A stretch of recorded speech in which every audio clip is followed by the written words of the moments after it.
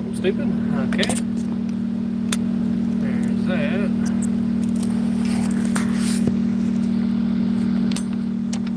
Alright. It's cold. Ironically colder than what it was at the house. At the house it was warm. And we get here to Memphis and it's cold. That's ass backwards. Anyhow. There's that. Now, we have two trucks here, but they both backed up there to him. They were already sitting there. So there's that. Already got them wrote down. Just gotta find out what's going on there. Now I gotta make me another paper.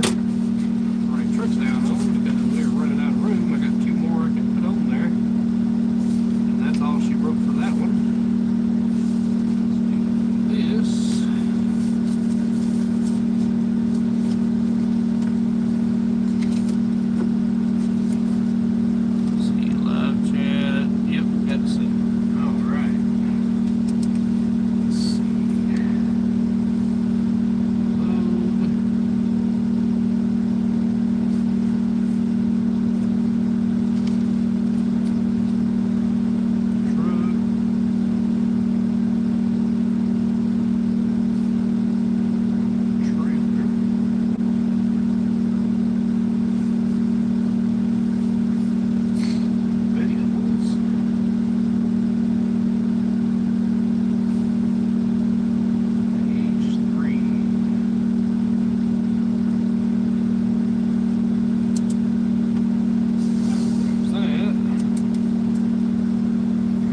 Already gave them their paperwork. I did that all while I had the chance. On this one 47, so this will be 48.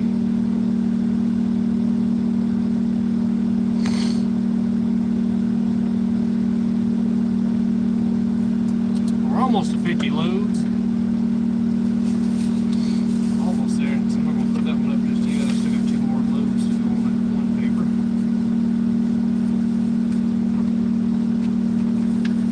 My darn load tickets. They're a lot easier to put up with. That window's thawing out, and ironically it was colder here than it was at home. I don't understand that either. Let me go fire it back.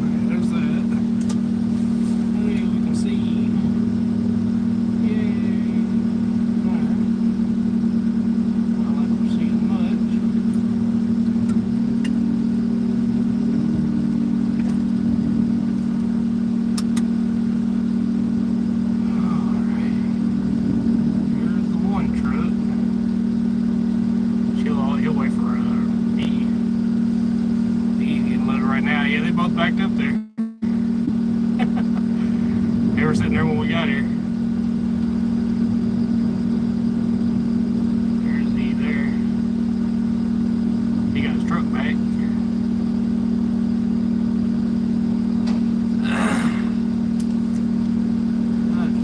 Earbuds. Maybe I can get those in.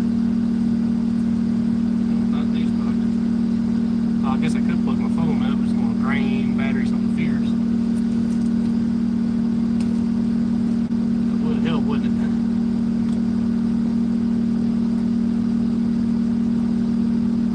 Shit, I'm on a motorcycle key on me. Cool shit.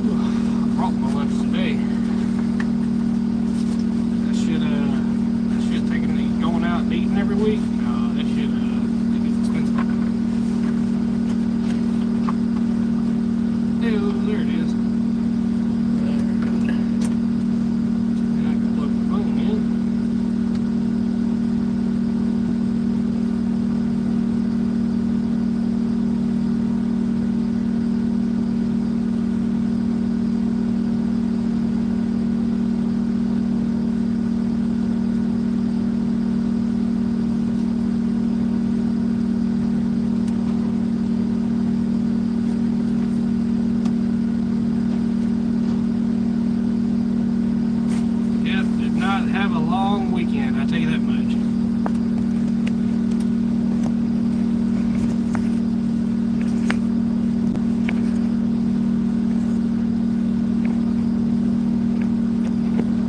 We got back, instantly had to get busy at the house.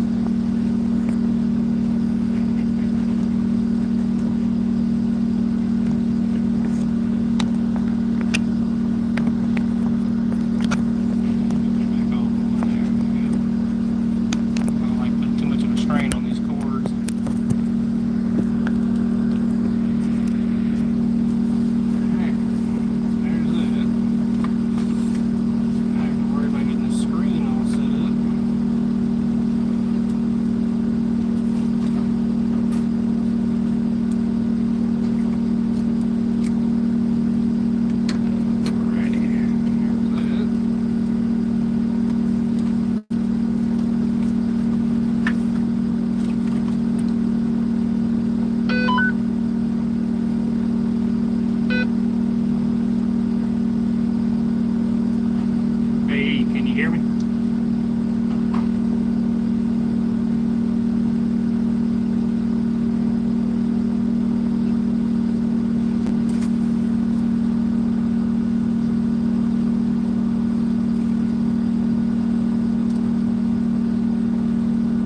Earl, got your CB on?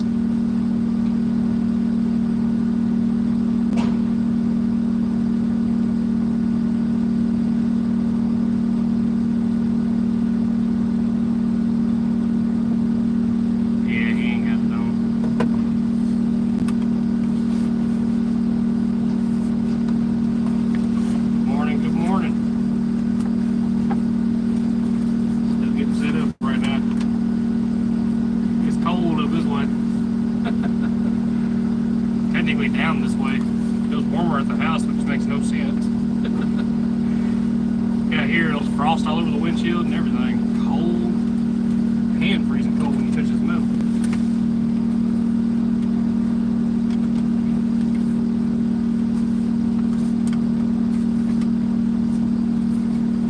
But we're looking forward to 60s. later on today. I can't wait. I guess the window's good and defrosted. So I can put that back right there. Let me put this over here. Like so. Do that one like so. Alright. Now, plug this one in.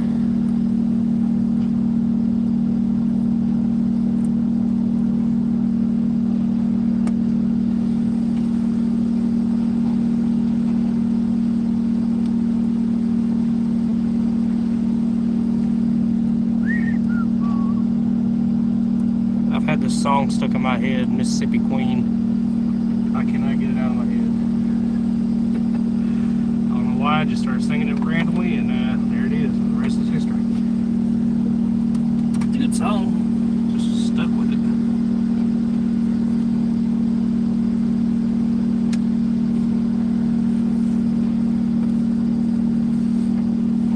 Hey, we got power. Alright. Now we just need visuals.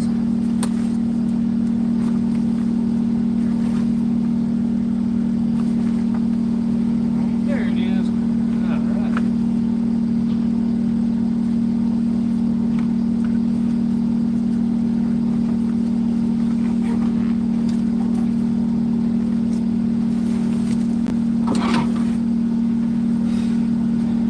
Hopefully the baler does better. My fingers are crossed.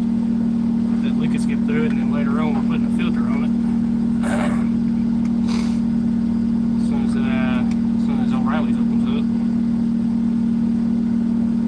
which we might all be going for a ride on that one.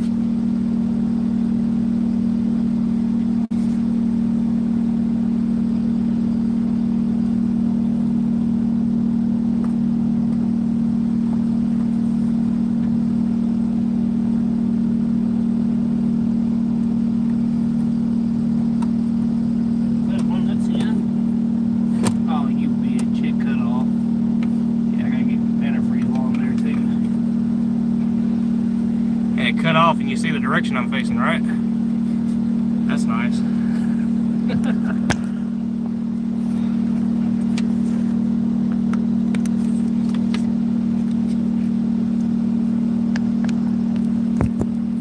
There we go.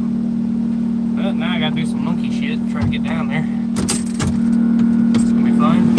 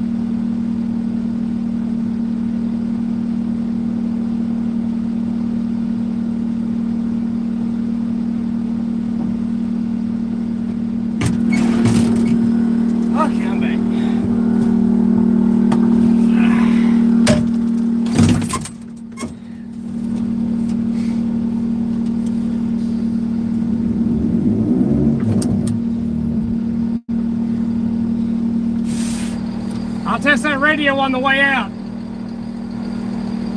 I'm gonna test it out, make sure you're getting me. I'm gonna test it out to make sure you're getting it. All right, brother.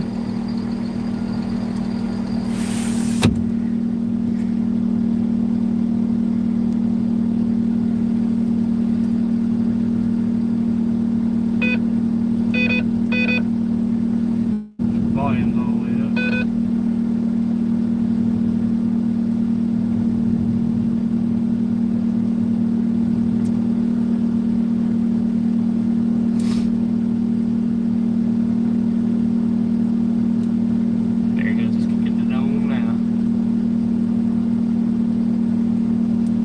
Can you hear me?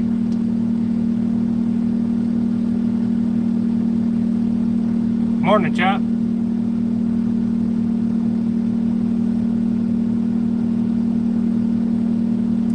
Can you hear me?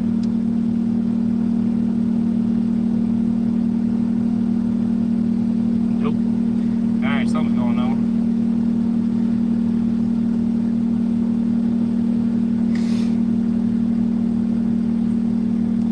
How you doing, Chop?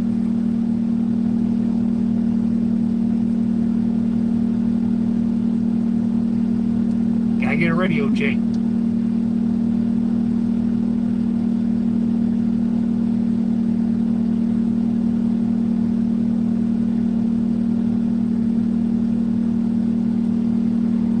So far it's good. I didn't get to load the truck this morning.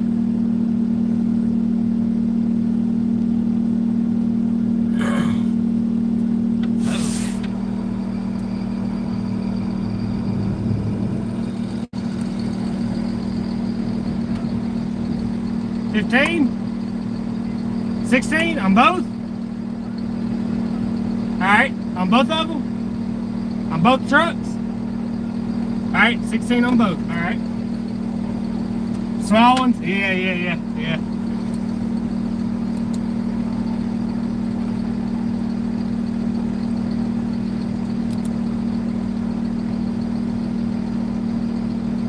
Oh shit, what's today's date? Oh, I wasn't even in the truck, he called me. Let's see, 24th, alright.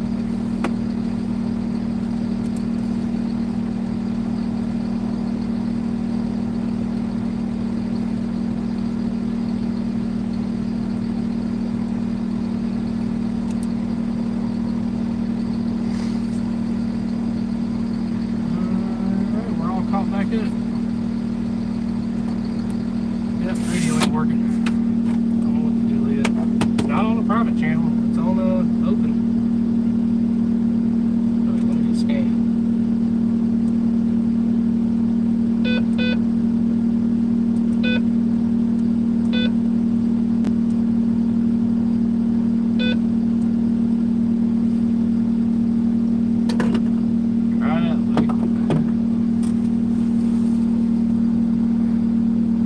Yeah, brother, it's all good, man. Short weekend, and it's cold up here, man. Or down here, I mean. Hell, up north, where we live, it's warmer than here.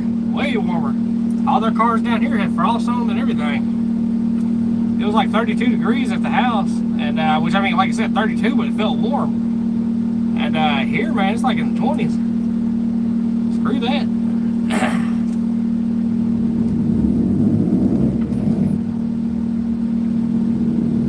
We got to run. We're supposed to have 4 trucks this morning. We only had 2, so I don't know where the other 2 are at. We'll find out. But yeah, dude, we got to run around. So what? It's 6 o'clock now. Around 7 o'clock, 7:30ish, I think is when they open. O'Reilly's will open. We're gonna run over that way. I'll take y'all with me if unless Florencio rides. If he rides, then it might be awkward and weird to have a camera in his truck. He probably won't like that too much. It's warmed up here, spring is springing. Hell yeah, man. We're just waiting for the same thing here. It's supposed to get up to like last I saw around 50s, 60s here today, and then Wednesday. So Wednesday's supposed to be like 70. I'm actually considering riding my motorcycle on a Tuesday, because I think Tuesday gets up to almost 70. I think the tonight it's gonna be like 43, and I can handle that bigger than shit with the gear I got. So we might have a motorcycle live coming up.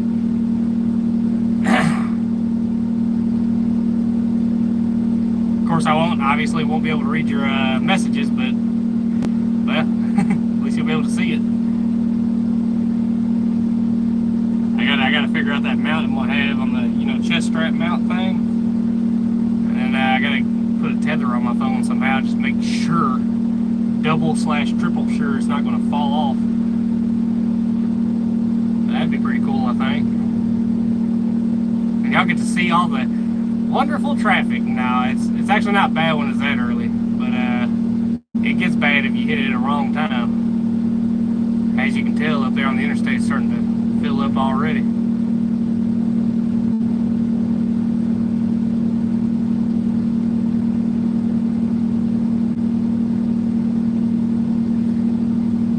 Oh, hell yeah. Where you planning on going, man?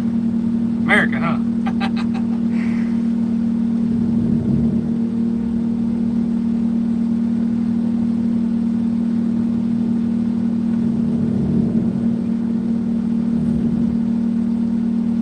I'm gonna leave it kind of, I don't know, tipped out like this because I don't want to turn around again because she's low on coolant right now. When I say she's low on coolant, it's enough to trick the sensor and shut it off, but it's not low to where it overheats or nothing like that. But the leak it's got just puts it under that sensor, man. It's annoying. It really is. So after a minute, it'll cut off. But it's never leaked lower than that. States is on my bucket list. All depends on deals offered. I hear you. I hear you, man. You got any like what part of the states where you planning on checking out?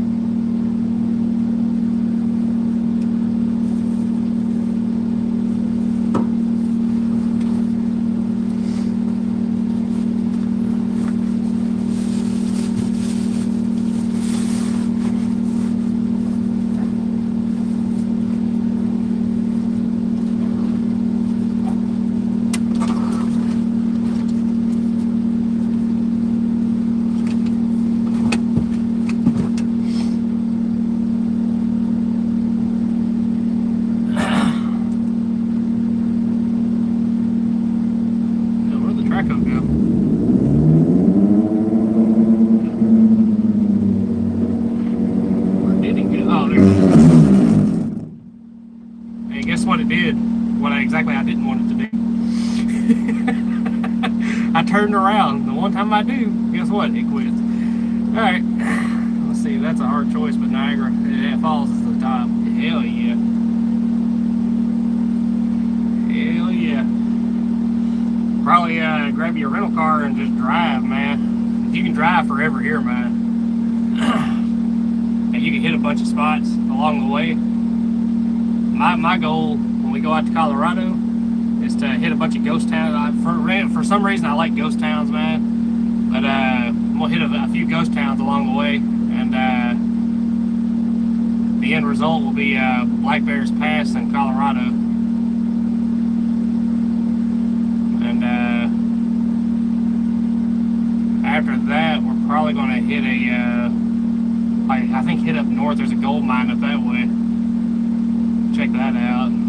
Just whatever we find along the way. Ain't no real plan. I mean, that's the destination is that, but no real plan other than that. Just hit spots along the way. Well, let me do the crawl of shame and crawl back down off this machine and go start it back up. I'll be right back.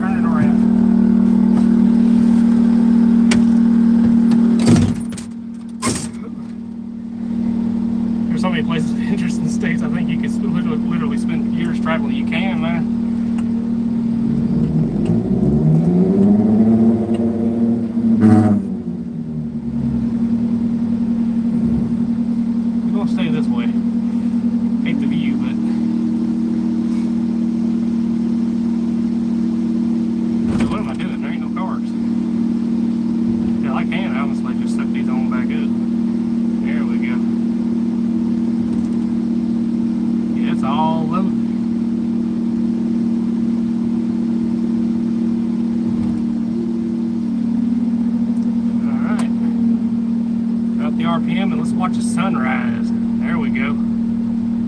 We have time to kill. Really, this is about just hanging out today. Ain't too much other than that. Let me get my earpiece in so y'all can actually hear me.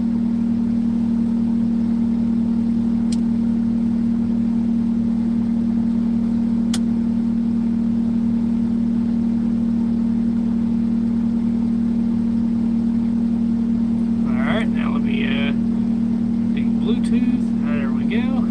And connect. No battery. Let me be charging this. There we go.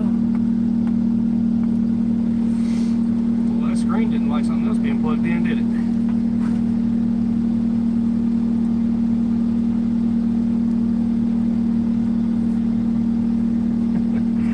Yeah, man. That's what I love about it, man. We get to experience all different kinds of terrain and whatnot. Even temperatures. I mean, deserts, forests, beaches.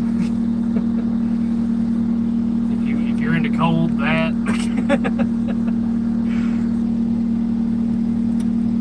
Let's see. Let me clean that window so we don't miss an awesome sunrise.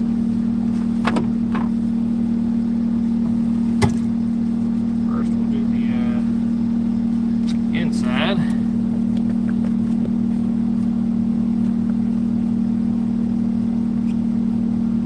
And we'll go out there and do it. Careful, squeaky with me. First, I'm gonna drop that down where I can actually get over it and do it.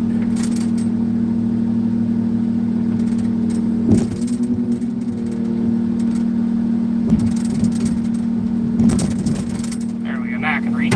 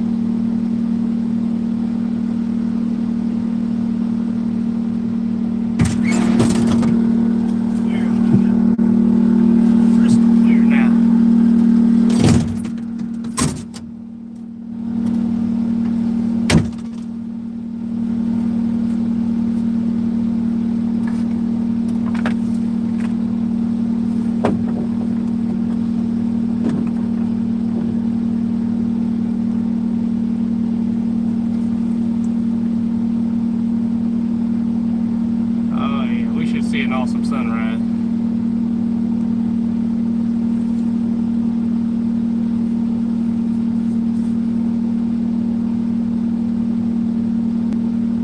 See just how bright it's getting already.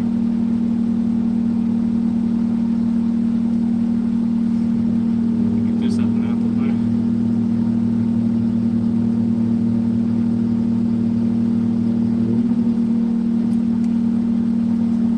Yeah, they'll spread dirt on top of it, especially after we get this baler moved. They'll spread dirt on top of it and then they'll take the dirt away.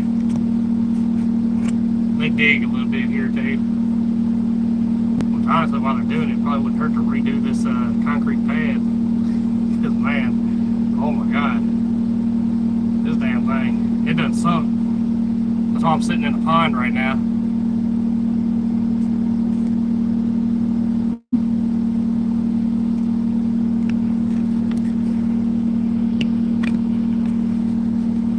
Try and get this out without the view.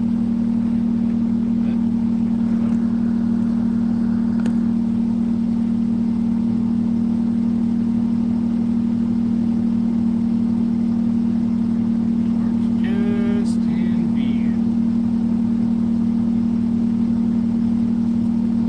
All right.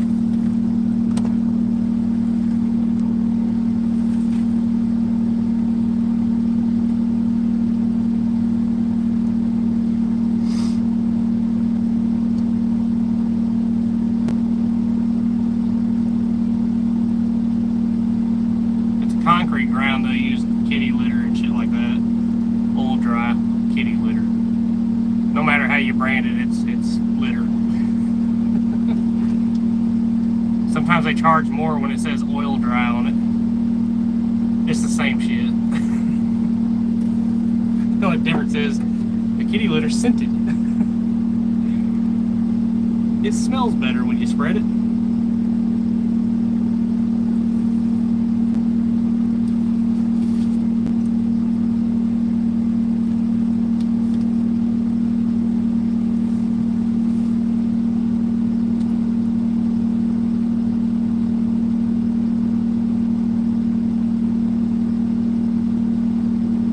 I feel bad for that one. That was my goof up.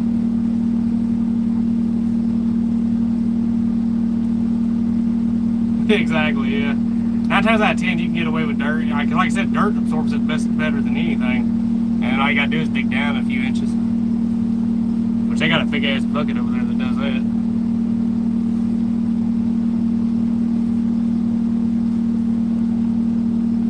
don't know where they got it right now. I think y'all seen it on a video or two. When we was, whenever that fire happened.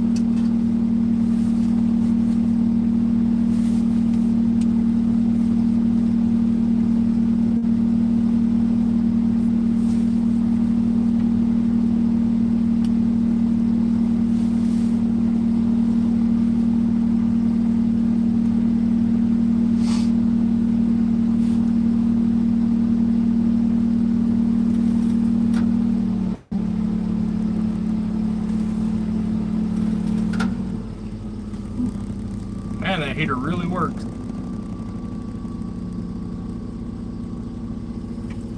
Yeah, I love that, man. All they do is rebrand kitty litter to like oil dry. It's the same stuff, and somehow the price magically hikes way through the roof.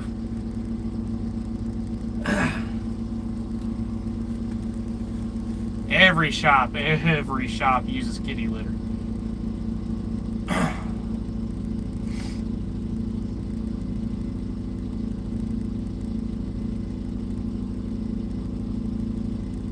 Man, I swear with all the regulations and shit they got, man, if we were to keep going, they would force you to buy the oil dry, and then that would make companies raise the price, hike the prices on them oil dry bags. You'd be forced to pay it.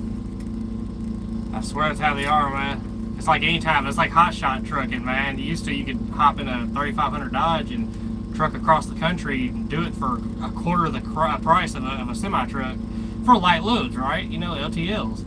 And because normally you had to use a semi truck with a what they call a pup trailer, you know, those little doubles and triples, pup trailers.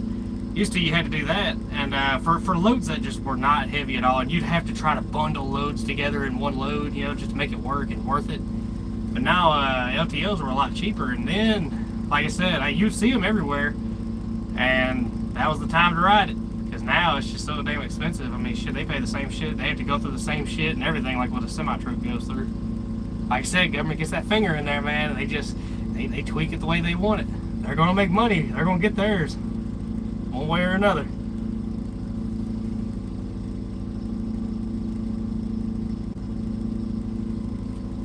Yep. That's what I'm saying, man. Yeah, it's like I kind of laugh at it in some ways. Like I said, I think, yeah, we all need to be cleaner regardless, but I think the way we're going about it, all it's doing is lining politicians' pockets. That's it. That's all it's doing. They found a monopoly on it, and that's what they're doing. They're exploiting it.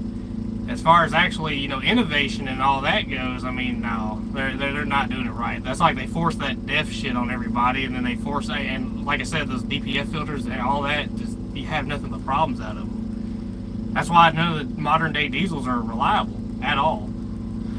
And it's so costly. Shit, that damn Traco cost 20 grand just to fix it, and it was an exhaust system.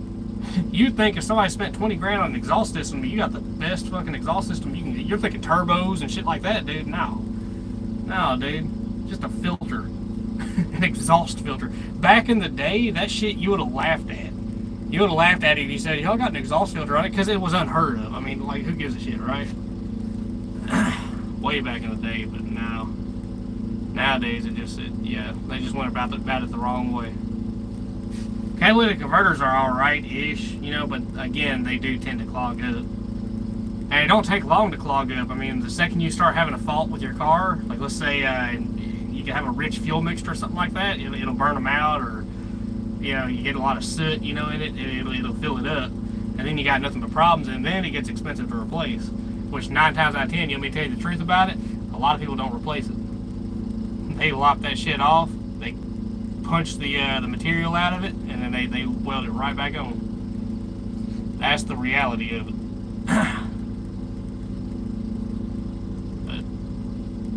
but I know, again, yeah, so I know I make fun of it all the time, man, but realistically, we really ain't the bad ones. There's other countries out here that pour shit straight into their rivers, which goes straight into the ocean. I think they caught that one video of, what was it, India or China, one of the two. They were bulldozing trash into their river. Just bulldozing trash into it. Just carrying it right downstream out to the ocean. Yep. Here we bury our trash, Well, we sort it, we recycle what we can, and then the rest gets buried, But now, they bulldoze that shit straight into the ocean, pretty much. The river goes to the ocean. Yep. And it's left up to us and other countries to have to clean it up. And then they want to blame us and other countries that are cleaning it up for the problem. It's just, yeah, it's ass backwards, man.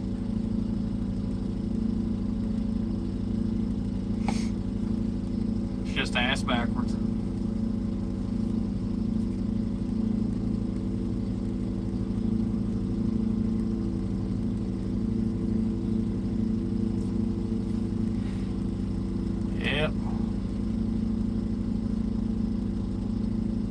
Yeah, and then they want to wonder why we got microplastics everywhere. I guarantee you the majority of that plastic, I mean, yeah, you get some dirty beaches and shit like that, but a lot of that shit washes up on shore from other countries. I mean, yeah, I think, yeah, we should police our own as far as, I've seen people just straight sling trash out the window, man. That's fucked up. Even though we clean it up regardless, but it's fucked up somebody does that, we gotta get that mindset going. But at the same time, I'm not gonna sit here and have to fork out billions and trillions of dollars over another country bulldozing that amount into an ocean. That's messed up, dude. That's like we got that one, what do they got, that one ocean cleanup project? It just goes around skimming the ocean, cleaning out all the plastic and shit, dude. Problem is, plastic does break down. It takes a long time, but it does break down. The problem is, it's when it breaks down, especially in the ocean. But again, look at all the plastic they collect. A lot of that shit comes from China and India and shit, dude. I mean, I wish they would do better, but I mean, at the same time, who am I to tell another country, man, you should do better,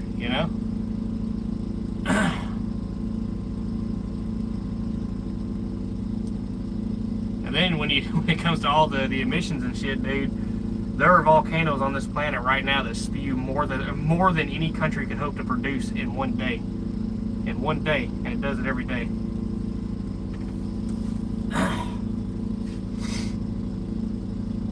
And if you notice the pattern, man, they're always saying the world's going to end in 5, 10 years, 20 years, this and that, and every time that date gets here, it's just they find something else, you know. And that's like, then we, what was it? Oh, Randall Carlson. That's the name I was trying to remember the other day, and it just popped up. Thank God.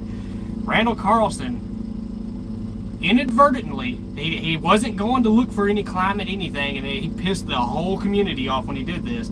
He was drilling. He wanted to find out about the Younger Dryas impact theory, right? So he did an ice core sample down in Greenland, and in that sample it showed a pattern. And we were in the upper, you know, we're in the hot side of it, and then it's going to start dropping back down to the cold side of it. And it's back and forth. See, what a lot of people don't understand is back in the day, back in like the 60s, was it, or 50s, the last time climate activists were going up and down, hooping and hollering about shit, they were saying that we were going to have an ice age. And then it flipped. And now they're saying we're going to have an Earth, you know, it's global warming, the whole nine, dude. It's just, I don't know. That would be mining landfill in centuries to come. Yeah. Yep. Everything made of the earth will return to the earth in one way or another. Yep.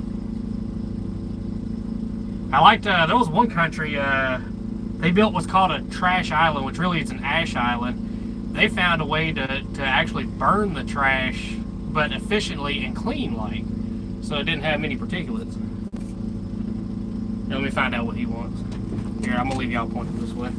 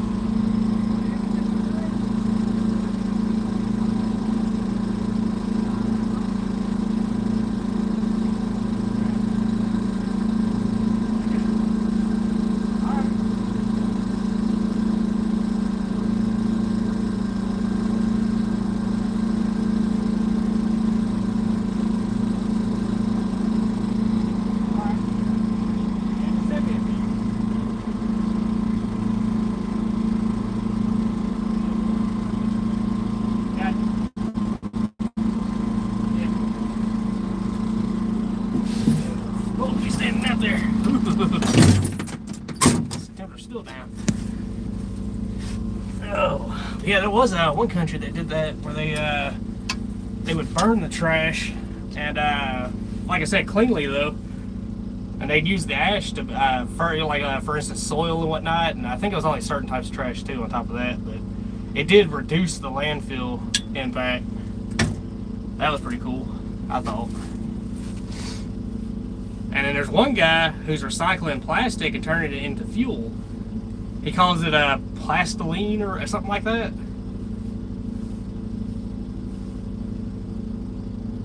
But he's able to actually turn it into petroleum. Like I said, if they would allow innovation to happen, it really wouldn't be an issue. But the problem is there's so many regulations. And again, like I said, man, they don't want anybody getting ahead.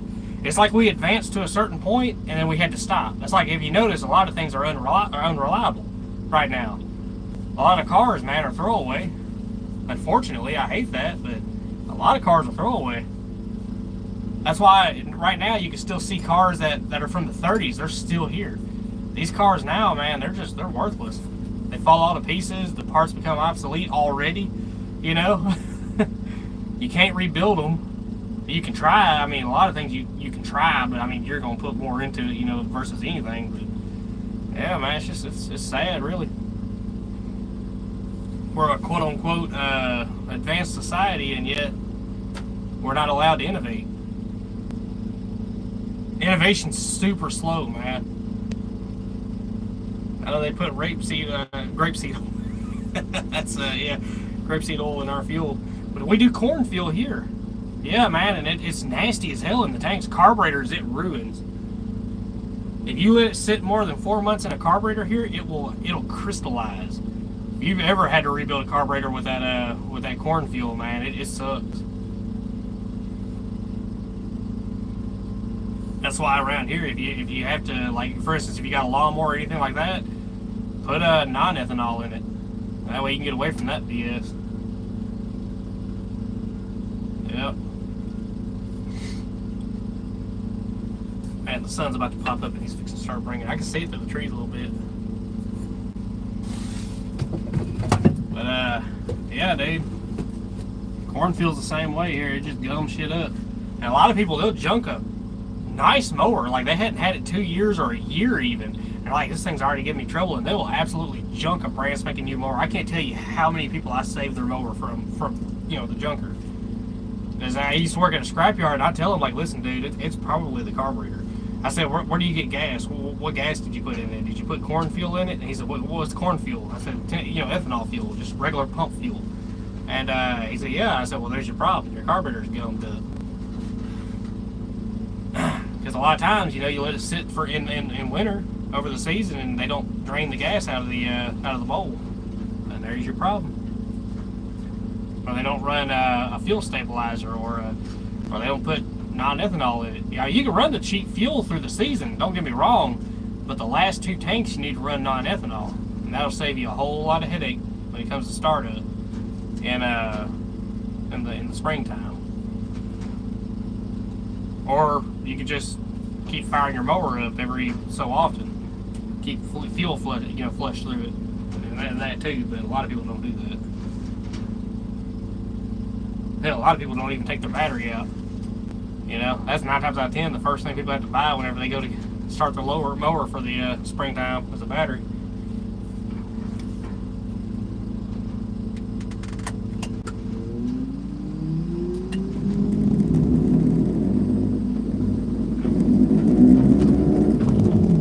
Hey, we got Mr. Sunrise.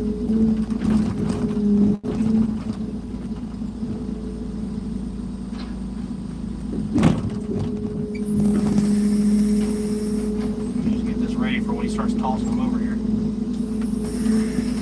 I don't think we're missing much, so I'm fixing to come back to it. Oh, come on.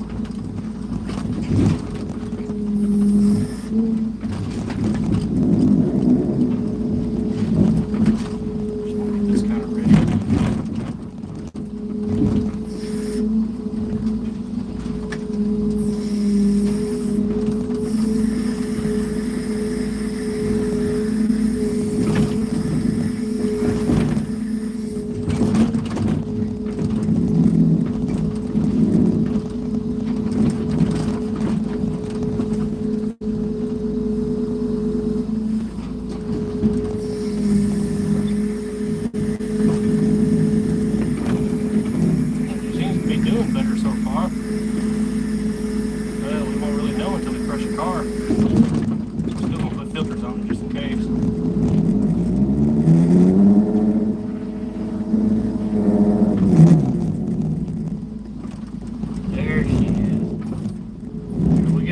Watch her come up.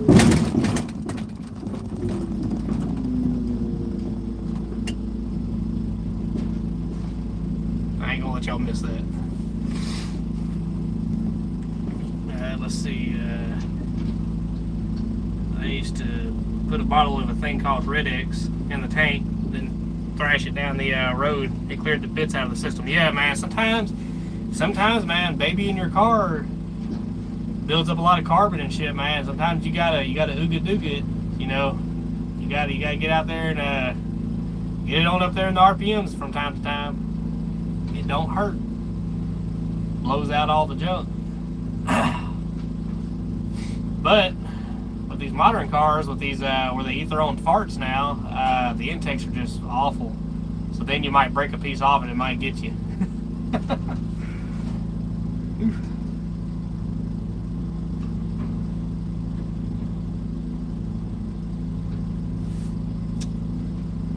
Kind of put that out of the camera's eye. That way way it's not directly in it.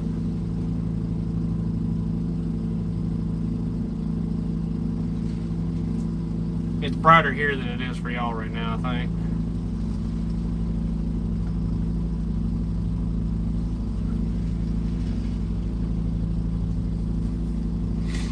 Yeah, we do Seafoam here. You got Seafoam, Lucas. You know, you got Lucas fuel cleaner, which is what I put in this. That works pretty well. Not only cleans it, but lubricates it. But Seafoam works really well, especially with gas, you know.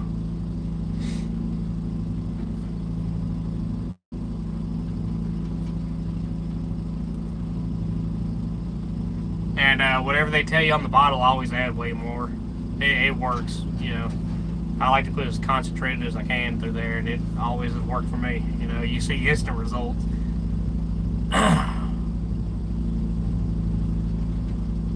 Almost instant results. I mean, within that tank, things are doing better, you know. Get that kind of out of the, you know, so it's not directly getting my camera. Yeah, because that'll cause a sunspot in my camera. That motherfucker's coming on up. Look at there.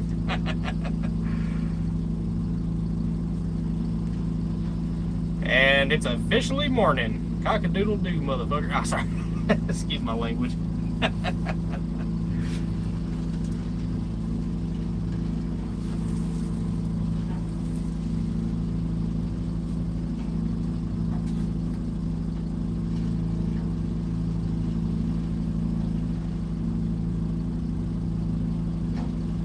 The sun will come out tomorrow. Yeah, that's about all I can look at it before it starts doing damage. Not me, you know, but I mean, you know, camera.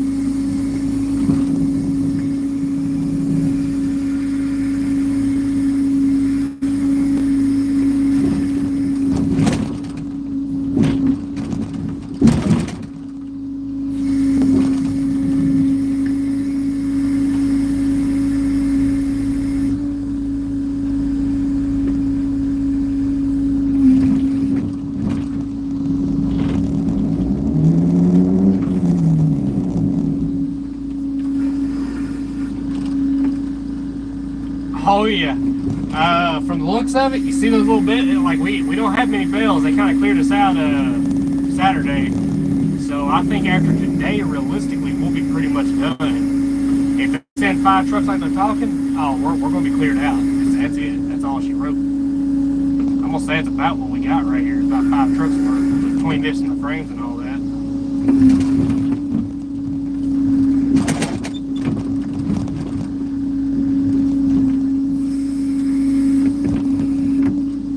I can probably get it knocked over there. Bale.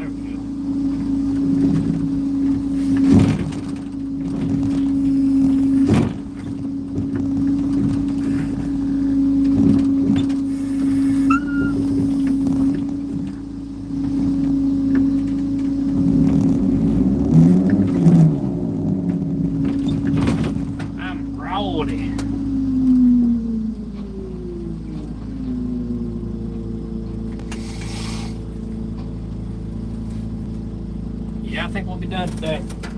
That's my personal opinion. Yeah, we knocked that pile down in no time. We were stuffing, he stuffed 16 on those 2 loads. And, shit, on those 9 loads we had, we were averaging 15 and 16. Now, one of them, he fit 17 on there. He grabbed a bunch of small bills. So, yeah, we're definitely, getting on down there.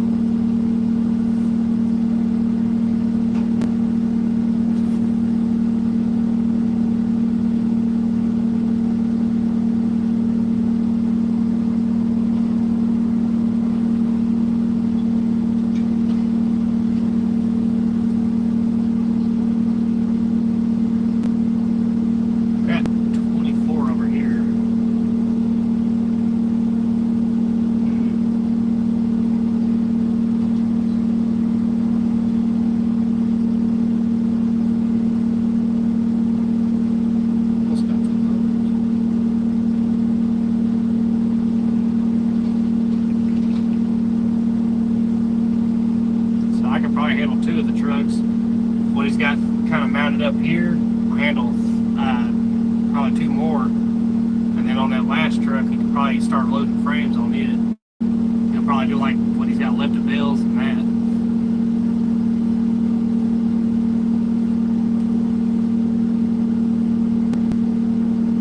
that. Yeah, see, I think he's counting right now. See, he's stacking them up and counting them.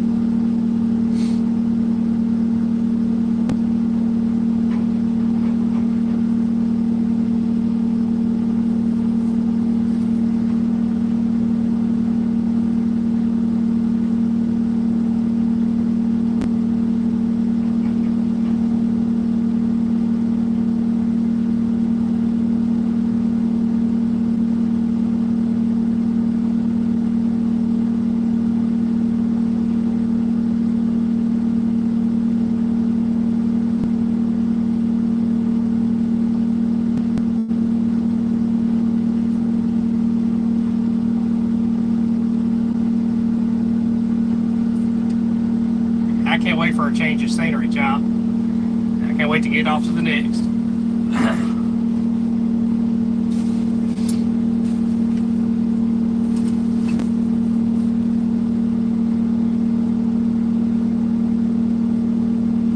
I know so far since I've been doing this, we've only been to 2 yards, and this one, the third time we came back to this one. That's what made it so weird about pre-bailing all this shit.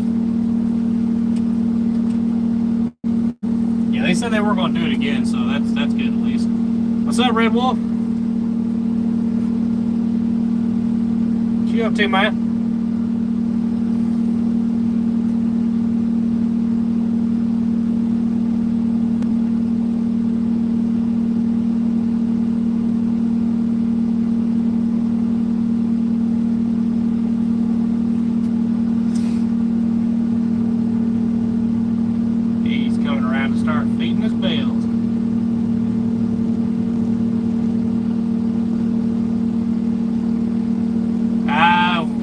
waiting on trucks now. We got so many bales, we're done crushing cars right now, unless he sends that one up there to us. But I don't know what the story is on that. I think it's an EV. I think I see the orange wires in it. That might be why he hadn't sent it.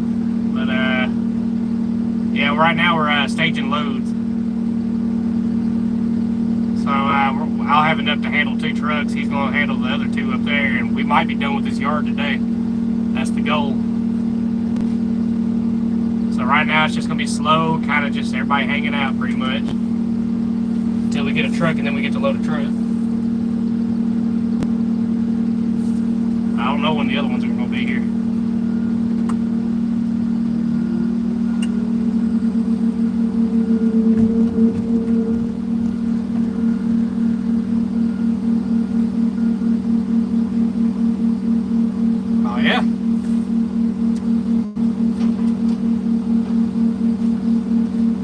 Ain't that awesome? We get to hear from the perspective of the truck driver. Check that out. That's a long bill there. You notice when they load you, they toss these long bills on the very back and bottom. We got our longs, our average, which are the mediums as we call them, and we got our shorts, our babies as I call them. They all have different places to go. Keeps you loaded about right where you need it as far as weight goes. This is how we stage them out.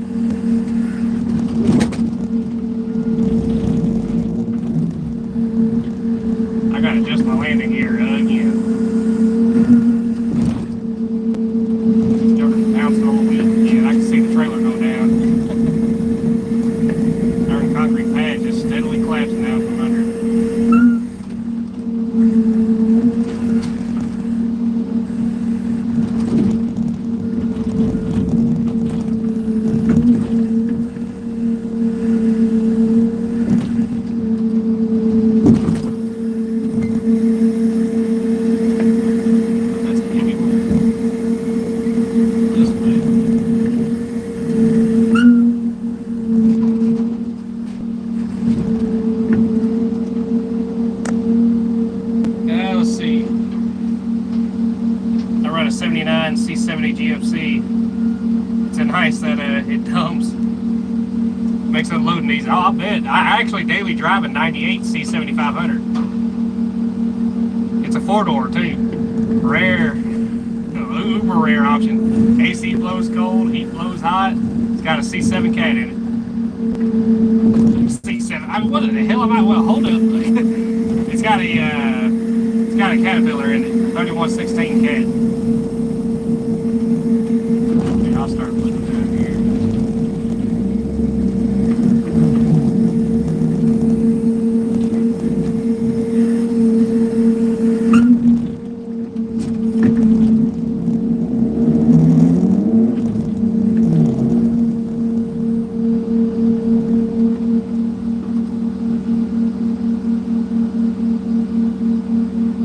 How many can you fit in that C70, man?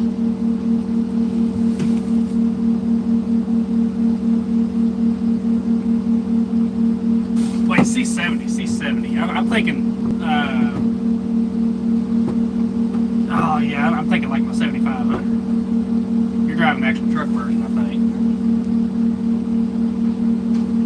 What they had back then.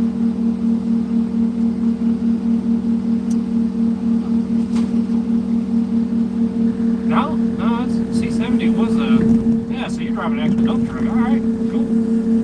Curious how many you fit on there.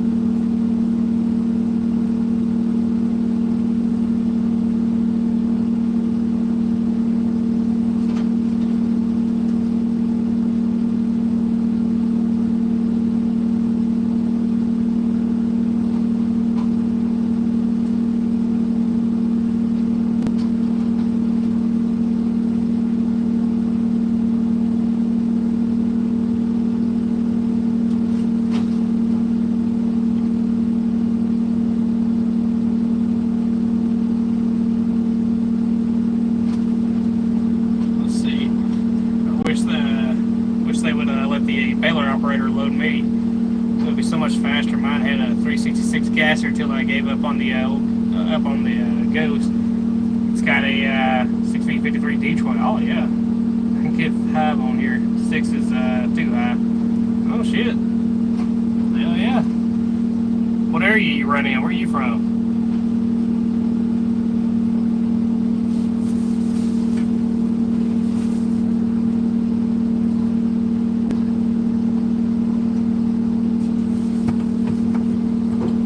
Florida? Steven's from Florida. Yeah. That sounds like a rig right there, buddy. Yeah, we got these, they send Gerdau trucks for us. It's mill trucks for us, so it's full semis with the tall trailers on them. We can fit anywhere from, depends on the size of the car, too. Fit anywhere from 15 to 17. I mean, if you get a bunch of Miatas like that last year, or not the last year, but the year before I started live streaming, you can get like 18 or 19 on there. Just depends.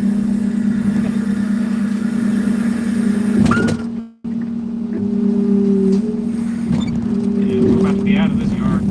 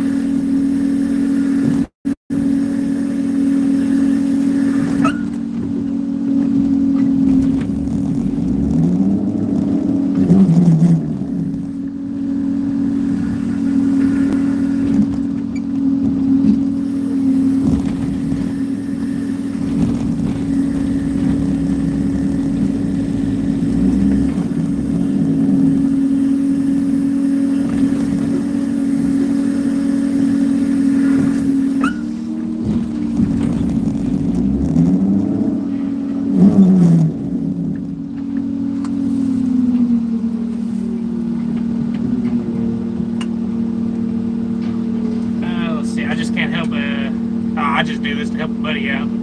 He can't find drivers to show up. Normally I haul rock and asphalt milling. Oh, I hear you.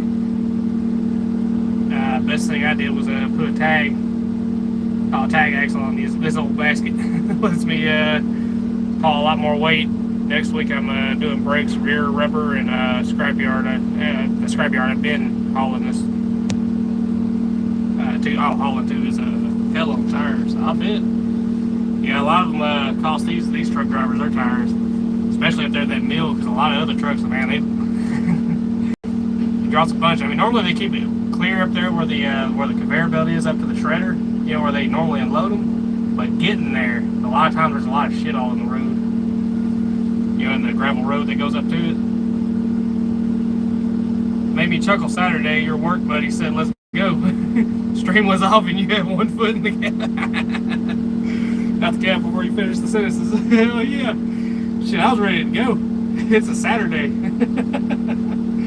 My ass is getting out of here.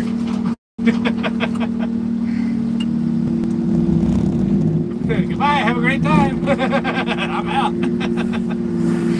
I was done.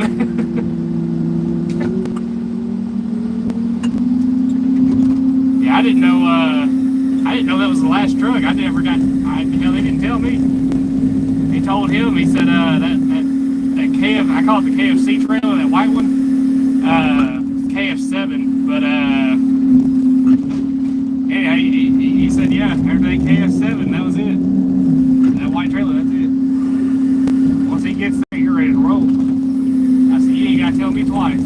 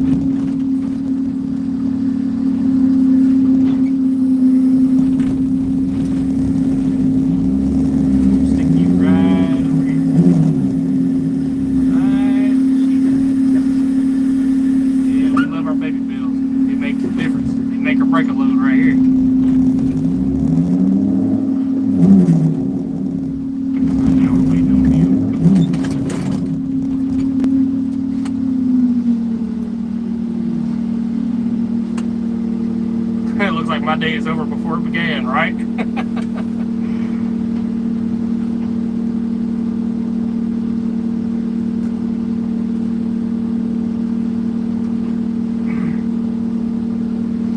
Yeah, John, man, we were, it was a day, like we were already frustrated that evening. And that Friday evening, golly, man, I cannot believe I let the, well, I can't believe it didn't trip, you know, the pump handle. And that's what made that mess up there. And then Saturday, oh my God, dude. That's when all the trucks wanted to show up, was Saturday. We loaded 9 of them. It's supposed to be 10, then they told us 12, then they said 17, but it ended up being 9 because one guy had a flat on the way back. And it delayed him. But yeah. So yeah, we were definitely, and then of course he kept knocking my darn bales right here into each other. I got to make sure these are stacked at least half-ass decent. I know that one looks awful because it is awful, but yeah, this is where the truck's back up next to, and I don't want these falling on them trucks because that makes expensive sounds. But we don't like expensive sounds at all. Expensive sounds are exactly what they say they are. They're expensive.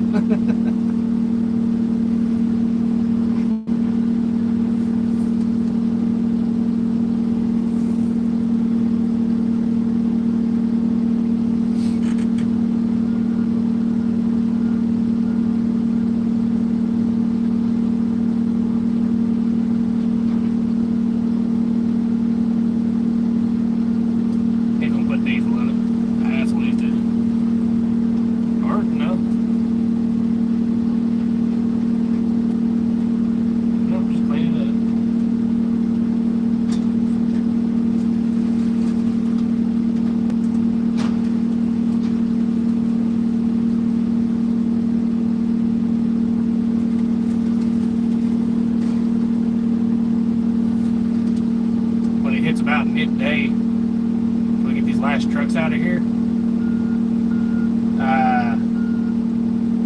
I'm gonna say, hopefully everything will be thawed out. Evidently, everything ain't thawed out here. I'm gonna shovel some more out of this baler.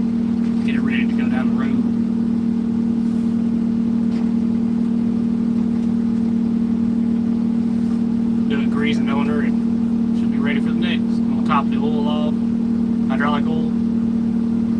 I think she was this morning, I think like half of a quart low on oil, butter oil.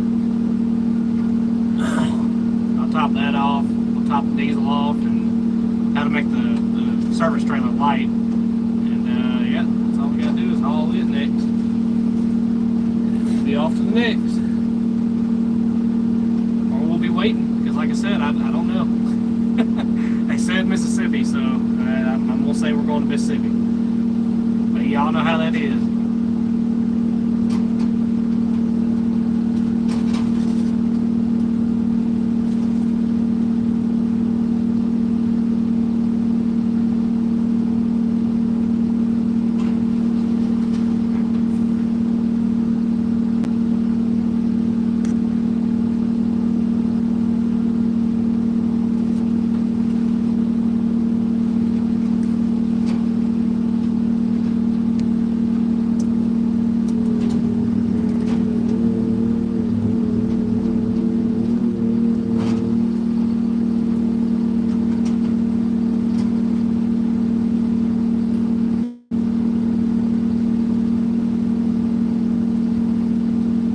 Oh, they're sending trucks away empty? Oh, shit. Well, that's a, see here, if you turn a truck around, it's expensive. It's anywhere from, I think at first, it's like a 180, then it goes up to like 250 or something like that. You definitely don't want to turn away a truck empty. So I'm saying, these 5 trucks that are coming, we got enough for, I got enough for 2 here. He's got enough for probably 2 just sitting right there in bales. And then that last truck will be in frame rails and shit like that. That might be it, dude. That's all she wrote. And then what we might do, if I don't get all of it done today as far as shoveling and ready to move, that's what Tuesday will be, which I might ride the bike out and I can start live streaming from the bike. That'd be awesome. But come out here and get the baler all serviced up and do all the topping off then, and get it all shoveled out and ready to move. And we'll just spend that day. He'll be cleaning up and shit, because his don't take nothing to get ready to move. It don't take shit. This baler, on the other hand, sucks when it comes to that. But it's part of it. Let's see. Buddy just told me we'll have a baler operator load me with loose stuff. They can't haul on a flatbed. Oh shit, I hear you. Hey, you get to be loaded by the baler. How about that? Yeah, tell them to bail up some of that loose stuff.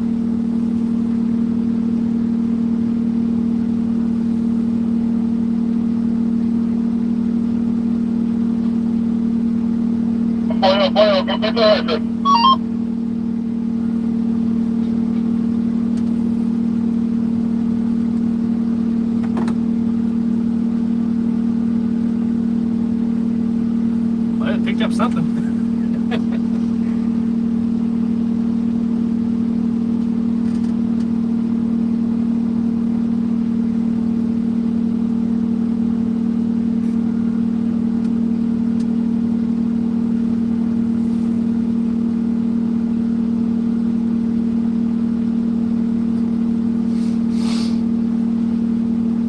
Oh, so you are loading flatbeds there.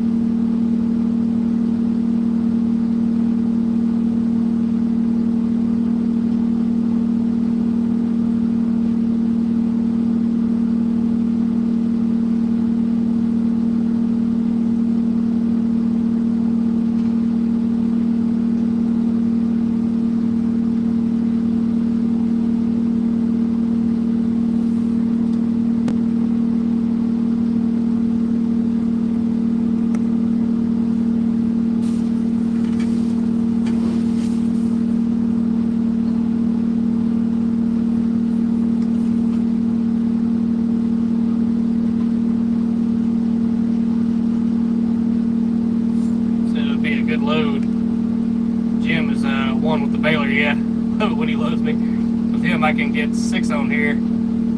The way he stacks it makes me easy to ramp and dump. Hell yeah. Yeah, a good operator makes all the difference on when it comes to labor.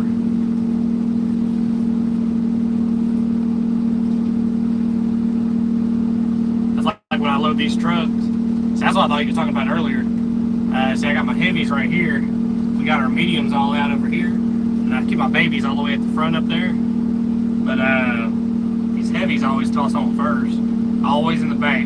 That way when they go to dump, it's a lot lighter on the piston. It'll raise a lot faster, you know. And on top of that, the heavies are a lot less likely to fall out on them when they open the back door. Because of how long they are, you know. So they can open the door. I mean, it's not safe opening the door just standing there looking at it. But I mean, it's a lot more safe than just having a bunch of small and mediums on the very back.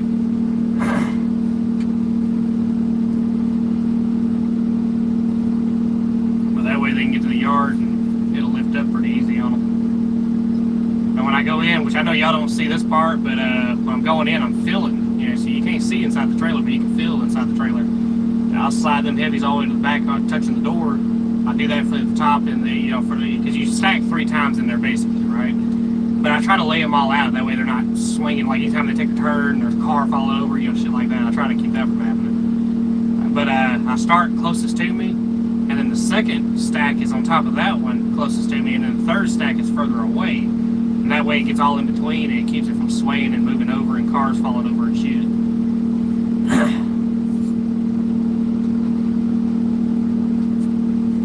But in ideal conditions, when you got time to prepare for it, yeah, you can always separate your heavies and your mediums, but whenever you're rushing, yeah, a lot of shit going on, plus bailing cars, and yeah, sometimes they get what they get. You know, that's about it. I try to make it as good as possible for them.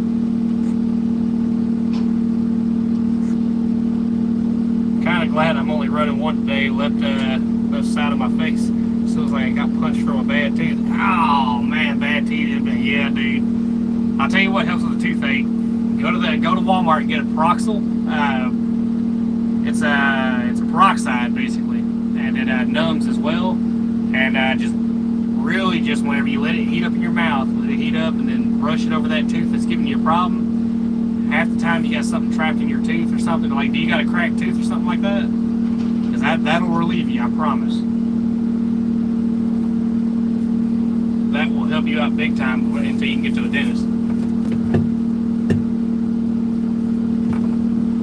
It'll stop the pain, and sometimes if you got like a cracked tooth or something gets down in there, you can use the jet of that Proxil to not only kick whatever it is out, but it'll also get down and soothe that nerve, numb it out. But it's called Proxil. It's in like a blue container with a white lid. Blue with like a red cross, you know, on the front of it, a little red badge. Worth its weight in gold. And I tried everything. That little numbing gel shit you put on there, no, that don't do nothing. It'll do it for like a second, and that's about it.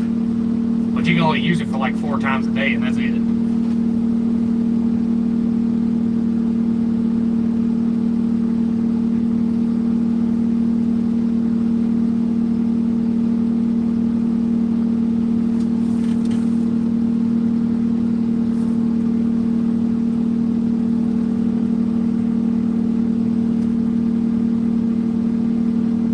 Yeah, bless me. I went to the ER Friday night. They put me on 3 different antibiotics because it was so bad. That sucks. Ouch.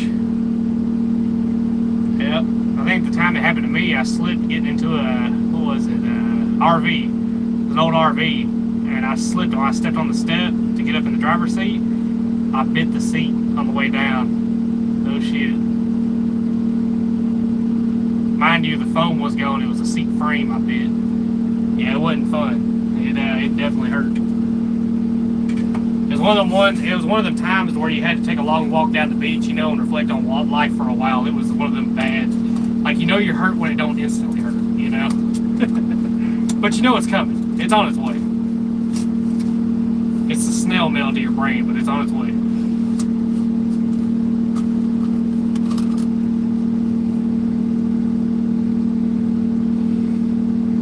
I don't follow my own advice and ended up getting hurt. Yep.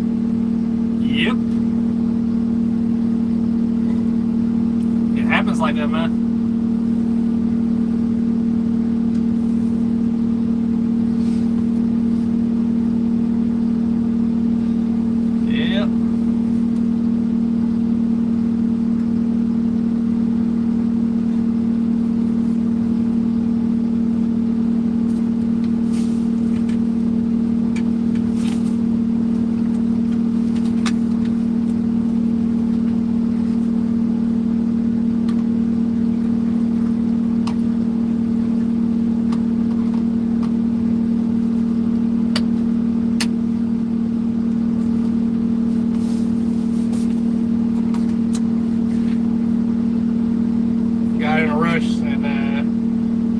Tire butter is slick as snot. Yeah, it is, Dave.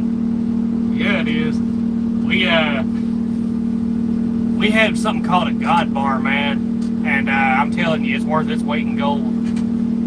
It was a lot better than using tire irons. I promise you, dude. You could not even touch the rim and tire. You can put a tire on, no problem. And it's just a bar, but it's got a weird looking head on it. It's curved and shit, man. It's really good. It's $400 for a bar, but I swear, use it once, you'll never go back. And this is putting on 22 5s and 24 5s and shit like that, dude. Then with new sitting ass 19 5s. Yeah. But you can use that bar to stand tires up, stand the rim up, flip the rim over, shit like that. And then you just slick your tire up, and half the time you can just throw the tire and get the first one on anyways. But then you can take that bar, stick it up in there, and go bloop, bloop.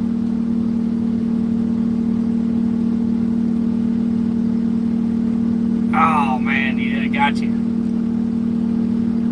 Oh yeah, dude, trust me, God bar is the way. Especially if you gotta change a lot of tires, it's the way. We called it God bar. I don't know what they call it for real, but you'll know it when you see it. It's like $400 damn, and the damn thing is, it's nothing special. It ain't got no attachments or nothing like that. It's got a head. Well, it does have a head on it, but you'll see it's like just a bar. It kind of curves kind of weird at the end, and it's got this like duck head on it or something like that, you know. It's got these little like hooks and shit. It really works, and once you learn how to use it, because like I said, there's a learning curve behind it.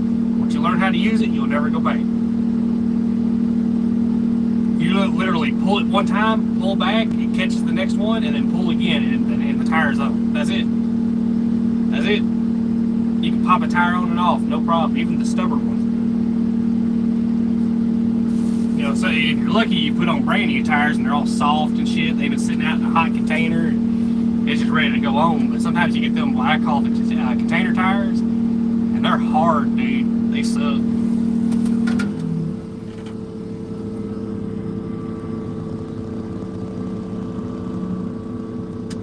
This truck is running 1020s. I upgraded the hubs so I could run 22.5s. Oh yeah, good thing you got away from that. Yeah, buddy.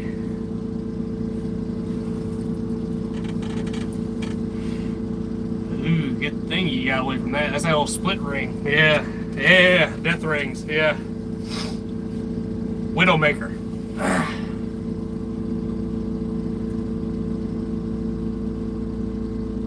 Yeah, buddy.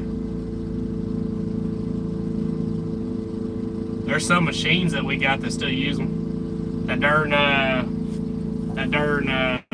Case 1085C. It's a rubber tire, excavator, but it had a magnet attachment on the end. It had those.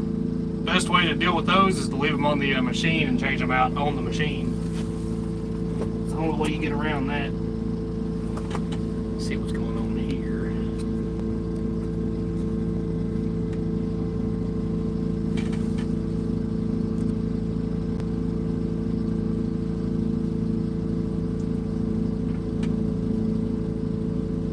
Let me get my phone in the thing in the shade. That's probably what's happening. It's getting hot.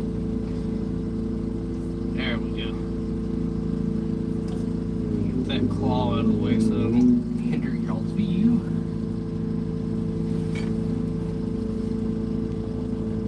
my butt puckered every time I had to change tires. Hell yeah, dude.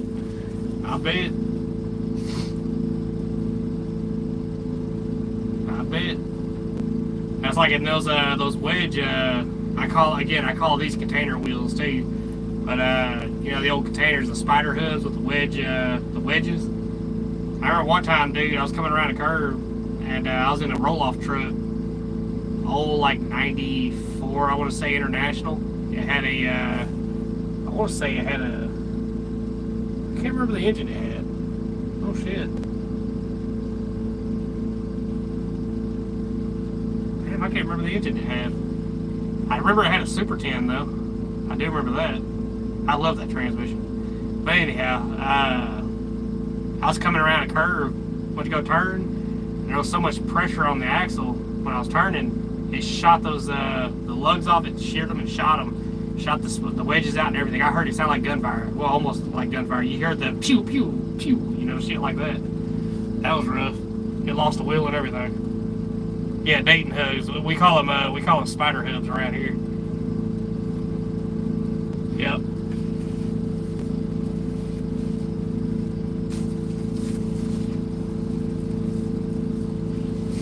Like any parts store you walk into, you just say, hey, I need a spider hub.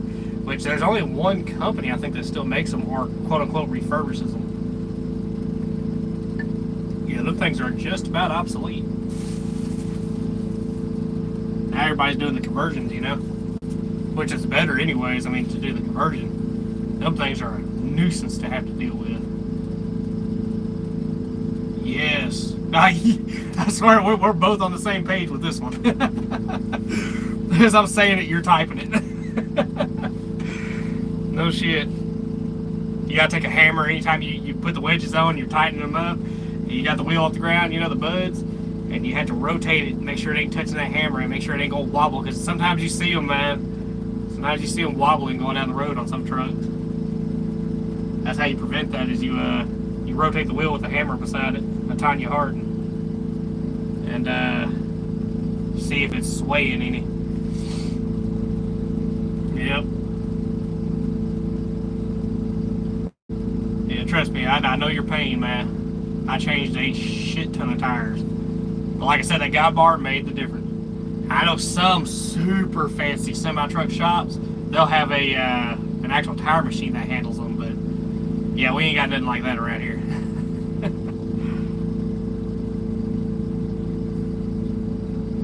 Oh, the old Coke bottle trick? Yeah.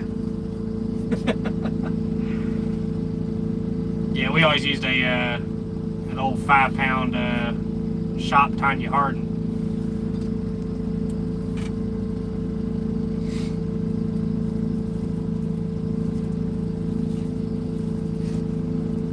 Because, you know, it's flat on the top, you know, you can kind of set it up next to it.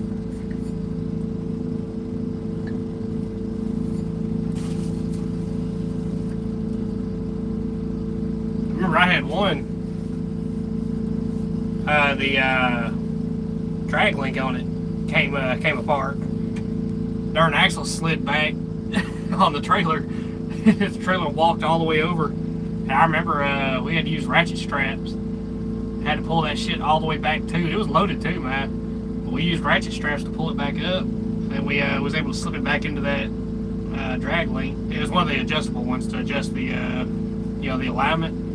We got it just about back too so we can get back to the shop. Now I tightened it all down. Now, like I said, it didn't strip the threads out. It just, I don't know, just loose. You know, it was loose, and able to tighten it all back down. And I left the straps on there just enough to get the load off of it, and then get it back to the shop and fix it right. We put a new one on there.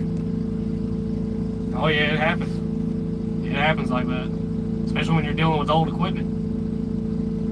Sometimes the bolt on the, that's what it was. The bolt gave way because it wasn't in it. I'm assuming it just rusted in two. But yeah, it happens. I remember one time, now this was back in the early days of me truck driving. This sucked. I was in a truck with no brakes. I begged for brakes, man. And I remember I could do the work. That wasn't the problem. They just wouldn't buy brakes. And yeah, I'm glad I'm not with them no more. I won't give their name out, you know, defamation and all that good stuff, but I remember that day. And the day I quit was the day I went around a school bus. Yep, and the horn didn't even sound like a horn on a semi-truck. It sounded like it was screaming, which was about accurate, really, when you think about it. It was just about accurate, because I sure did. I topped the hill. Now, half of it was the school bus's fault. He saw me. I topped the hill. So let me set the scene for you. It's a hill, then a little valley, and then a hill again. It's all kind of short. It happens fast. At the very bottom of that hill, there's a road, and then he come out. Like I said, I topped this hill. I locked eyes with him. He locked eyes with me. He jumps out in front of me, and then he stops at a house just right there at the top of that other hill. All I could do was lay on the horn, scream my ass off, you know, because it was accurate. I was screaming because, like I said, it's a, you know, school bus. He was picking up a kid right there, you know. And by the time I got kind of slowed down, I was still going around him, you know. I went from 55 to like 35, and that was it. That's all I could get it down to. Yep. So that was the day I quit right there. Said no, it ain't worth that.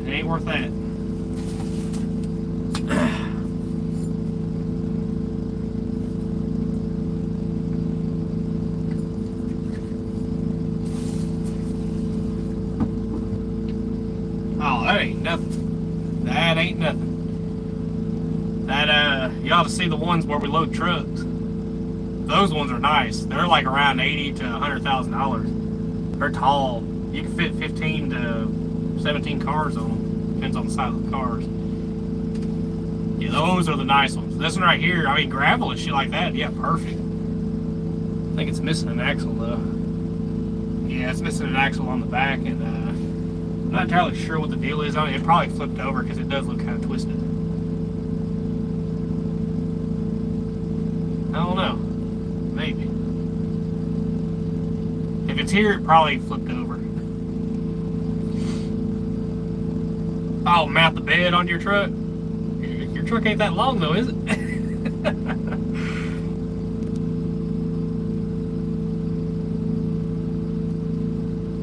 Yeah, that's a full-on kingpin, fifth wheel, you know, pull-by semi-truck trailer there.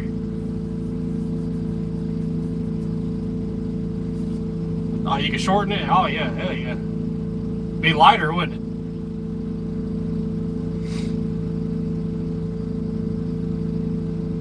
it? I can weld, hell yeah. Man.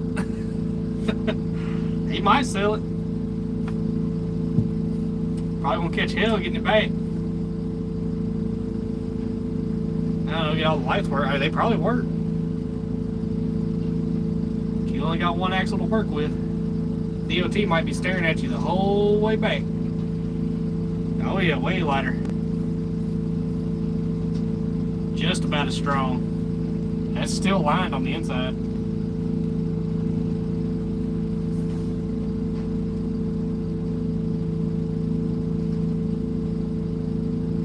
Yeah, I think I see rust up there at the top.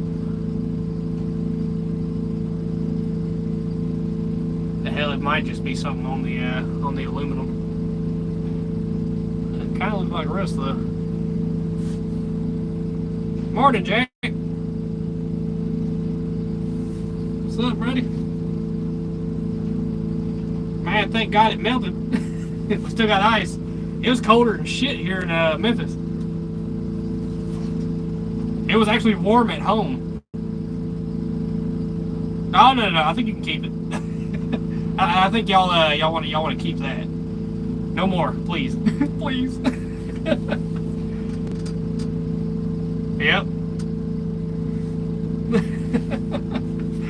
Yeah, dude, I left the house, man. It was almost t-shirt weather. I mean, 32 degrees, but it was still, you know.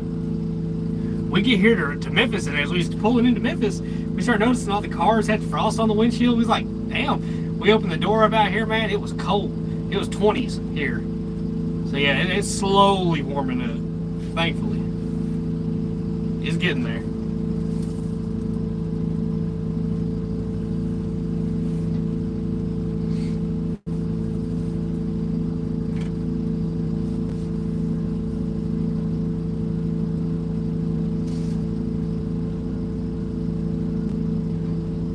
I swear.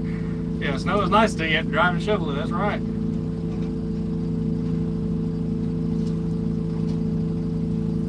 Yeah, we left out. We missed a day last week, and we got out driving it the next day, and it was no better.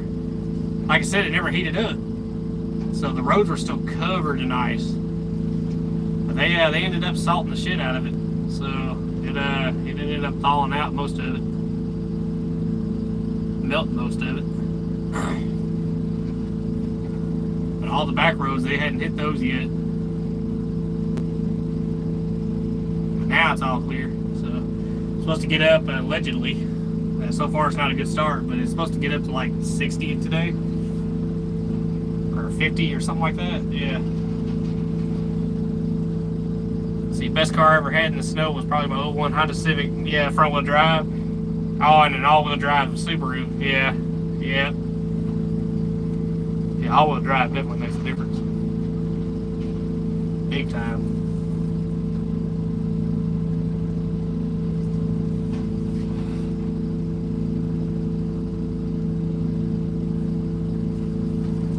Keep this heat back on. It's raining? Oh, shit. Yeah, I had all-wheel drive. That thing would take you anything. Yeah. Yep. I crushed a Subaru over there at the other place. Had a real nice interior, but guess what was wrong with it? Take a wild guess. She had engine problems. Nope, engine. Leaky compression, something fierce. She was galloping when you started, when you tried to start it. And it wouldn't start.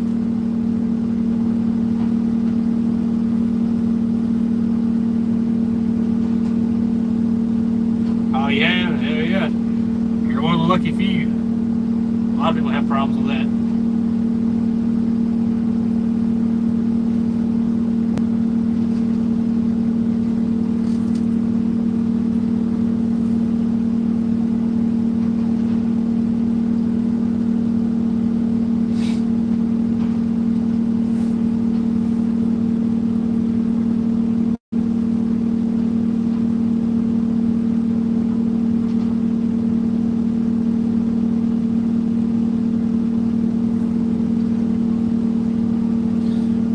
Oh, we call Subaru Scooby-Doos.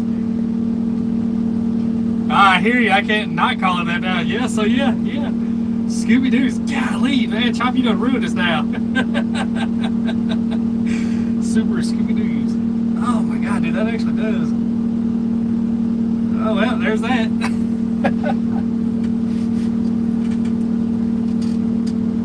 You drive a Scooby-Doo Forester. You ought to get some Scooby-Doo floor mats. Hey, I'll take care. Loaded time to tarpon haul ass. I hear you, brother. You be careful out there now.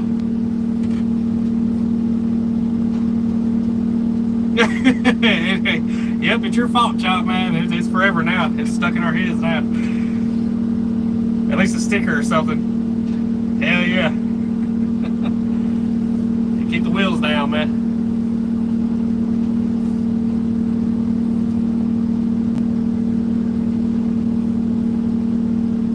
I've had a truck loaded heavy enough, man. It was a roll-off truck, and after loading it up, man, the front wheels were kind of light. If you was able to gun it in first gear, you could pull the wheels off the ground. Yeah, that was some illegal shit back then. That was the same company that had those truck with no brakes. Anyhow, yeah, man. Scooby-Doos.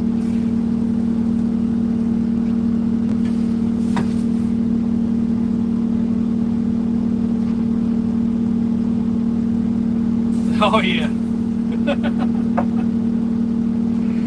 Have a little airtime as a treat. Yep. Oh shit, man. So I actually like the one, that roll-off truck. It was the semi truck I was talking about that had no brakes. But the roll-off truck, it actually did pretty good. It had decent brakes. It had the spider hubs on it, but it had decent brakes on it. But the transmission was all I loved in it. It was a Super 10.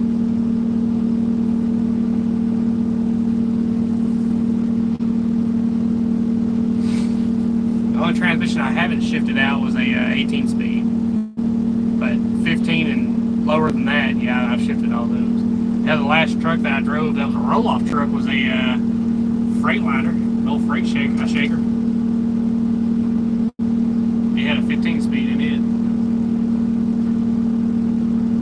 13 speed, that was a fun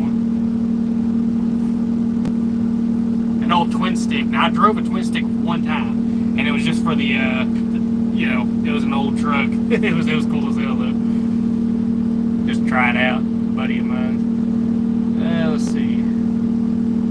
Oh yeah, dude, they are those Super 10s. If you ever drive one, you ever shift one out, you'll never go back. You will hate a regular 10 speed after that. You'll be like, this is so dumb. I don't want my Super 10.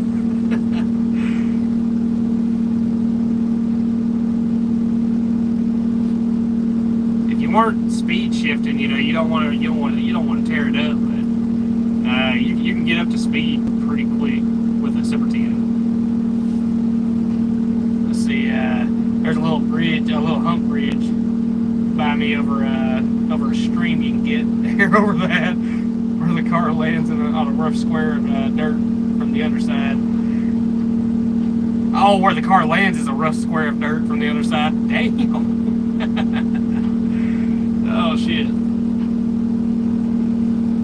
Hell yeah. Then you grab a car from up north where they salt the roads, man, you go jump it. Well, that's just where it is. When it lands. That thing will fall apart like in the movies. It'll become one with the earth again.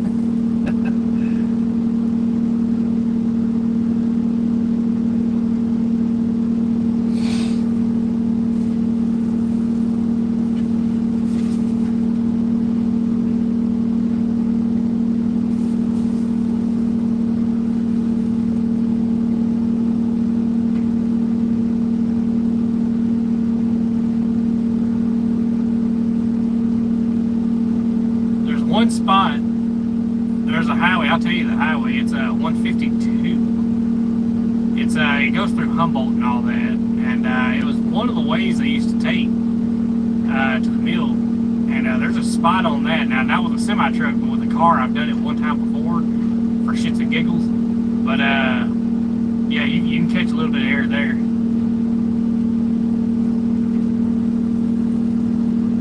I hear you. I hear you on that one.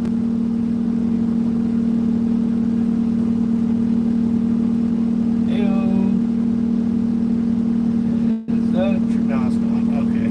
Thought it was.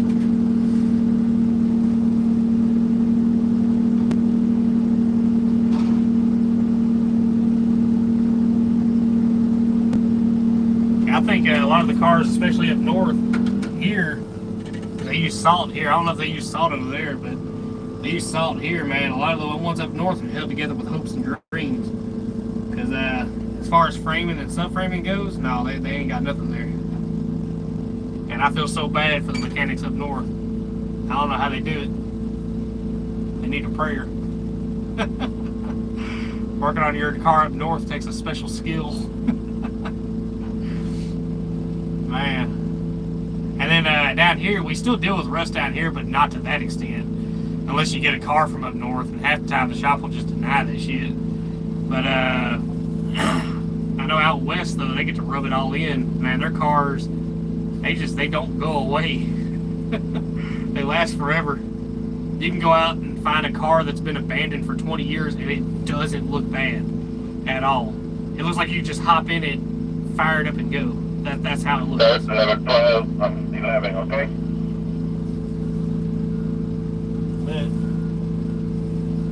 It's just a part right now, but I want to do everything. Oh, that's them in the office. I know that voice. Let's see, they have the salt mines up here. Yeah, half the time I can't tell if it's salt or ice on the road. I swear. I know out west though they use like black sand or something like that over there in Colorado and all that. They probably do still use salt, but I know they said that was a lot better on the cars, a lot easier. because the black sand will melt the snow faster, and it provides traction, and it don't tear up your vehicles, you know, with rust.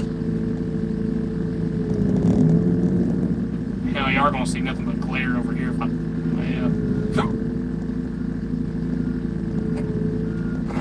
there we go. I can probably do that. That way, y'all ain't seeing much glare.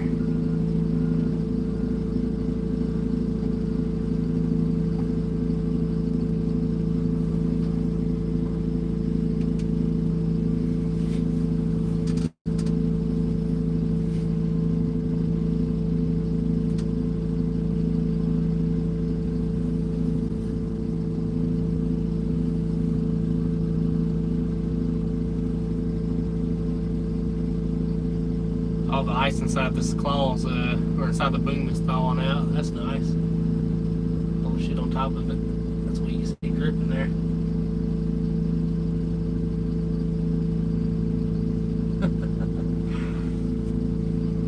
It's raining out there.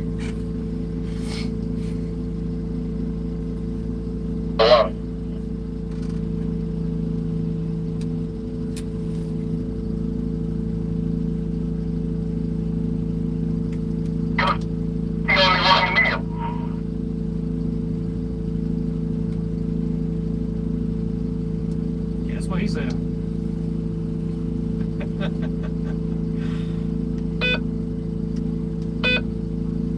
There we go.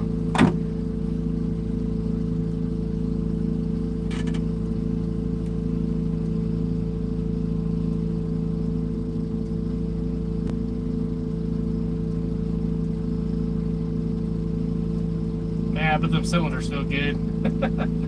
Warm your hands up.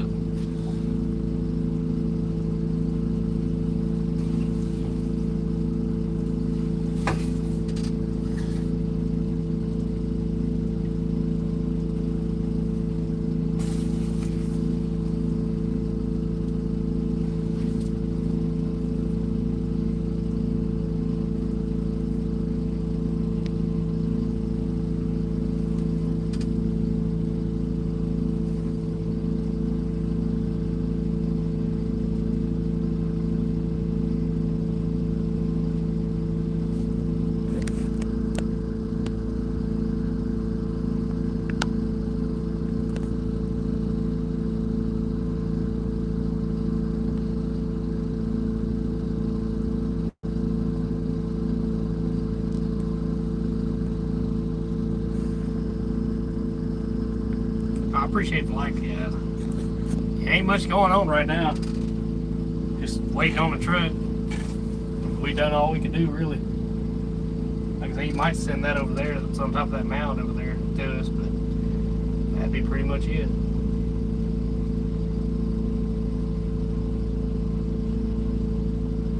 So, yep, back to our regularly scheduled boringness. And there he is. He's fixing to go look through some cars. Find anything useful.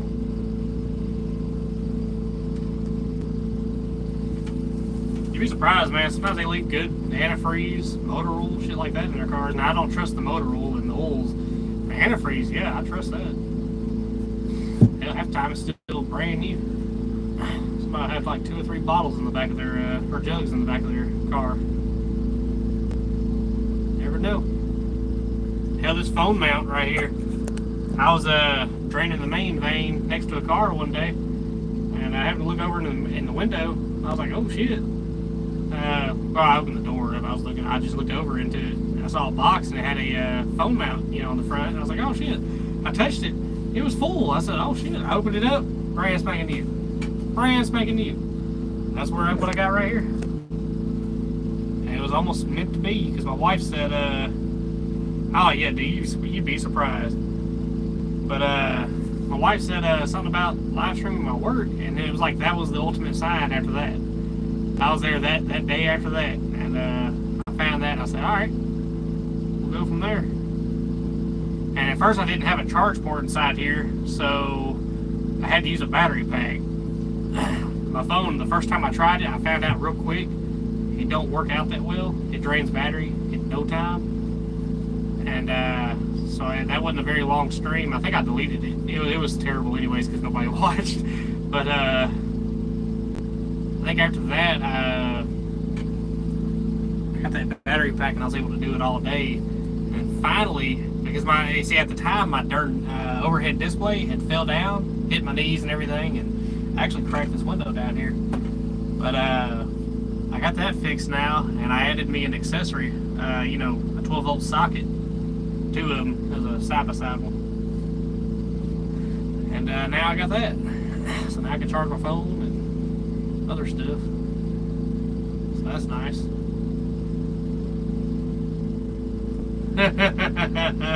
And so it begins. How you doing, Ghost? I saw something of that, man. That was funny. She got kind of crazy though, if I'm not mistaken, didn't she? She did something crazy. Wasn't she the one that said the adults are back in charge? Oh God. Oh man.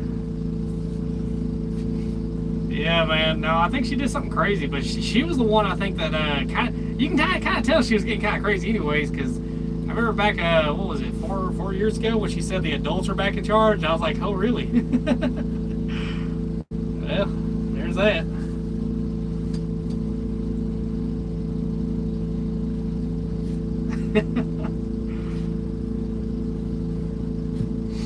Yeah, buddy. Hey, Ghost, check this out. This is all we got left in bills, man. See that up there? We knocked the shit out of that. We got 5 trucks allegedly coming. Hadn't seen the other ones. We just had 2 this morning. I didn't even get to load them. They both backed all the way up there. But let's see. Yeah, we got about 5 trucks sitting here. That's about it. We'll be done. Almost gone, dude. We'll be off to the next, finally. Let me get that glare going. Get the phone protected too. Get the sunlight off of it. There we go. Yeah, we're almost done. She compared Trump surviving the pew pew attempt to Biden surviving Corbett. I got you. Yeah, man. That was crazy. Oh, dude, that was crazy. Can you imagine what that sounded like? Even though it actually hit his ear. But can you imagine what that sounded like just right there next to your ear? Normally when you hear him go over, it's a buzz, but golly, right there at the ear. Golly. It's a wonder you don't say, oh yeah. It's a wonder he don't say, huh? Can you hear me? What'd you say? I imagine that fucked him up a little bit. Yeah, dude.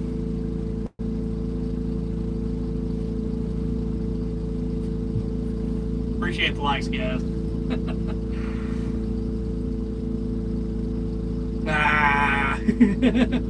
Yeah, if you hear they missed. Yeah, exactly. It's when it goes, when it fades to black. That's when you know you got hit.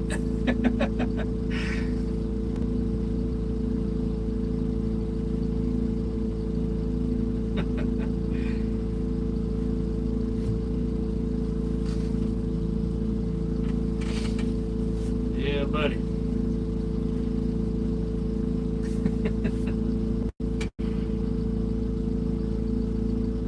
Yeah, like the ending of Sopranos, yeah.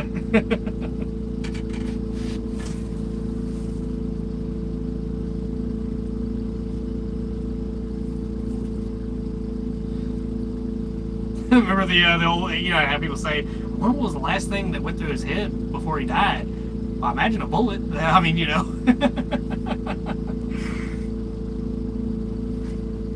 Remember R.I.P.D., that crazy movie? With Ryan Reynolds in it. He said, at least you was shot with a modern bullet, a clean bullet. He said, oh, that's what I was thinking whenever it passed through my head. Modern. and cleanliness.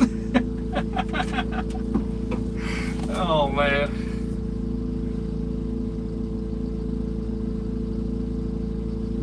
Yeah, I love that movie. They come out with a second one. Don't even try. Just don't even try to watch it. It's awful. I tried and I could not make it past, I think, 20 minutes. I was done. They ruined it. Not even the same characters. They couldn't even get nobody to come back for it.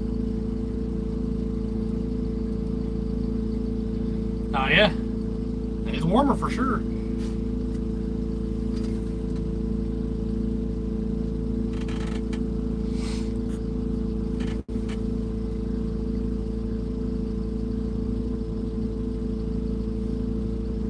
It's definitely gonna be warmer. I might, depending on how today goes, as far as temperature goes. What's up, Stan? Good morning. But depending on temperature goes, how it goes, I'm gonna wake up in the morning and I'll see if it's warm. If it's not, yeah, we're just gonna do our same old. But we might be live streaming me riding up here on the motorcycle. Probably ain't much to look at. It's gonna be mostly dark and shit. But hey, be something, wouldn't it? I won't be able to read messages, obviously, but hey, at least you'll see what I see.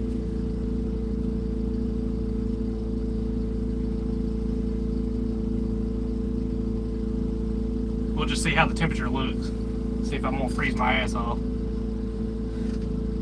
I know the ride home will be nice though. Oh yeah. It'll be nicer too, yeah.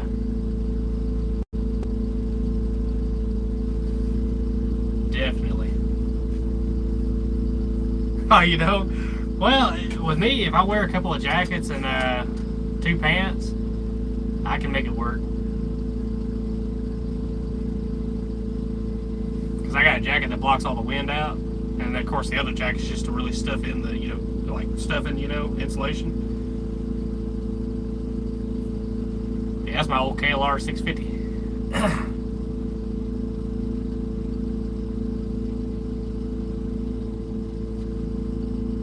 We'll see how it goes. If the temperature's right, I'll ride up here.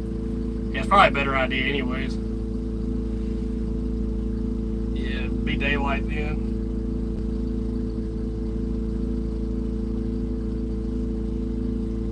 Yeah, I'll see more traffic too. I've been waiting for it to get warmer.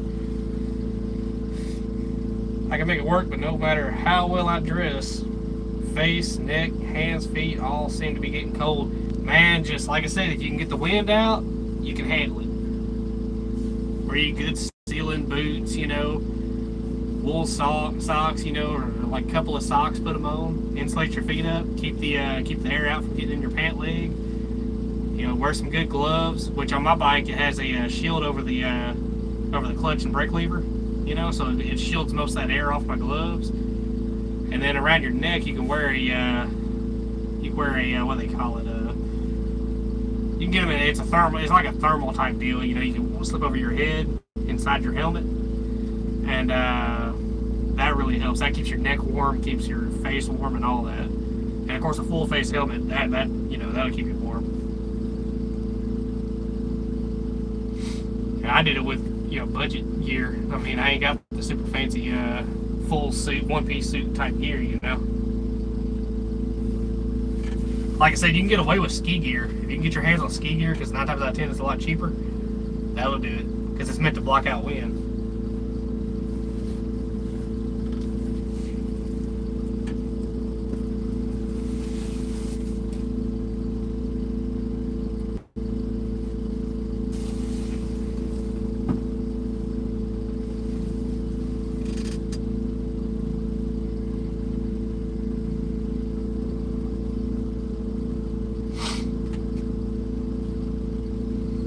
Hey, do y'all want me to turn the camera towards the road so we can see if the trucks come in, or do y'all want to stay facing this way? 'Cause I can face it any which way anybody wants.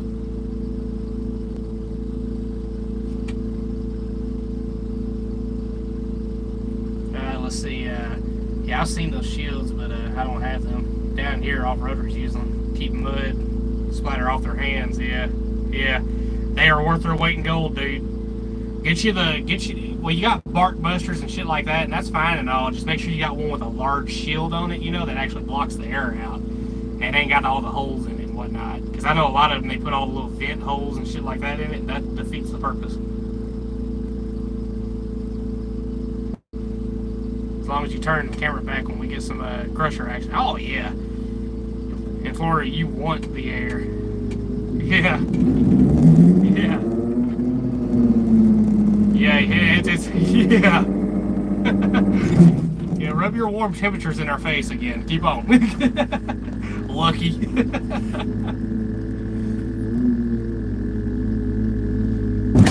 Oh, shit. There we go. Now, let me take a jacket and put it in this window. I are lucky to have warm temperatures.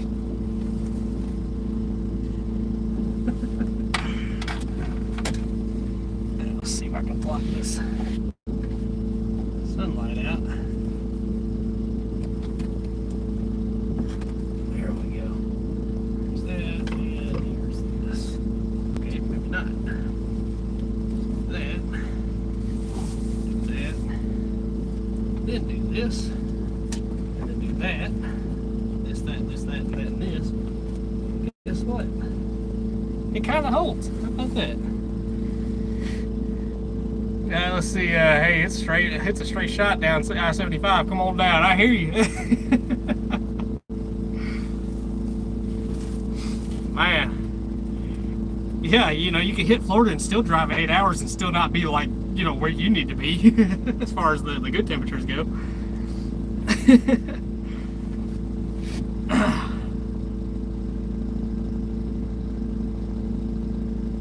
Yeah. No shit, dude. You could drive in Florida forever before you actually reach where the good temperatures are.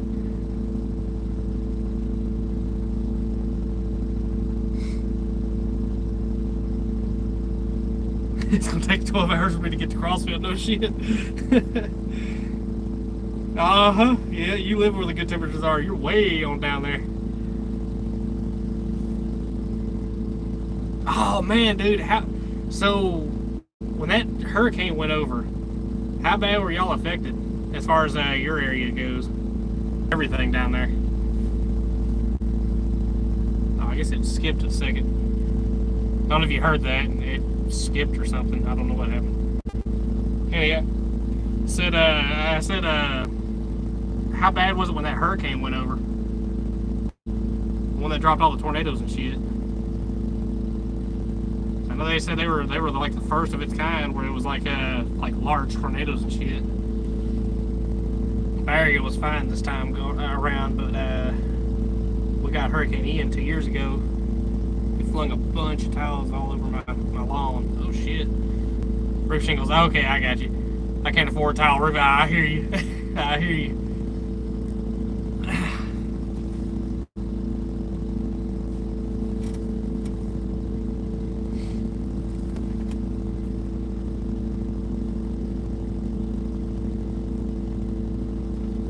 Knock down parts of your fence. Oh shit.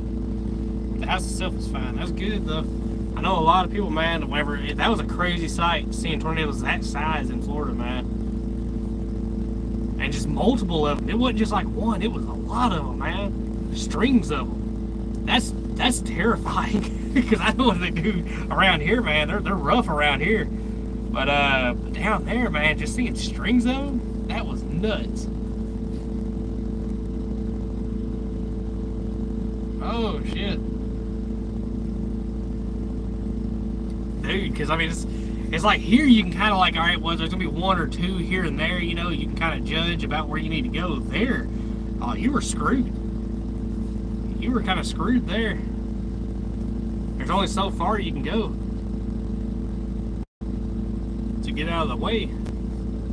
And I guess down there where you're at, yeah, it's pretty congested down that way.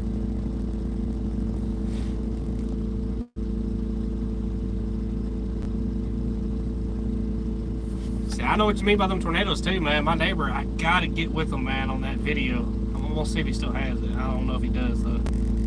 Yeah, I went for a walk afterwards. Our neighbors up the street had a collapsed metal building the others had a roof torn off down to the rafters. Like plywood was all gone. Oh shit. Yeah, dude. Me and my neighbor, he caught a tornado going in between our houses. It went just on the back side of the, where my house was. Oh shit, dude. Killed a few cows in my neighbor's field. Knocked down some fences, took a lot of trees up and shit, but luckily it didn't hit nobody. It lifted not too long after that, but it was probably about, I want to say, if it was to do a lot of damage, I would say at least a 3, EF3. It was about that size. Oh, it was there. It dropped down just off the bluff, made it up onto where we were, and then it kind of lifted up not too long after that. And then we had the little rope tornadoes. Those are sketchy as hell. Yeah. Oh yeah. No shit, dude. One day I was down there at the shop. I was working on a trailer, and I think this is when I put that solar set up on my trailer.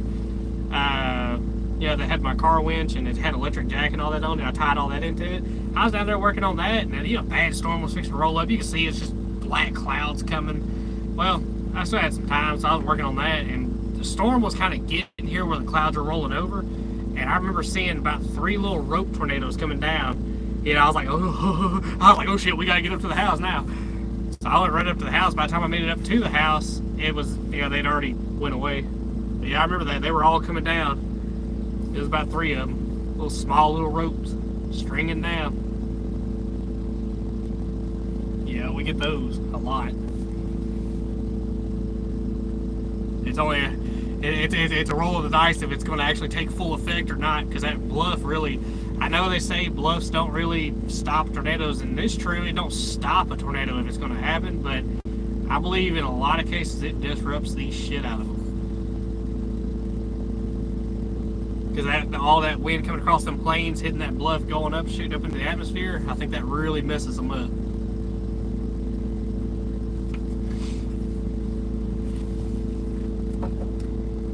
Like I said, I don't think it stops them, but I think it messes them up.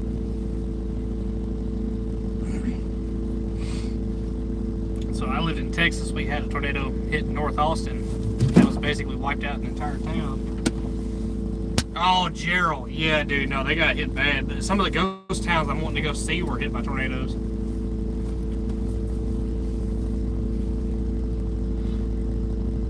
Don't give me the line on the names. I can't remember the names right offhand, but I do got them marked on my little travel plans, map.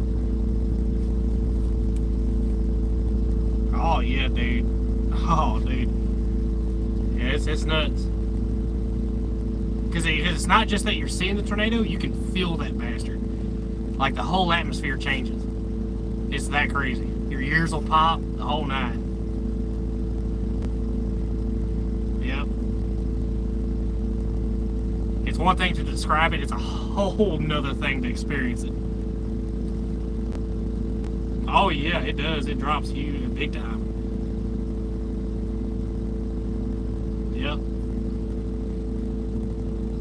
But to actually experience it, because you can say it one way, but to have actually somebody for the first time experience it, oh, it's crazy. That's like an earthquake, yeah. Let's see, I don't experience it. I don't want to experience it. At least with hurricanes, we get advance notice. Yeah. Tornadoes are kind of you kind of know within some, like, you get an idea, of where they're going to be, but like whenever it actually hits, it's minutes,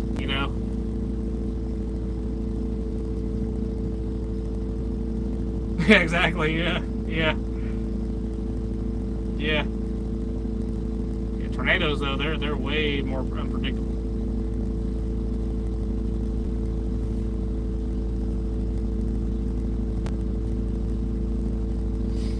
Yeah, buddy.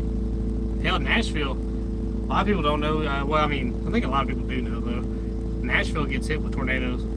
They've been hit, 2 or 3 times now already with some decent ones, like some, memorable ones. Yeah.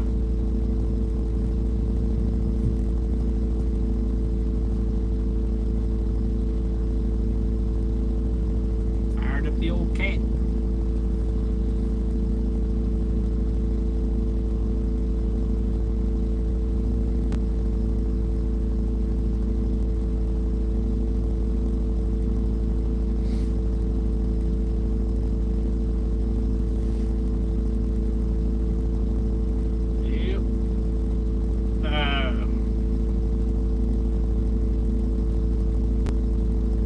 I'd like to go, I guess one time, I think Ghost has done talking me into it a little bit. I'd like to go chasing one time, just like actually chase one. You know, I mean, actually go out to the plains where you can catch the monsters, man. That's where the monsters are, dude. Hey, we got a truck. Look at there. No, we don't. He just turned left. He must be going down there to get something to eat. Yeah, I think that's what he's doing, probably. Let me see what time it is. Oh, hell, it's early as hell for lunch. Shit, let's see.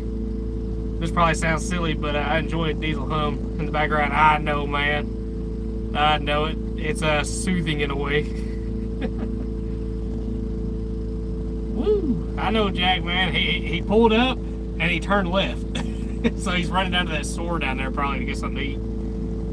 Tornado chasing sounds dangerous. I prefer something safer like riding a tiger. Ah, I hear you. I hear you.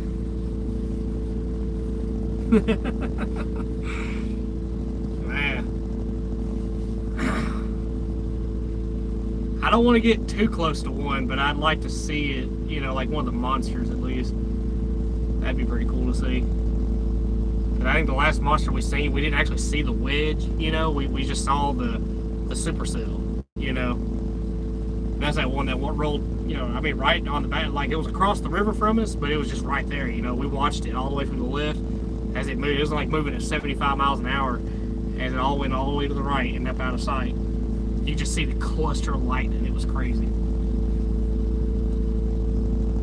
Like non-stop lightning. It was a ball of lightning just right there, right where it was. And I was listening to the reports on it, you know. And it clipped Tennessee at the top left corner of it. Hit Reelfoot Lake. It destroyed a cabin. My brother-in-law was up there sleeping in a tent. He went camping up there fishing, and yeah, it was warm outside. Don't get me wrong. I mean, it was warm all the way up to that point, you know. And then it was like right after that, it got like 30 degrees outside. But yeah, dude, it was warm all the way up to that point. So, I mean, it wasn't like uncanny. He was fishing in December. You know, it was December 11th when it happened. But, yeah, dude, he said that store he was just in, he bought some meat and shit, you know, and was cooking out over a campfire. He says, I was just in that store. He said, we run to a tornado shelter and we come back out after it passed over. He said they had to run back there a couple of times at night, but the first time was whenever the main thing rolled through. But, anyhow, he said, when I come back out, my tent was still there. He said, but when I went just down the street, just right down the street, man, darn buildings, everything was gone. Gone. It took all the little cabins. It took the store. It was all just concrete pads. That's it.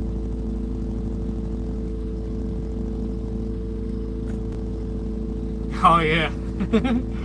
Yeah, they got a TV show with that, but, I don't want to clog it up because I know anytime there's tornadoes or anything like that, man, there's a lot of tourists and shit, which I'll be one of them. But I know sometimes they get on people's nerves. But I'd like to just kind of be close to where one's going to be at. I ain't going to get in nobody's way, and I damn sure ain't getting up too close to it. But I would like to see a giant. And out there, you know, you get straight roads you can kind of play with, you know. So you got some area to run in. Because let me tell you about the plains. If you ever want to get bored, drive through the plains. Oh yeah, definitely not in front of it. No, hell no.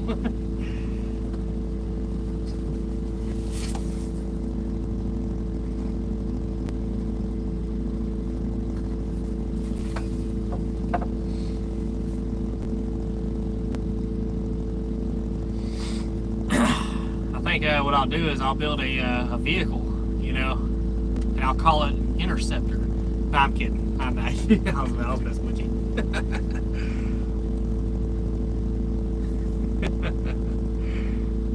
I'll get right in front of it, directly in the path. That's safe. Man.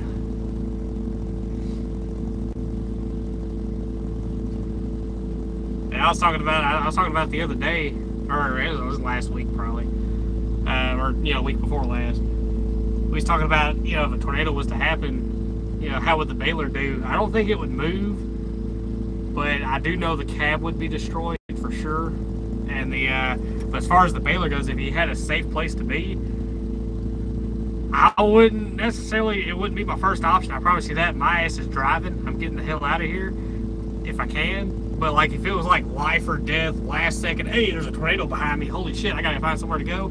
I'd set the baler to a certain way to where there's a gap in the doors, and you know, but almost all the way closed. And I would hit the emergency kill in here, shut the engine down, leave that gap, you know, that shut down, and I'd probably crawl in there. But that's like a life or death. But if I got time, my ass is driving away from it.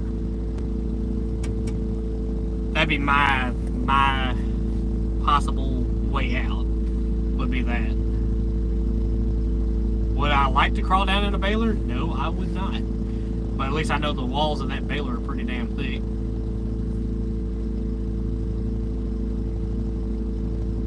Now, as far as the turbulent wind goes, don't know.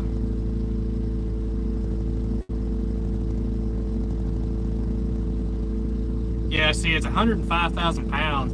It would probably scoot it, you know, and depending on which way the tornado's coming, I could probably set the arm and actually have the claw on the ground, and that would probably keep it from tipping. If it was to build up some type of pressure, because if you notice when the doors are shut, it's kind of cylindrical, so the air would kind of go around it, I think. I don't think it has much mass to actually push it over. But then again, like I said, this is all speculation. I mean, hell, I could be very wrong. It might throw this like a Tonka toy, like it ain't nothing.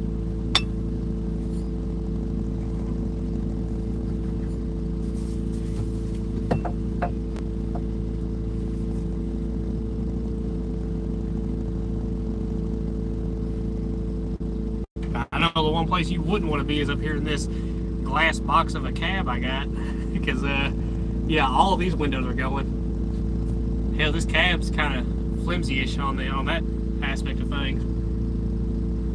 It'd tear this cab all to hell, especially if something hit it.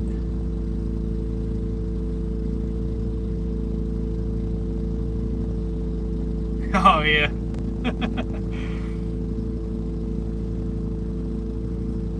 Yeah, I don't know though. Are there any real life pictures of a dozer being flipped upside down that wasn't on a truck, just on the ground? Because I'd like to see that. I don't think I've ever searched for that, like how machinery does after a tornado. I've never searched that. Hold up. Yeah. Because it's always in movies that you see that shit. I'm just curious, real life, what would happen?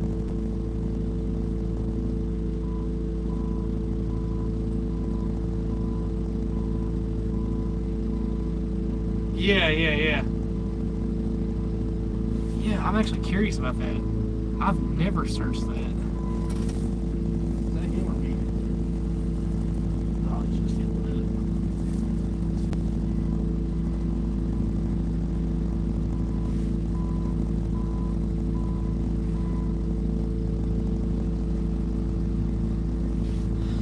Yeah, that's actually a really good thought. I'm trying to.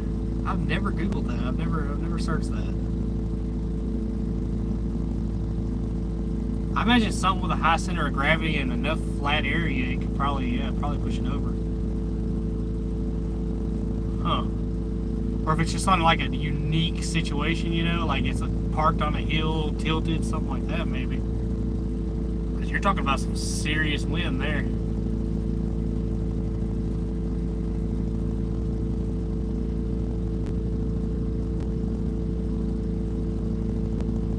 Clearing debris after a tornado. Yeah, exactly. Yeah.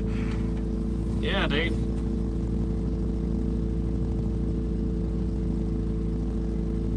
I know. You see, it's like, you know, the equipment, it's very heavy, you know. A lot of that equipment's super heavy.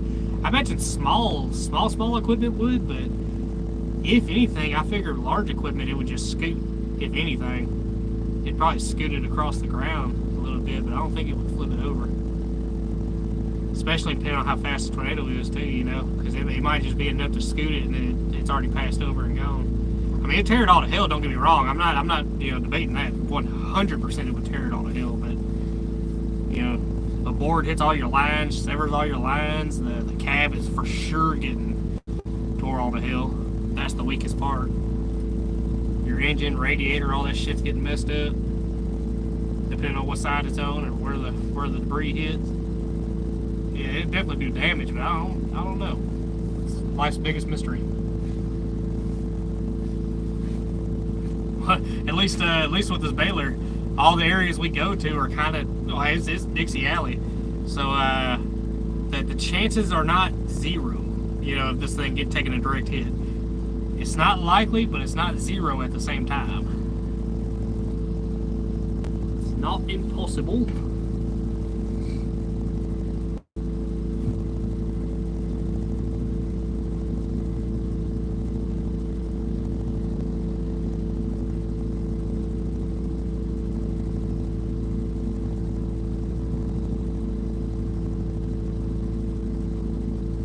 We saw one truck, but he went to go get him some meat.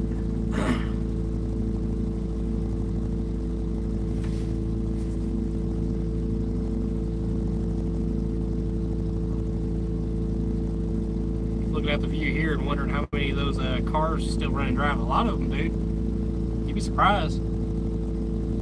Some of them, they'll crash them. They'll have like severe rear end damage. And they'll run like a champ. Be caved in on the side but still driving. And if you see one that's sitting here in perfect shape with nothing wrong with it, it's probably transmission or engine issues.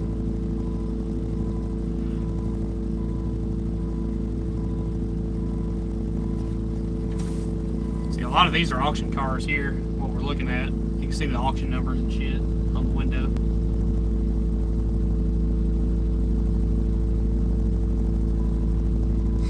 Kind of cleared this yard down. That's a container over there. But yeah, we cleared this yard on out. Even behind them bales that are up here, there's hardly any cars back there. Like I said, all they got left is what they're doing pull apart on.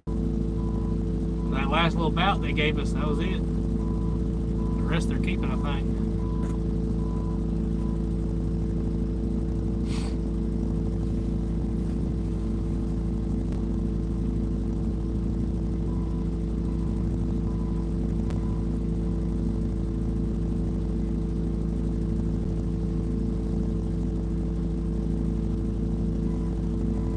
They even cleared that yard. See over here where this fence is? Back right there. That's normally where they keep all their biohazards and shit. They even put a dent in that. I see a big old open area in there. We got a few of them security cars up there he was keeping. I think he kept all the ones that had good motors and transmissions in them.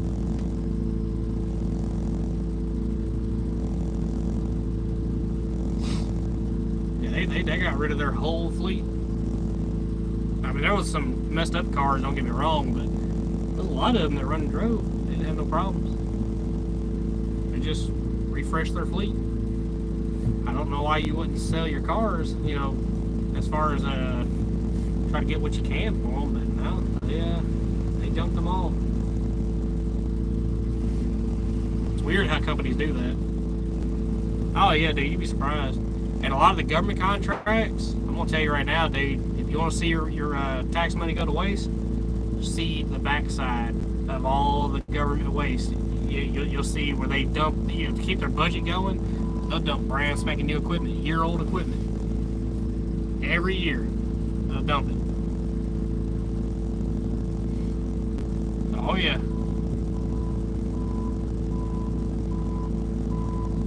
Oh yeah, well that all stopped now.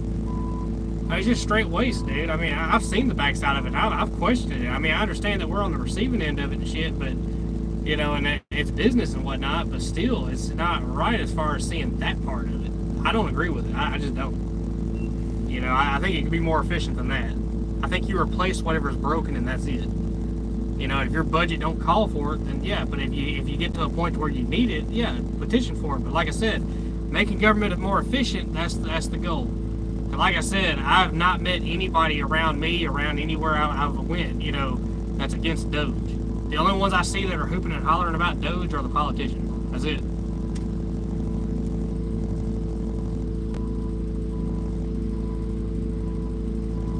military will straight up burn barrels of fuel. Yeah, and it'll just yes, exactly, dude. I think if they would make government more efficient to where they don't do that, that'd be better. You know, hey, you know, you can shit. I mean, it's not that we're not going to give it to you. You just got to apply for it. Hey, if you need additional resources, let me know. You know, and let's account for it too. That's the biggest part. Account for it.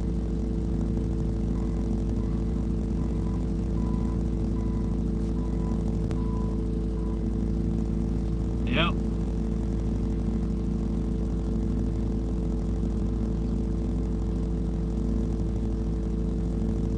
Throwing the baby out of the bathwater yet.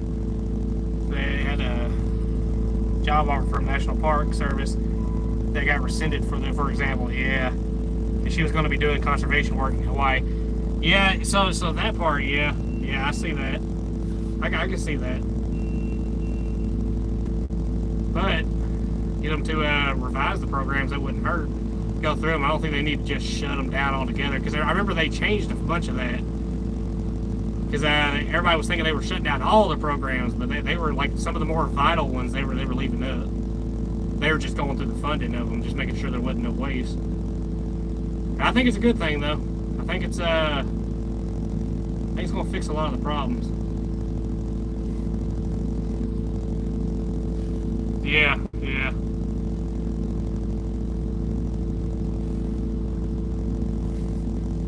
The problem is they've been finding people left and right. Let's see. Oh, is he going to take that pickup? Yes, he is. Yep. Yeah, he's fixing to work on it under here. Yeah, dude.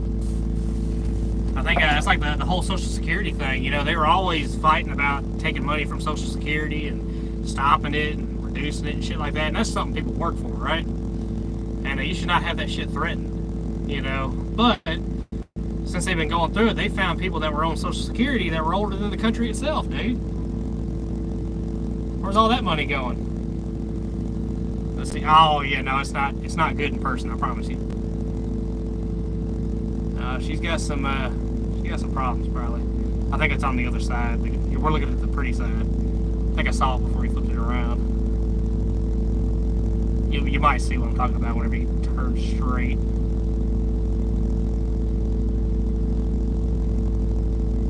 Yeah, he's gonna flip it around, I think. Nope. Went around and grab it from this side. Yeah, we won't be able to see it. Let's see, got a letter from SSA that they expected to pay out 87% of the benefit I was entitled to. Yeah, you see, that's what I'm saying, man. They were always threatening Social Security. Always. And the problem is now that they got in there and they started finding all this waste and this, I mean, it's straight up fraud, dude. Because there's no accounting error ever would have you putting somebody as older than the country that you could just easily find with a program. There's no way. Yeah, see, it's missing that front wheel over there. I think it's got heavy front end damage. Because we're looking at the good side right now. But yeah. There's no way, man. The fraud problem could be vastly reduced. I imagine this to say, exactly, yeah. People that are 200 years old, you can simply go, yes, exactly, dude.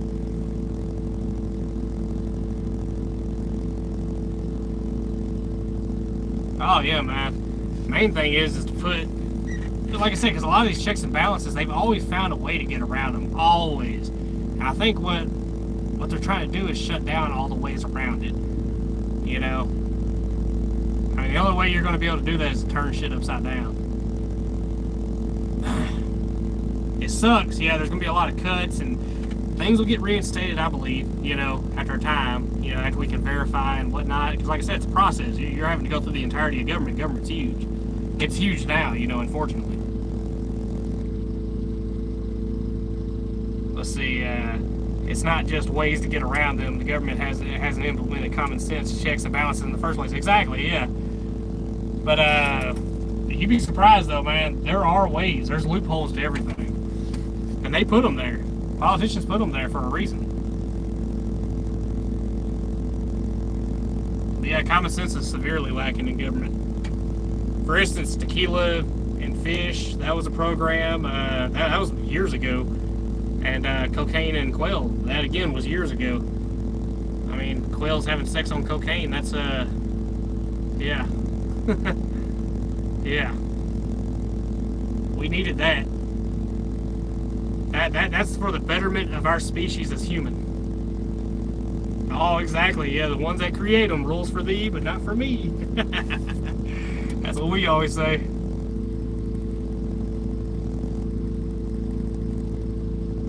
Oh, yeah. Yeah, I think government got a little too big for its own good. And like I said, once they get all these wasteful programs going, man, we can start actually working on our own country, man, it wouldn't be a problem, I don't think. You know, hey, we need conservation, you know, here and there. I mean, that's doable, 100%. But I just think that the way they're having to go about it, it sucks. I mean, it's just, you know, what they're having to deal with, it sucks. They're finding so much shit out, dude. And like I said, the only ones hooping and hollering are the politicians. You realize I didn't say one side or the other, I said politicians. You know, it's bullshit, man. Y'all are supposed to be the ones that are on top of that, keep making sure that shit don't happen, but here we are, you know.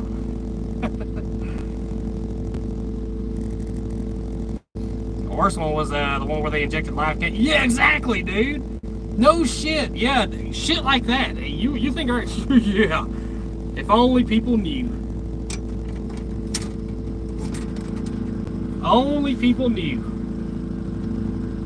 And now they're knowing. Yeah, they're finding all kinds of shit out, dude. See, amongst the good programs, you got all these bad programs are just embedded everywhere, dude.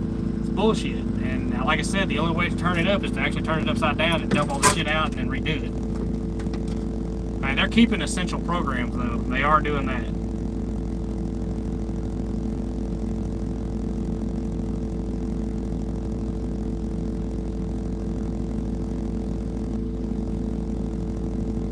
Yeah, that's straight up evil right there, dude. Yeah, that's like, you know, I still believe to this day, and like I said, there's a guy, I mean, like I said, I don't know, I've never sent somebody personally to him, but from the documentary, 100% cured cancer. 100%, he had to fight the FDA for 40 years. Dr. Brzezinski.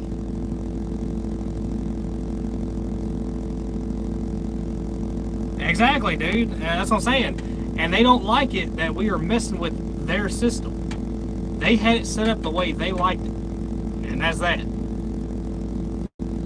And the problem is there was too much fraud, there was too much abuse. So why do you think these people get so rich, filthy rich? You know, it's not just rich; it's filthy rich. You think insider trading ain't going on? For sure it is. Like for instance, it's a coincidence that Nancy. Again, I'm not calling sides out. I'm just saying Nancy Pelosi's husband was a stock trader. I mean, come on. You think at night when they're laying in the same bed, they ain't passing information left and right? He just happened to get lucky on all these deals? Yeah.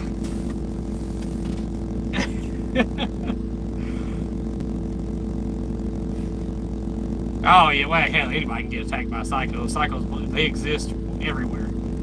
You'd be surprised. No, that ain't right either. No. Oh yeah, no, that was weird, but like I said, that's nothing new. Welcome to the streets. You got crazy people, and a crazy person is going to do what a crazy person is going to do. You can take guns away, you can take all that away. They will find a way, I promise you. If somebody's going to do harm, if they're going to kill, they're going to find a way. It don't matter what you do. All you're doing is disarming people who can defend themselves from it.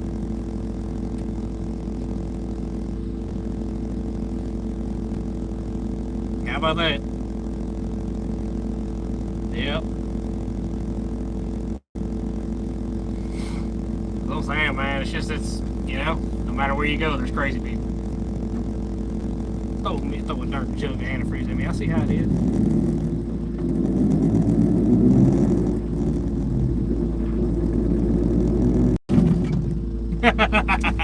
We might as well be sleeping.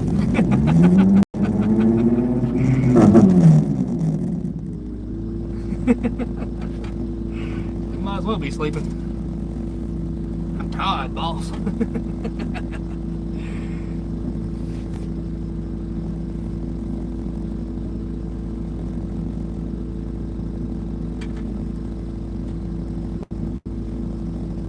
John Deere. What John Deere? Oh, you mean the Traco? Yeah, my bad. I was looking up here for John Deere. I was like, where's the tractor at? Every time I hear John Deere, dude, even though, yes, I work with a guy that operates a Deere all day long, I always think tractor. Every time, man. Yeah. that was yeah. My mind always, every time I hear John Deere, I go straight to tractor. That's my fault.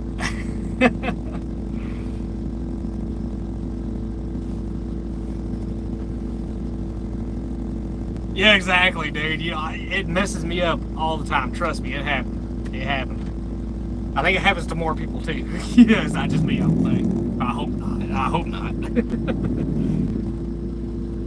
Hello? Yeah, oh, okay, I got you. Hell yeah. Tell you what, let me turn this way. Turn it back straight, like so. I gotta drain the main vein, y'all. I done drank way too much drink. I'm about to burst.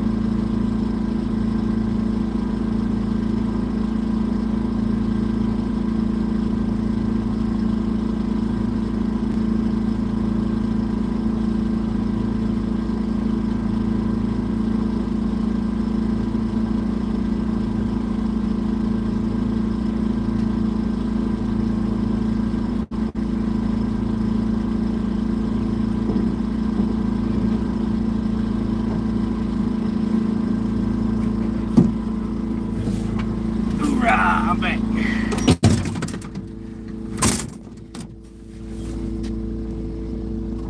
Let's see. Yeah, you do that too. See, if you come across something you want to save like that ambulance, yards usually let you, yeah, sometimes. There are some yards that, yeah, it's just crush. Liability wise, they won't say, you know, it just depends on their insurance.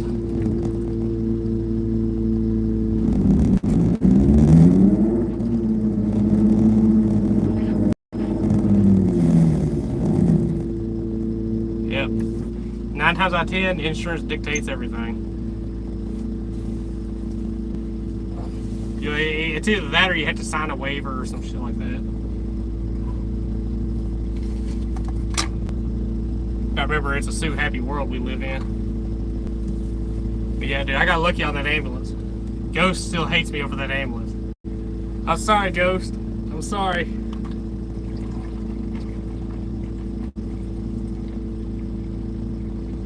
Normally they'll sell it to you. Let's see. Now, if it's a running driving car, now they'll probably get a little bit more for that. But the as far as like a parts car or something like that, you just pay them what they get, you know, at the mill, and half the time they'll be happy with that. And sometimes if they're just super cool and they're generous, you know, they will full on let you have it cheap, like that ambulance, dude. There's no way I could ever repeat a deal like that. Just no way. If I can come across one cheap, I definitely gotta let Ghost know. He's still salty over that ambulance, man.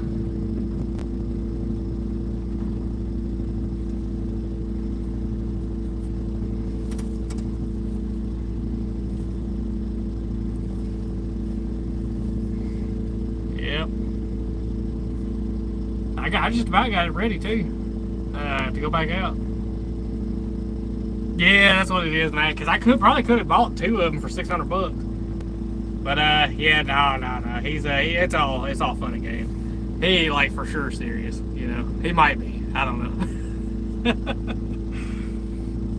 know. Oh yeah, man, dude. When he heard what I gave for that ambulance, man, he was just like, "There is no freaking way, dude. I promise you." Because even I like to fell out whenever the guy told me the price, and I straight come back with a trailer, money, and all. That next morning, no kidding. He loaded it up, and at first, yeah, 300. No, not a run and drive. It didn't have a cab, didn't have a motor, transmission, none of that. It did have the rear end under it though. It had the front end under it. It was just 2-wheel drive, but it still had the front end. It had the rear end, and had the wheels and tires on the back half of it. Like I said, dude, the ambulance box, which is mainly what I was after, all that was complete. You know, and it was one of the ones that had the small hole in the front. It wasn't like the hole where the whole front of the darn box is opened up. Yeah. A chassis and, oh yeah. Nah, if it was running and driving, that would be the deal of a century. But it's still pretty a deal of a century right now. But yeah, dude. Like I said, I got inside of it, started tinkering around, got the electrics working and all that. And yeah, the darn thing works pretty well.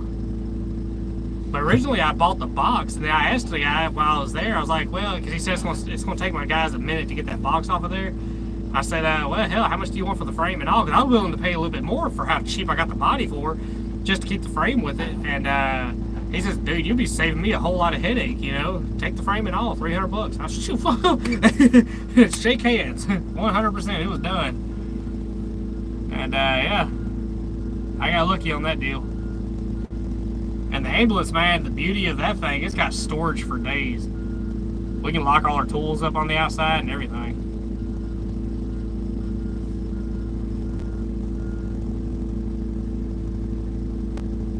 Yeah, no truck cab, no fenders, none of that. It's just from the front of the ambulance box, front, empty.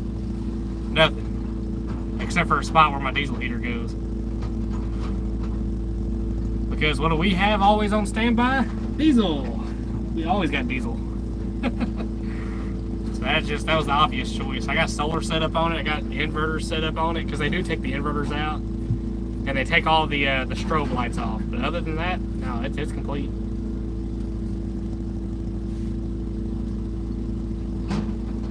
I was messing with the lights the other day.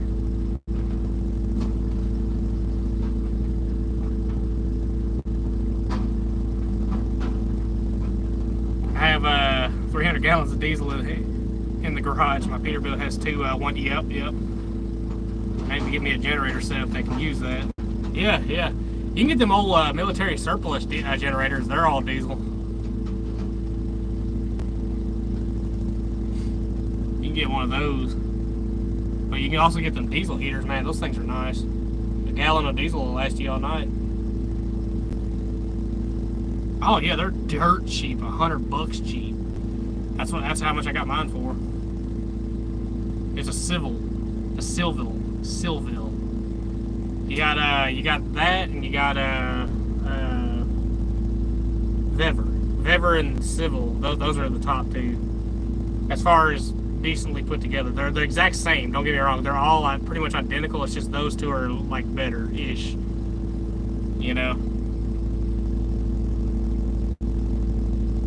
A friend of mine's a scrapper and came across a lot of those 30 kilowatt generators they use for cell towers. Yeah.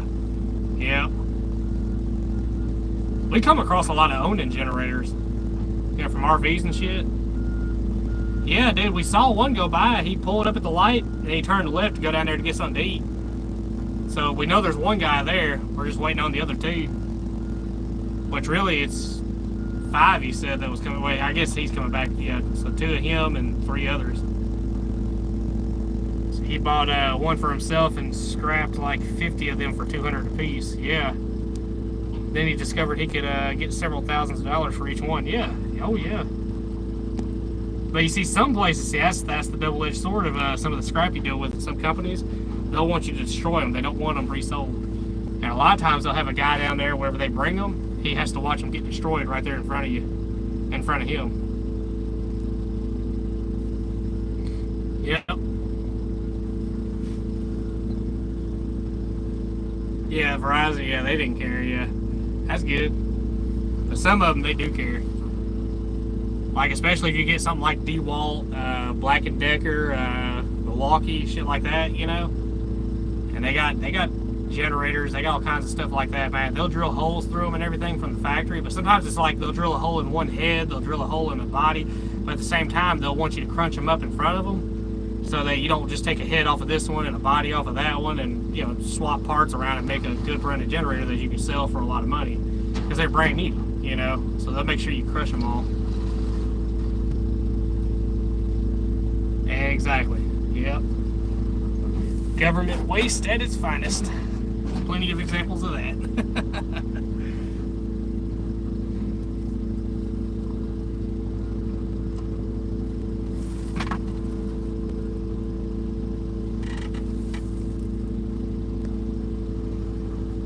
Let's see, like California crap, where they give you subsidies to buy a new truck, but only if you destroy your old one. Yeah.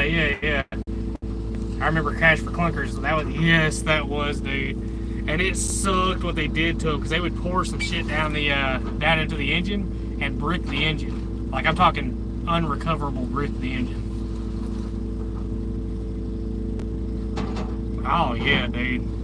Lined a lot of pockets, didn't it? Yeah. It just bricked the engine, man. Wasn't nothing you could do to fix it. Yep.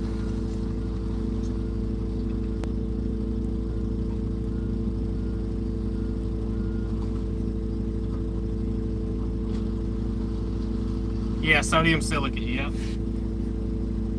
Yeah,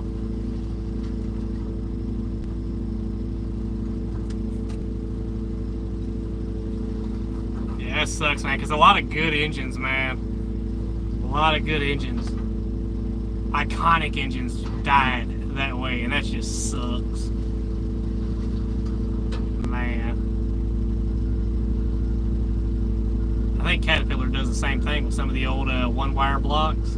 When they get them in, the cores, because they charge a lot for a core. They make it to where you have to take the core back to them, and your core might just need redecking or something like that. You know, it's not just totally destroyed, but there's no rebuilding it. They will destroy the core when it gets there. They basically make it to where you want to send the core back to get destroyed. Yep. Yep. I hear you, man. That's like Caterpillar, man. Seeing some of them nice old one-wire cats get destroyed like that, man, just suck.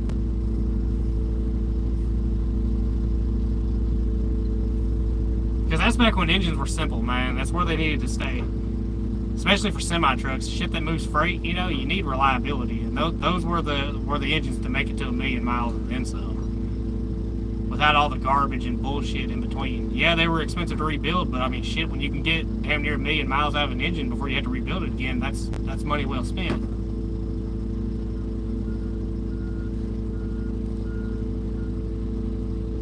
Yeah, there you go. And it's a one-wire cat, you know. Ain't nothing complicated about it. Hell, you can lose a piston and still keep going.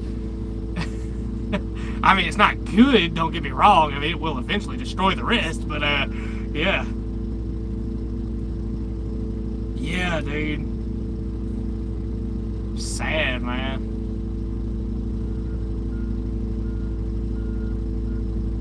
Hell, that International Eagle, we tore down an International Eagle. It had a 3406E. That was an engine, like I said, tough engine, man. And they had that one turned up, too.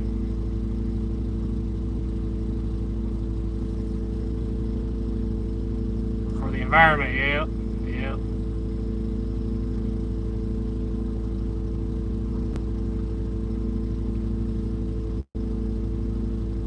Like I said, man, go to any other country, you'll see a whole lot of other shit going on. You would think, man, they're punishing us for what other countries do. Mostly all the polluting and shit like that, man. It's mostly other countries. Yeah, from the Eagle. Yeah, it was an International Eagle. Old, like a 98-ish model, 96-ish model. No, well, no. They, no. That was a good engine. When we tore it down, the engine got sold.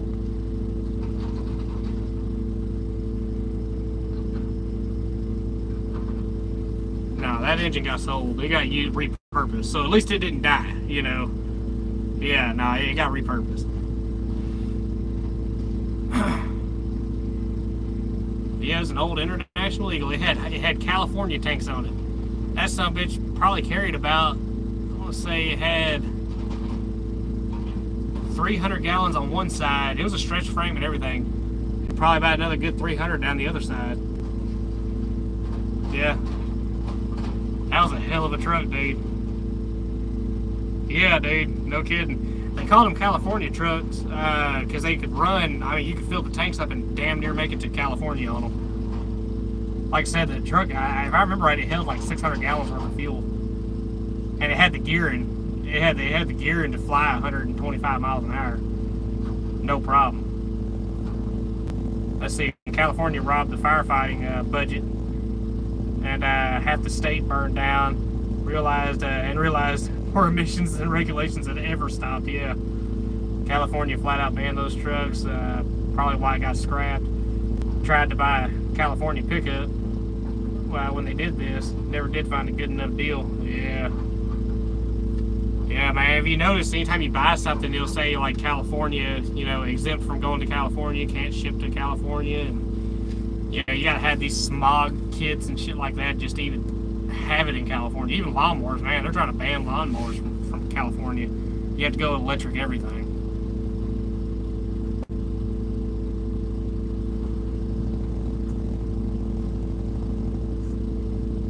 Let's see, we're sorry your city is burning down, but our fire truck derated because of depth sensor, so we can't come put it out.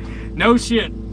So the start of all this, that I started having problems with it was and yes, it was the only time I owned a Ford, but yeah, I had a Ford. It was an 08 Ford F-250 Lariat. I got a good deal on it. Bumper to bumper warranty, but guess what was not covered on that bumper to bumper warranty? The exhaust sensor, the EPA exhaust sensor. It went down, threw the truck into limp mode, and it would not go any faster than like 30 miles an hour. And I was sitting here thinking to myself, There could be a tornado behind me. There could be like a shootout or something. There could be a major problem, a medical issue. And here I am stuck going 25, 30 miles an hour because my truck has a problem with the EPA sensor. Something that has zero anything, fuck all to do with the rest of the functionality of the truck, and that shut it down. And guess how much that little bastard was? That son of a bitch at the time was stupid high. Like, again, this has been a long time ago, so I'm trying to go off of that. It was either $400 or $800. It was one of the two. It was stupid, ridiculously priced for a little sensor.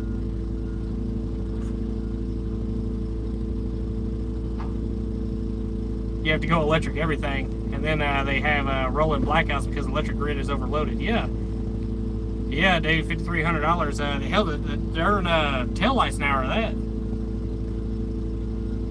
That's what a friend of mine paid for the depth sensor on a Case excavator.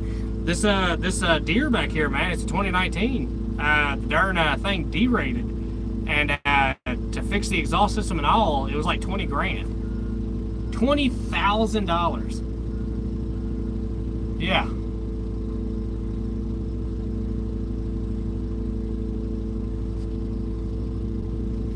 So, needless to say, the next excavator, after that one gets replaced, is probably going to be going back old school. Because that one's been nothing but a headache. Nothing but a headache. And I had to go through the whole intake system, and guess what it looked like?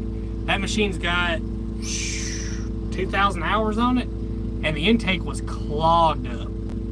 Clogged up.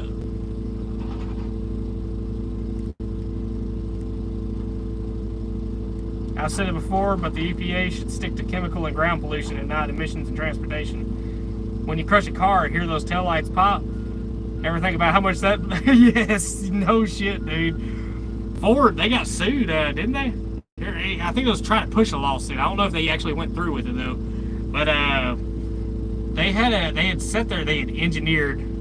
Let me do this. They engineered their taillights to fail at a certain point when it's out of warranty. Well, the problem was that part failed, and it failed earlier than warranty. And I think it was 7 months is about the average of what people were getting before the taillights went out. And the problem with the taillight, you can't just replace a bulb, you can't just replace a part, you have to replace the whole damn thing. And where they said that you had to buy them in a pair, $4,500. No, it gets even better. The taillight affects other functioning parts of the truck. A taillight, did I say a taillight? I said a taillight. The taillight can affect your truck running. That has got to be the biggest joke of modern technology I think I've ever come across. A taillight can affect how your truck runs. That's stupid. That is ludicrous. And they're doing it. The EPA has no authority to regulate transportation. They can regulate equipment being sold, but even for that, they should ask scientists what's possible, not politicians. Yeah, exactly. The taillight has to be coded to the VIN. Exactly. Proprietary shit. They don't want you to go aftermarket. They don't want you to go to something that you can change a bulb out on, because I would in a heartbeat. But yeah, dude, no, you can kiss them days goodbye. All these cars and shit now, they all got these integrated taillights that, yeah, you have to replace the whole thing. You know? And if you got a brake light out, you either take a ticket or you have to replace that expensive bastard. And I can't tell you, when I was working at O'Reilly's for that short little 4-month stint that I was there for insurance, dude, I can't tell you how many times I got pissed off. And I was pissed off about the cost of some of the shit and how proprietary it was. You couldn't just replace a bulb. No, you had to replace the whole damn thing. I've seen a lot of cars, dude. The majority of what I dealt with was 2015 and up. And the majority of it was 2020 and up.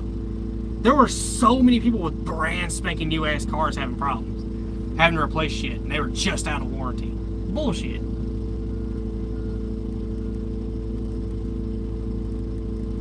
They do that on purpose for quote-unquote safety, yeah. Always, yeah. If your taillight is out, the engine won't start so that it won't be in traffic with it. It's so stupid. You could be in a life or death situation, need your car, but because your taillight is out. Oh my God. There was an effort yeah, exactly. That was a John Deere mainly. I remember that was a big one. Law that would outlaw this. But of course they lobbied it. Yes. That's what I'm saying. The lobbyists need to go, man. This is why I buy old stuff. Exactly. A wood chipper would fix a lot of these problems. No shit. Bring back tar and feather. If someone would sell me a 1964 Lincoln restored to where it was 100% reliable and bulletproof, I'd pay new car prices for that. No shit, dude. That's what a lot of people are doing, though. A lot of truck drivers are doing that. They're finding old trucks and retrofitting them to kind of modernize them a little bit. And shit, they're back on the road going. You can in-frame and rebuild a truck cheaper than you can go out and buy it and have to deal with the headache of these new pieces of shit. Excuse my language, y'all. Sorry, but you can't dispose of politicians with a wood chipper. That's an environment. And besides the wood chipper, derate. Oh man, yep. No, I got you on that one.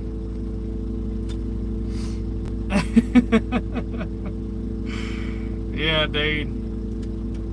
Just the whole system's ass backwards, man. It's been ass backwards for a minute. And like I said, rules for thee, but not for me. When it comes to population, they get us, they regulate us to death. But when it comes to military and government and all that, they ain't gotta do that shit. Hell no, they ain't gotta do that shit. Go buy a surplus vehicle. Go right now and buy it. You will not see any of that shit on it. You can buy like even simple vehicles like cars. Like you know, a lot of those state agencies, they got like a little car, for the government, right?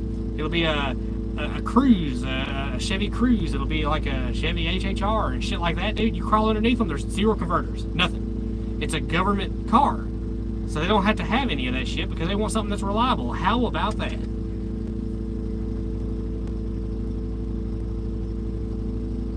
Let's see, have been looking at a surplus F450 or F550, something like that. Yeah, dude. Surplus excavators and shit like that, dude. They ain't got none of that bullshit on it. And they're modern, they're new, and they're low hours. I mean, they got all the modern amenities, but without the headache of all the other BS modern atrocities done to these vehicles. There's a crane right there. Check that out. Yeah. Yeah, dude. No, they got all that shit in the military. They got the wheeled and the track. Oh shit. Yeah, sorry about that. Yeah. But because they don't have emissions equipment, the government usually has to crush them instead of selling them at auction. Yeah, I know, man. It's bullshit. The waste at its finest. Yeah, crush the cab of that excavator, man. It'd be hard for me to replace with that, man. Yeah, that's all you gotta crush, though. Trust me. I'll get the rest. My ass peel the top of that can off and go back to operating that damn thing. I'll have me a little umbrella out here.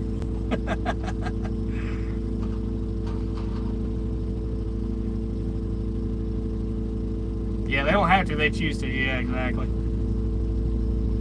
I mean, the taxpayers paid for it. Why not give it back to the taxpayers, right?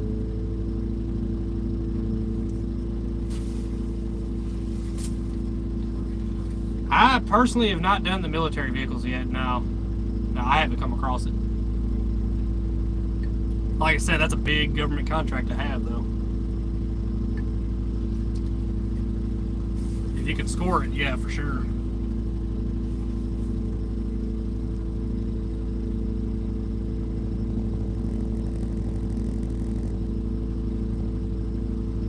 Yeah, you have to have a government contract. What's up, Mr. Hemi? Every day, not today. We're just loading trucks today. We're waiting on them too. We're just hanging out. This is all hanging out right here, buddy. We're what do we call this? Podcasting, live streaming, whatever they call it. Let's see. I've noticed the mail trucks around here don't have catalytic converters either. Yeah, exactly. Government. You can smell it whenever you get behind a USPS vehicle. Luckily for me, I don't mind that smell. Hell yeah. Yep. Yeah, Mr. Hemi, we're just hanging out, man. Today is a hangout day. We're waiting on trucks. We might be able to load some trucks when they get here. Let's hope. They're supposed to be sending 5, so we'll see. Yeah, podcast is audio. Well, I don't know. Ain't that what they call Joe Rogan podcasting? They're on video, but it's normally 2 of them talking. I guess that's podcasting. Yeah, it's just us. So yeah, we're live streaming.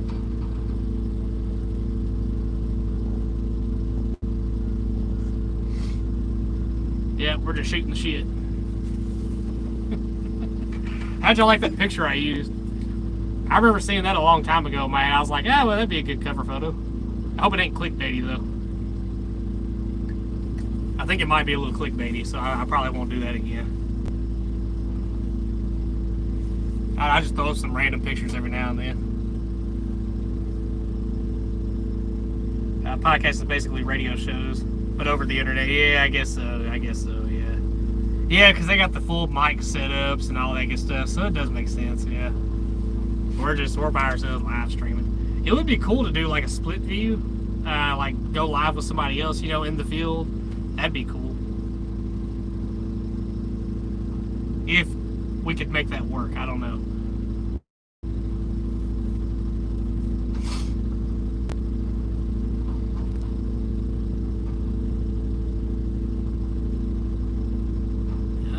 That's a scrap trailer, but it ain't a dump trailer. It ain't one of our guys. If the yard will allow it, you can do a subscriber meetup. Yeah, ooh, yeah. See now that's a tricky one. Yeah, that would be a tricky one. I know for sure my boss, once he finds out, and you know, I'd show like, hey, you know, we've been doing this, and it kind of built up to a big thing. We can have a subscriber meetup here at the shop, you know, and everybody can check out the baler and shit like that. You know, he might be all for that, but yards are sketched out when it comes to stuff like that, dude. But we could probably, like I said, if I make it to where we can have like a bunch of money to work with as far as doing this, like YouTube starts paying and all that, I could probably get it to where we could set the baler in a location and do that. We could probably do that on our own. But as far as like at one of these yards, I doubt they'll be for that. Yeah, exactly, yeah.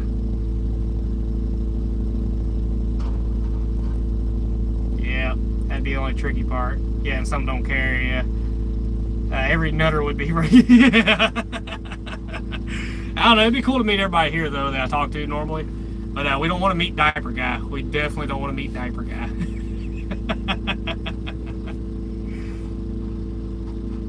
I've seen trucks at surplus auctions where they cut the frames off and sell them without the title as parts, but engines and axles and cabs okay. Hell yeah, at least they saved that part.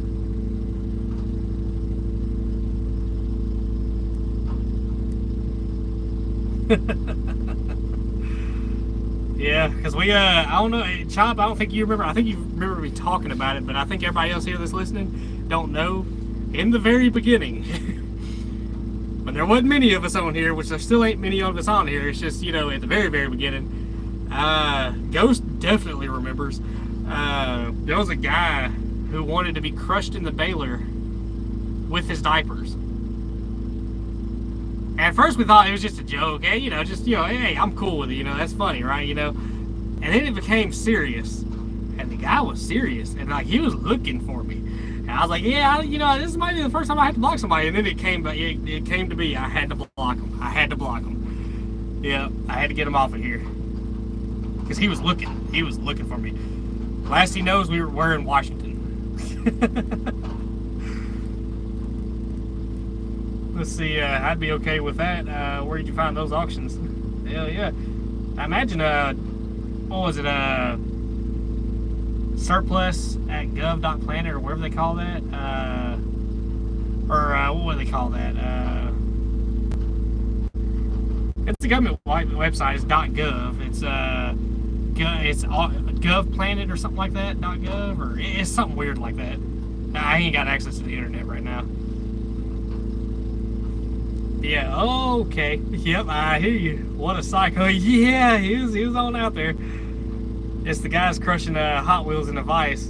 Oh, man. I've seen them on Iron Planet and stuff before, but they're not too common. Yeah, exactly, yeah.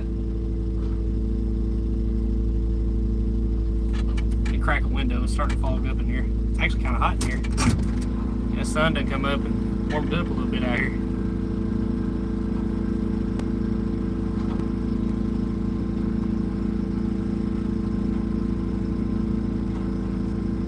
Yeah, dude. No, we had definitely a nutter in here for sure. Like I said, psycho people everywhere you go, man. It don't matter where you're at, they're there. No matter what country, they're there. You will meet one at least at one point in your life. You will see one. Oh, hell no. Yeah, out on the internet, they're infested. No shit, dude. I remember the Wild West of the internet, man. You come across them every now and then. Exactly. Half the time they're paid from the state to afford it. I like watching car crushing, but I'm not going inside that thing unless the engine is off. No shit, dude. Like, even me, if I ever have to get down in the baler, the engine's off, the kill switch is applied.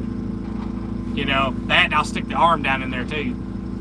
You know, that way, I mean, it'll tear the arm up, but at least it's tearing the arm up, and at least I'll have something to get inside of for if the rams come out. It'll stop the rams. Oh, yeah. Yeah, it's called locking out. Yep.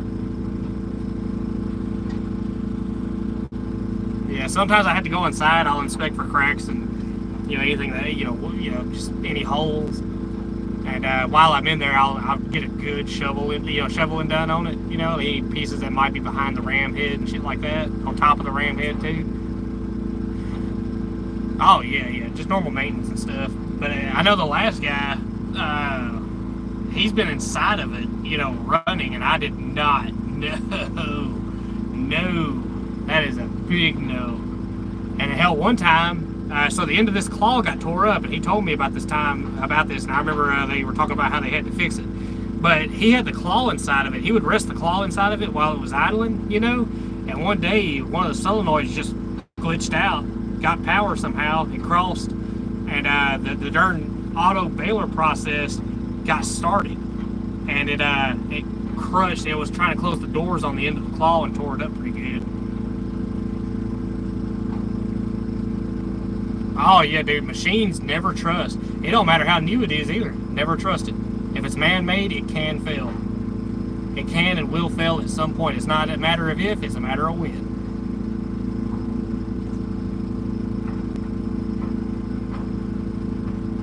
Oh yeah, dude, no, that'd be insta shutdown. Yeah. Yeah, exactly, yeah. See, and this machine is all electronic control. Haven't you noticed how twisty it is sometimes? Sometimes you can get it kind of accurate, but a lot of times, like for instance, like when you stop or when you start, you can kind of feel a pulse, you know, it wants to kick, you know, because it's electric reaction, you know. All this, there's just wires coming up to these joysticks. There's no hydraulics in here. I prefer hydraulic control, you know, like it is hydraulic control, you know, quote unquote, but this is electric over hydraulic.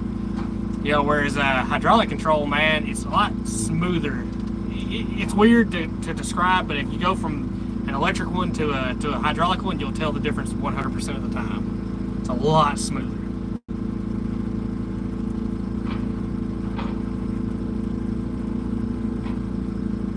Yeah, exactly, yeah. If it has tits or wheels one day, it will leave you stranded. No shit. That's a good one. I heard of how a couple of tweakers stole many thousands of pounds of boat anchor in broad daylight across the street from the police station. Nobody even noticed. Holy shit! If there's a will, there's a way. So what's the smallest object you can pick up with that thing? Pebbles. Could you pick up a soda can without popping it? I probably could, actually. Yeah, because that part's actually see, I can kind of twitch it a little bit.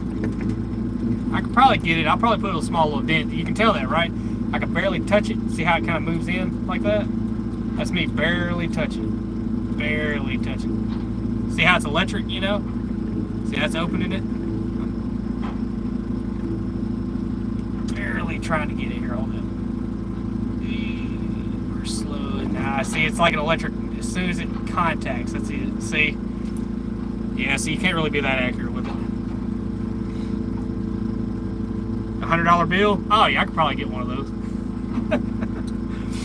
I could for sure pick up that.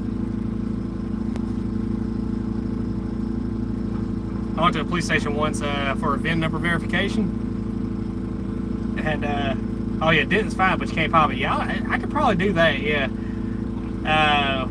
And number verification, they had to radio for a squad car because there wasn't a single sworn LEO inside the police station. Oh, that's concerning. Some guys winched it onto the into the back of the pickup, threw a tarp over it, and drove. Never to be seen again. So somewhere out there, there's anchors. Thousands upon thousands of tons of anchors.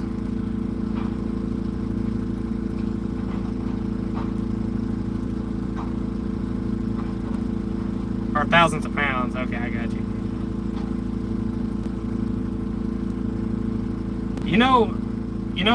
The crazy part is, if you got like a service type truck, like a white truck with flashing LED lights, you got high vis, they probably did it in broad daylight and looked like they were meant to be there. That's another possibility too. You'll be surprised what you can get away with. There's video examples of that, 100%, all over YouTube. People who can go all through the back rooms of like a movie theater and shit like that because they're code inspectors, quote unquote. They're just wearing a high-vis vest and a clipboard, and they look official. They just look official. And for 9 times out of 10, you can fool the shit out of people with that. So yeah, I wouldn't doubt it. They were probably wearing full high-vis and everything. Because sometimes if you're doing something crazy like that, it's like, well, he's meant to be there, right? No.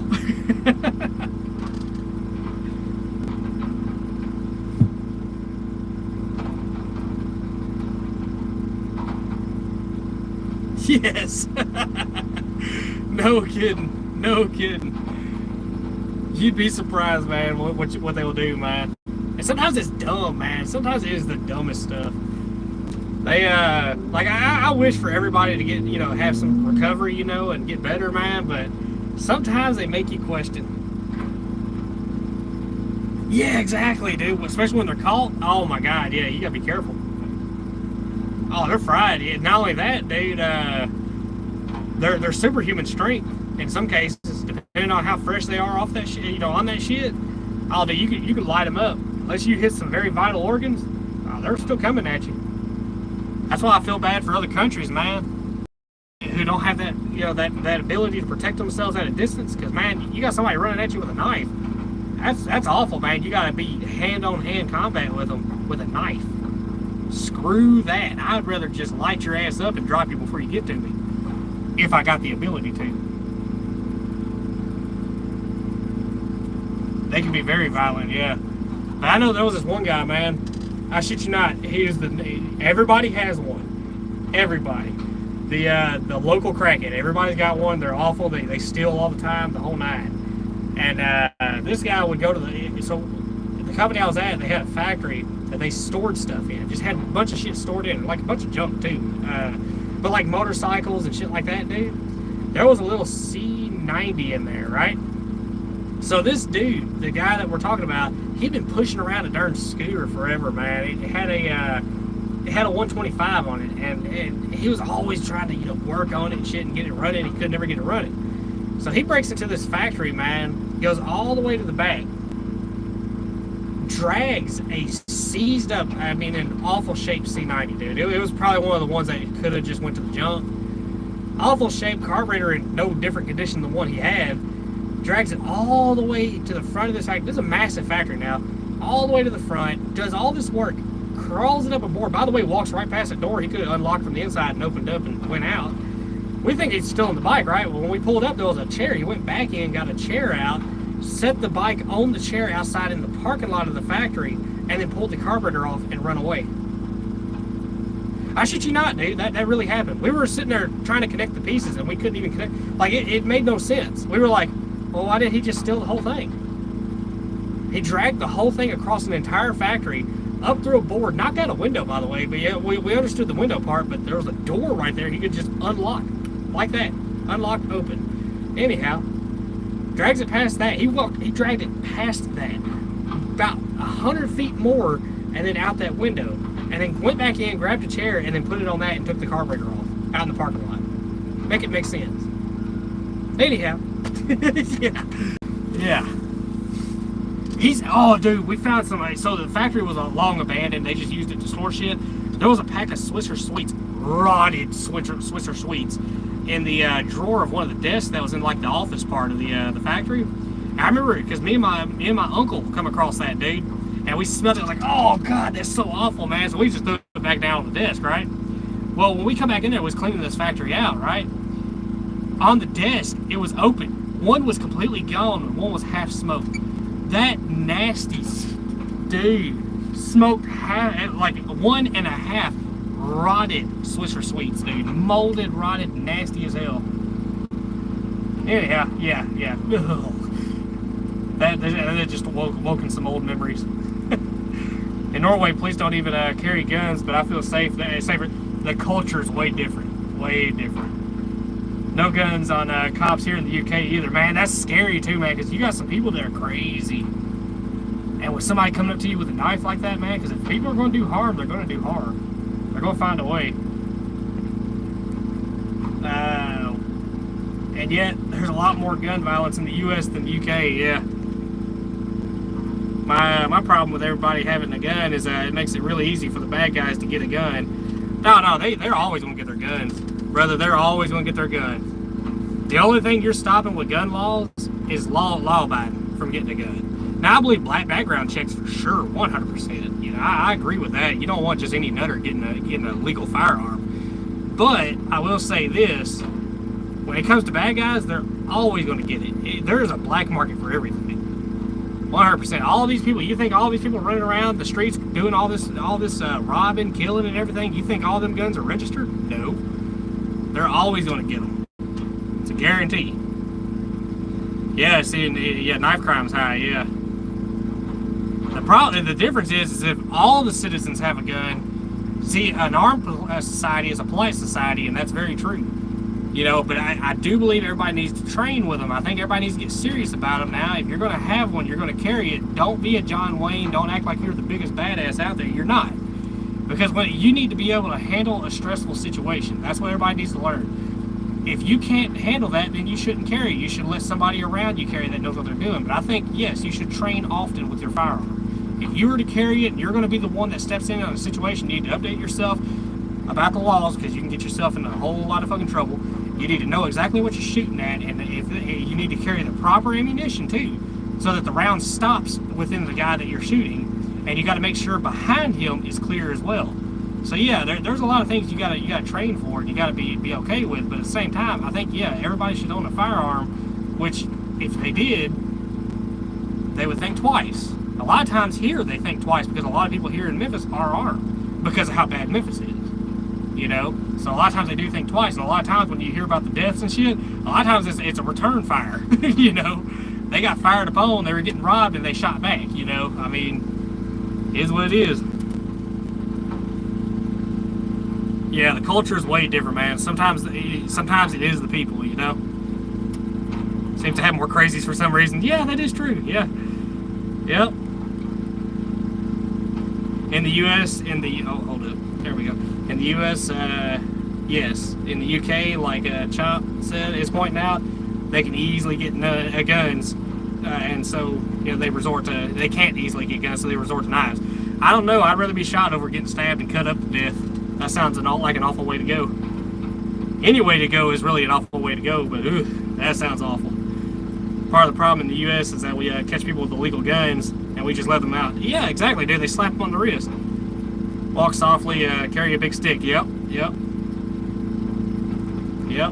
If you pass the safety class and you're not a felon or a lunatic, I'm fine with you having a gun. Hell yeah. But I think safety class is a reason. Yeah, well, I mean, yeah. I think everybody, common sense. Let's just start teaching common sense.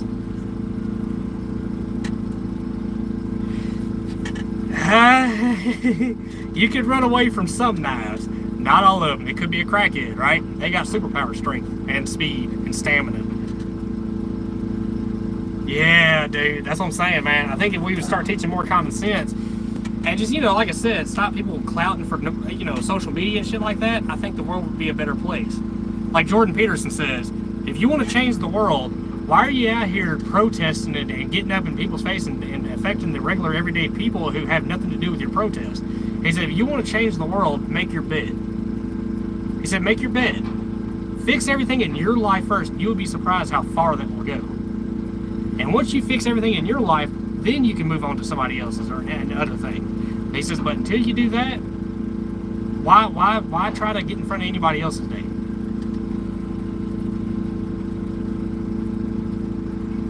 Oh yeah, dude. Yeah, no kidding. I've only ever protested against the government, and I don't get in anyone's way when I do that. Exactly, dude. See, I 100% agree with protesting, but I don't think it's right when those people sit in the middle of the damn road. You know, it's not right. For instance, over here in Memphis, this happened. They shut down the main interstate that comes across from West Memphis, Arkansas, into Memphis. They just shut it down. They were just in the middle of the interstate, just shutting everything down. All the traffic was backed up. There was an ambulance that was across the road, across the river, trying to get to the hospital to give life-saving treatment to this person, and it ended up killing that person because they could not make it. They were trying to get medevac. There's a truck right there. That's Earl. Anyhow, they were trying to make it. He's gonna go up there. It'll be the second guy that comes over here. But yeah, and they couldn't make it over here because of that. They were trying to get medevac all set up and everything to get them over, and it just too much time went by. Had they been able to cross the bridge and get them into the life-saving surgeries they needed, they would have survived. But because of that protest, they did not. Don't block the roadways.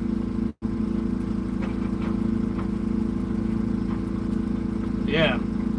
Yeah, because anytime you block the roadways, that's a good reason. That's a good way to get the average Joe, to hate your protest, to go completely against it. That's the best way to do that. And I imagine that, I mean, like I said, if only they would know, like I said, if common sense was common, they would understand that.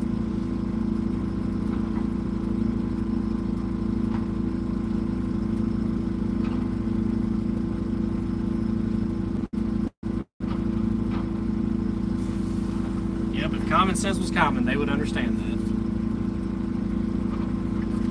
Hey, Earl. Let's see if I can hear you.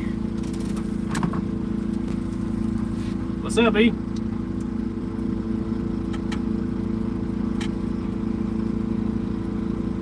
Radio works. I don't know if he's got it.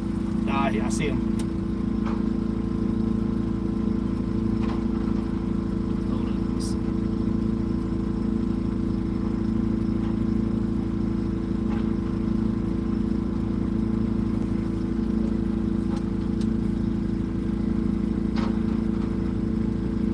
I think I saw you talking, man, but it's not coming through over here.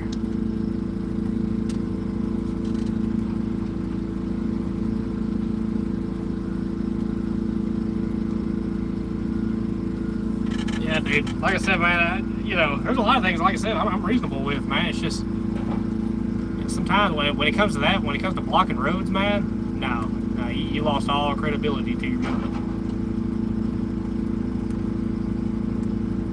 Now you're messing with regular people, man, and a lot of people, they're like on the verge of losing their job and shit, or losing their income, and I mean, and you're costing them that, and they had nothing to do with it.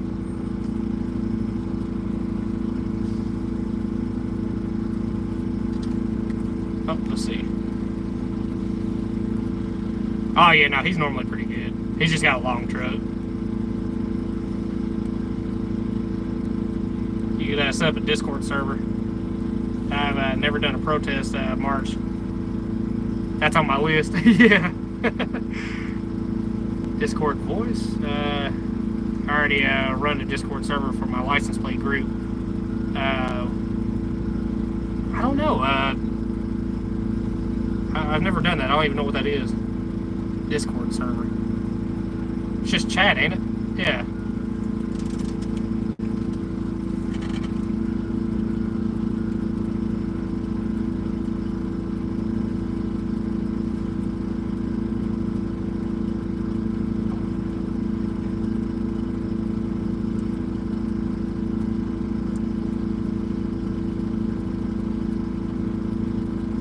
Basically, it'd be like a conference call. You can do chatting. You can also, so I got you. So I can actually hear everybody instead of just everybody having to, burn their fingers up typing. I got you. Yeah, it must suck doing it this way. I'm having to talk and you are having to type. Yeah, I guess so.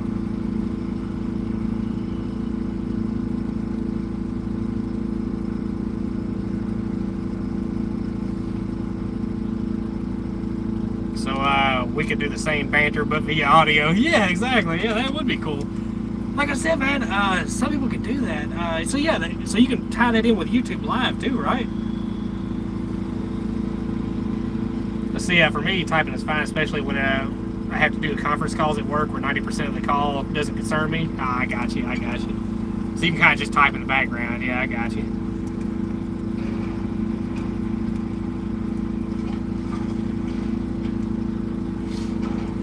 And let's see.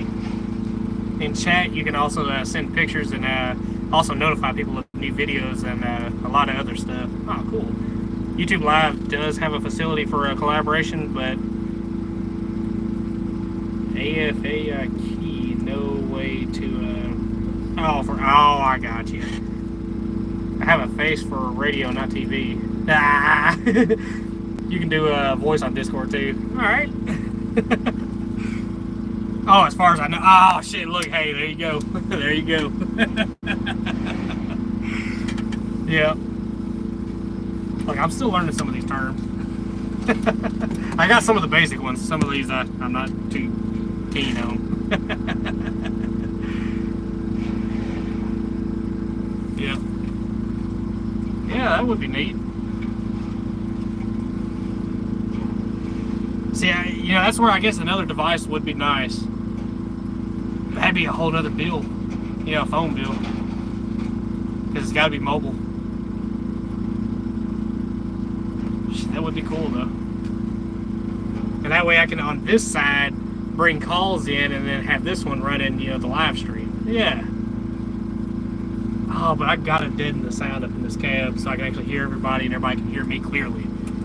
Now this earpiece ain't great. It's not the best.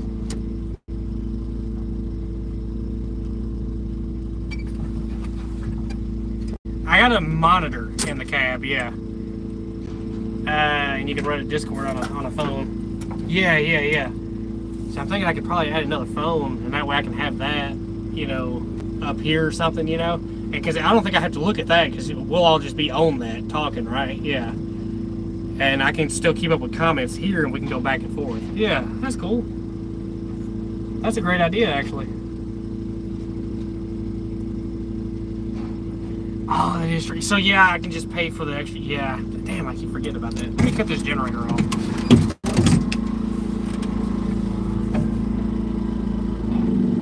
Oh, it's warming up right here now. Crazy how fast that happens. With the frost and ice still warming up. I'll take that. Let's see. You'll set something up? All right, bet.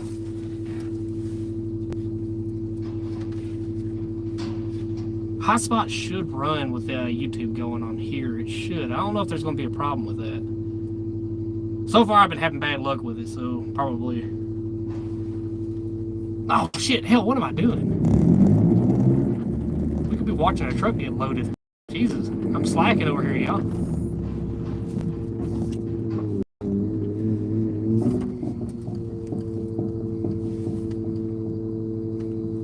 Yeah, we'll try it out.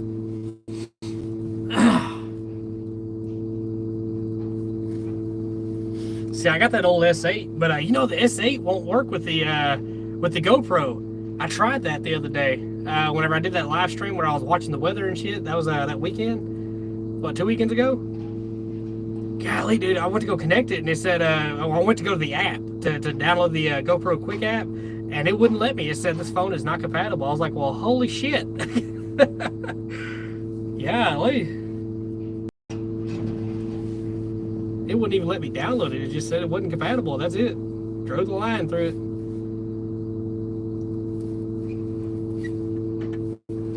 I think what I could do, I think it's what I might do. I might do something like I hate to admit this, but it is what it is. If it'll allow it, I guess. But I can get like an old iPhone or something like that, but still new enough, and do that for the camera so I can have it off to the side. And I can have my phone doing the Discord and the and all the other stuff, the hotspot and the whole whole nine. Yeah, that's doable. Yeah, we're figuring this out.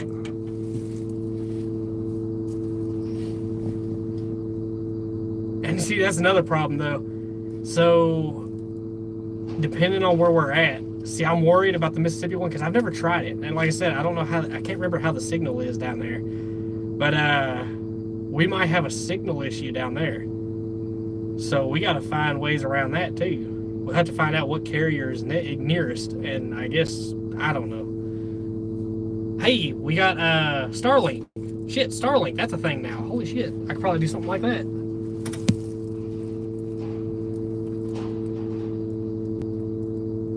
Yeah, I think I might, because my sister might have one that's a little newer though. She always keeps all her old ones, you know. So I probably can get that. I just gotta word my way around it because me and her always joke with each other about Android and iPhone, you know. So I had to word my way around that. So I gotta take some embarrassment to do that. I'm not saying I need your iPhone. I just, you know, want to show how bad it is, you know, or something like that. I gotta come up with something. Oh man, I'm testing for testing purposes.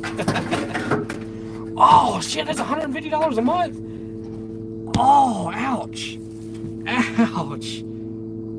Ooh, that hurts. That hurts big time. I thought this shit was cheap. The whole point of it. Damn, no it is not. Sure there ain't no other truck pulling up. Yeah, that sucks.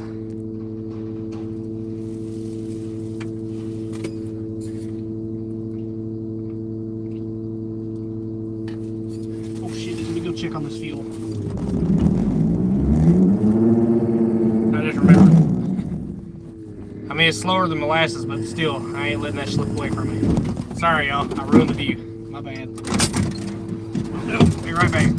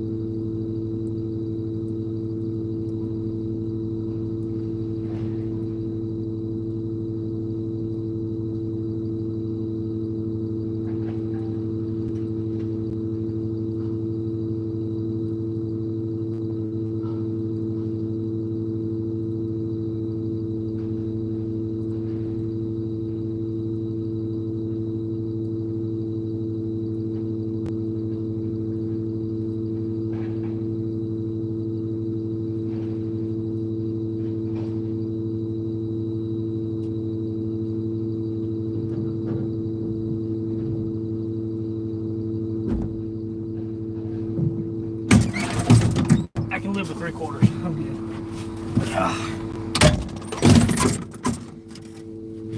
Okay, let's see.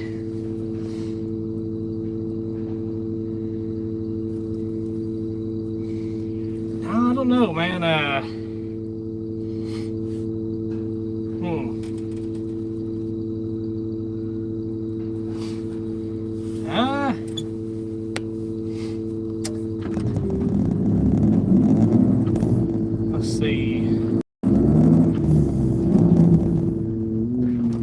I guess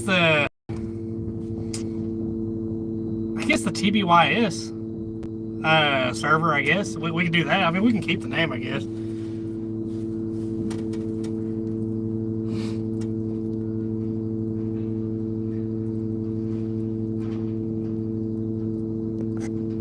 Also, once you create one, it's kind of stuck in that, I guess. Yeah. Alright, let's see. Oh, one thing Doge should get rid of is Amtrak. Basically, nobody rides it outside of the Northeast corridor. Oh, yeah. I know they have a lot of trouble with their trains. And the reason I know that is because I've had to deal with Amtrak before.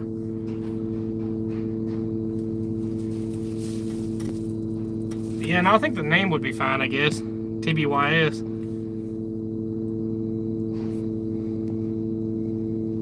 Oh yeah, yeah.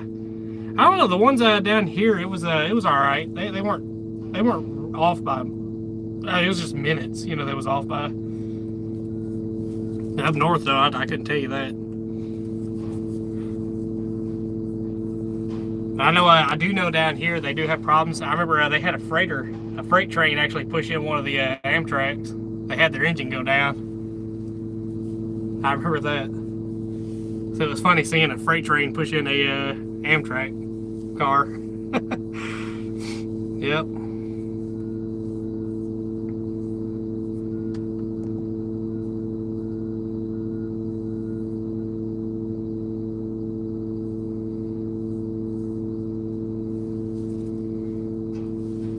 I mean, it would suck losing Amtrak, I mean, in a way. But if they can improve it, maybe it'll be better. Like I said, there's a lot of things that can be fixed and that need to be fixed and need to be improved upon. I was like, I'd like to, I don't know, it's one of my bucket list things, but it's just one of the things that I'm not just like let's go do it, you know, I really want to do it. But eventually it would be nice to ride a train out somewhere, just ride. That would be cool, I think.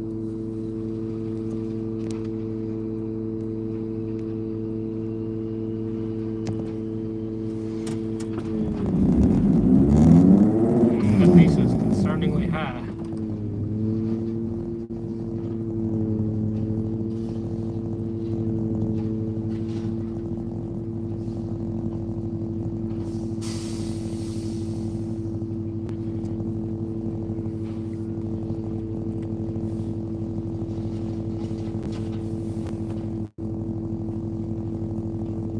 Oh, let's see. Amtrak actually sells off their retired passenger cars and locomotives through the government auctions from time to time. Yeah, I was gonna say it's a little high right there.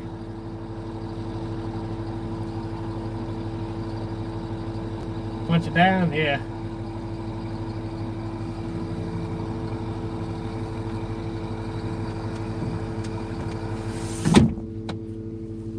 Take this jacket down.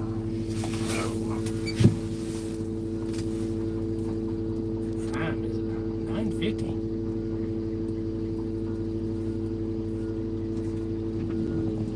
That would be kind of cool to have an Amtrak car, wouldn't it? I'm always thinking of converting shit over into like a home, but that would be kind of a cool home, wouldn't it?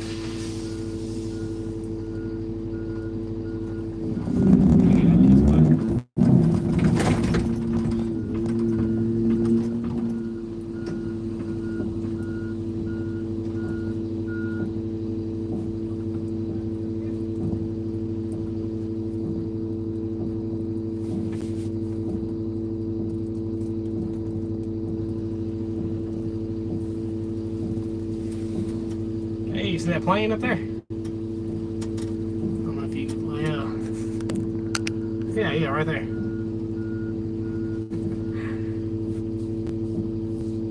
It's pretty cool.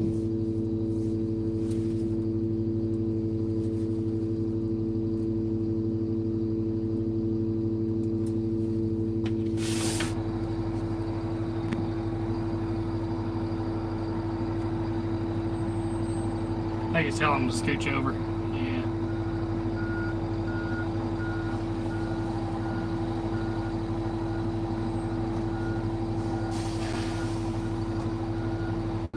Why didn't he come on this side of it?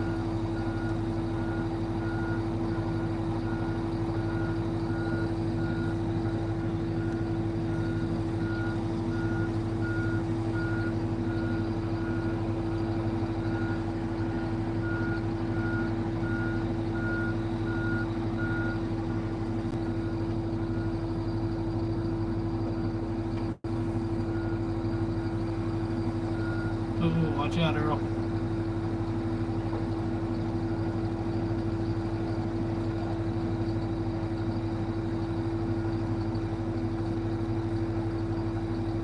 He's starting at the back, yeah.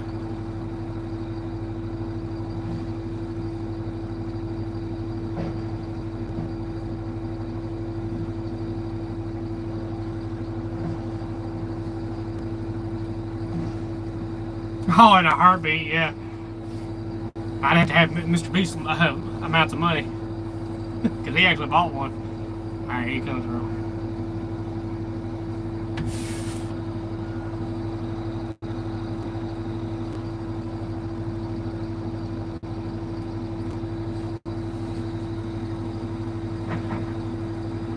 Yeah, dude, no, that dude's like, oh shit, he's about to pick it up. There you go. He's moving.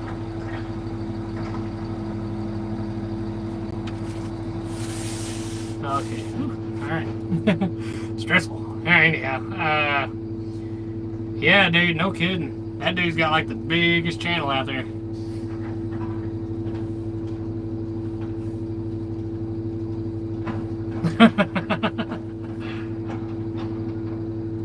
I didn't see all that.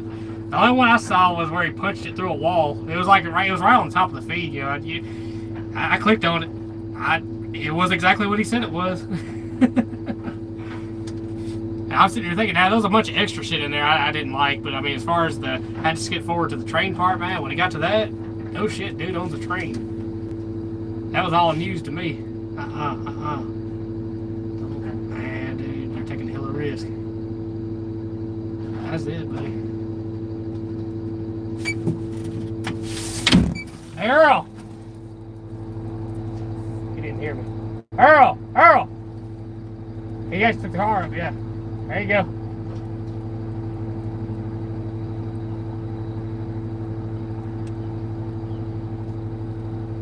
He had it right, yeah.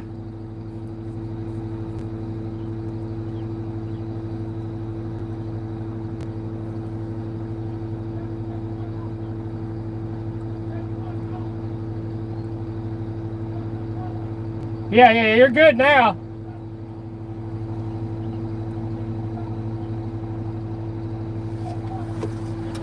He's talking to the truck.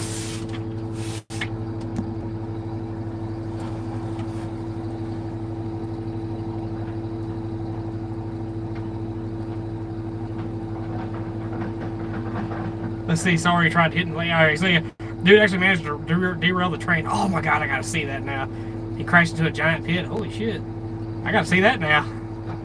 I could care less about the explosions and fireworks and stuff. But train carnage? Oh yeah. Hell yeah. Here's something crazy for you. Back in the 60s when sound recording was big and bulky, a friend of mine wanted to record the sound of a passing train. A normal person would rig a recorder up next to the train. My friend arranged to have the train run over him. Oh, so he could have the operating equipment while the train passed over. Low speed, but still. Hell no. Ain't no way. Ain't no way.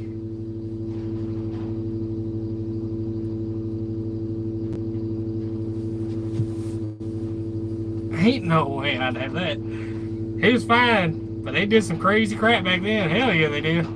Sounds like it. Nah, you're good, brother. You got it all. Oh, he's taking two out. That's what it is.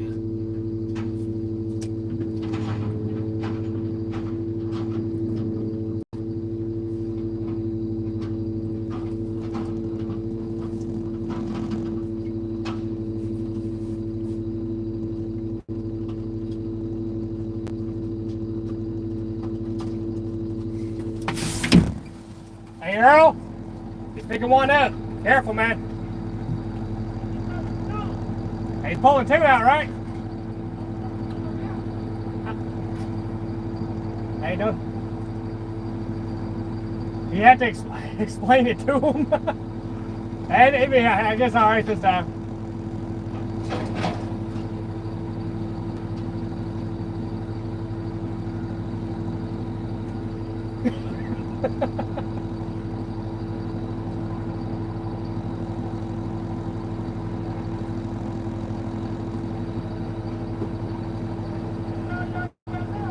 That's it.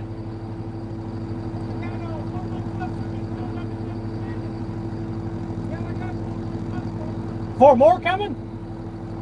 Oh yeah, 4 more. Yeah. We got frames and all that. We got frames and all that. Oh, we got enough for those other 4. Yeah. He said 5 more was coming after you left. Yeah. That's right. Yeah, well, we got it kind of figured out. That should be it though. Maybe. I'll let you know after the last one leaves out. All right, brother.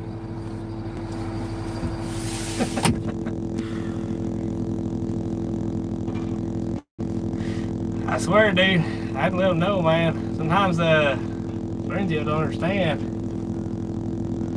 See, I always look under the trucks. See, I always look for feet, you know, whenever I'm loading them. Because you'd be surprised sometimes, man. Some truck drivers, he don't normally, you know. But sometimes, man, they'll walk all up and down inside their trailer, man, just watching the shit go right over them. Now, hell no. I always make sure. No OSHA guy or lawyer nearby, obviously. Yeah, I hear you, dude. They wouldn't be too happy with that. And see, those trailers are so tall, so he didn't see it. He just thinks he's packing it down, you know. But now when he goes to pick one up, now I'll get him away from it. Hell no. Ain't no way I'm having that shit dangle over my head. That bale falls on you, that's the whole weight of a car. It'll flatten your ass.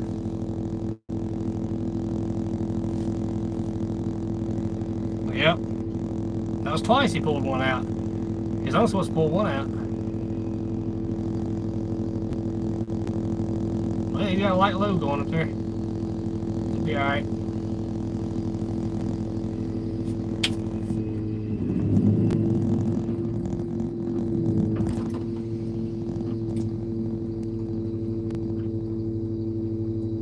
Oh, yeah, it's game over. 100%. Ain't no hard hat protecting you there. Yeah, it is.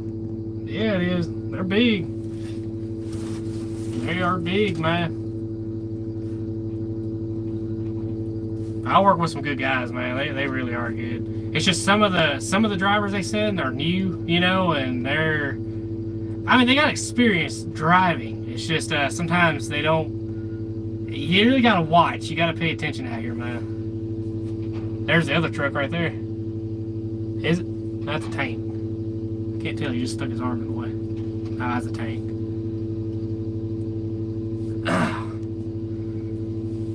Let's see. Got to mute the stream for a minute. Jumping into a work meeting. All right, brother. We'll be here. Let's see. We was only just saying don't trust machines. Well shouted. You never know. Yeah. No, dude, I don't trust anything hydraulic. That's like these guys that work at some of these yards, man. They trust hydraulics. God,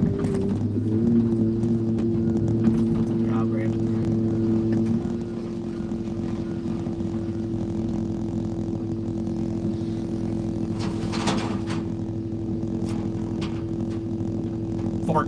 All right.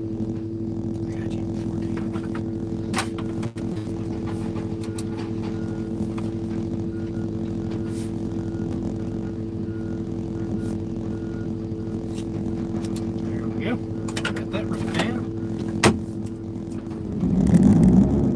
14.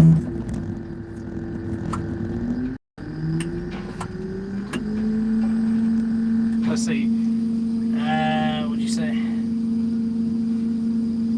I've been inside a car. I've been inside of a car crusher, which I guess is trusting hydraulics. Not sure how to do that again without knowing. Yeah, especially when you got that one with the heavy counterweight, because you had that one that excuse me, that flattened shit down.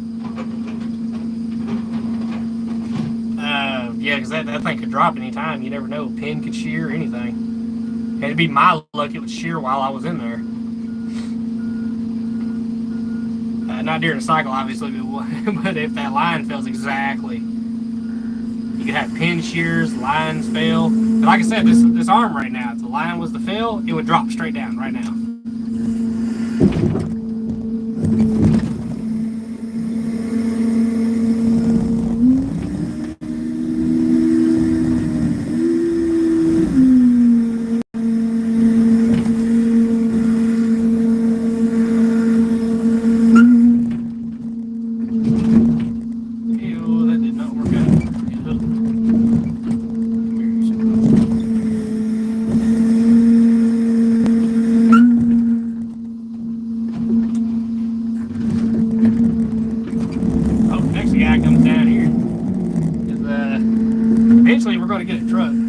Back up there because it's easier. They ain't got to do all the extra shit. That's why we're missing trucks right now. But I know Earl, I expect him, you know, long truck and all that.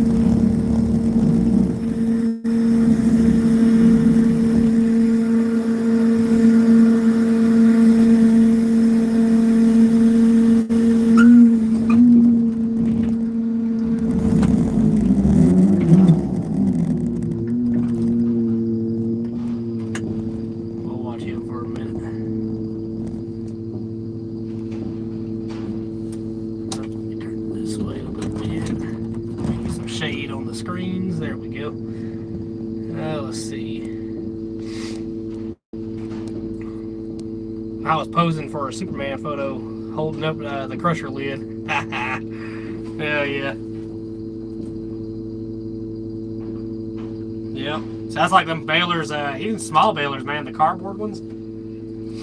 Yeah, sometimes you gotta go inside those and work on them, but they got these stands you can put up, or you can just drop it all the way down. It depends on what's broke on it, but you can drop it all the way down, the piston, unpin the head when it hits the bottom, and then pick the piston up, and you can use a forklift, you know, just set it on some forks inside the baler, and then pull the head out. You know, that way you can work on it safely without having to worry about getting, you know, smushed.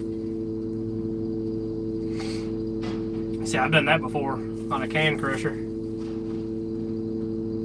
The back, so you got this channel beam that they normally wrap them things in. You know, it's all built out of channels, and some of the welding on the bottom broke, and it pushed some of the channel beam out during the build. So we had to take it all apart and fix it. But you had to weld it on the inside too, and that, you know, welding underneath the head of a baler, it's not an option. You could probably do it 100 times and get away with it. It's that one time is all it takes.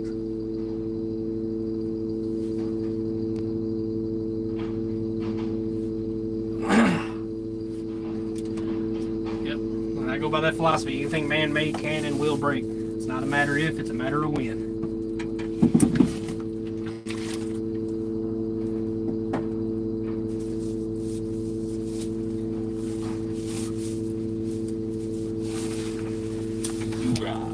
Stick this over here. There we go. Now I can get to my pee.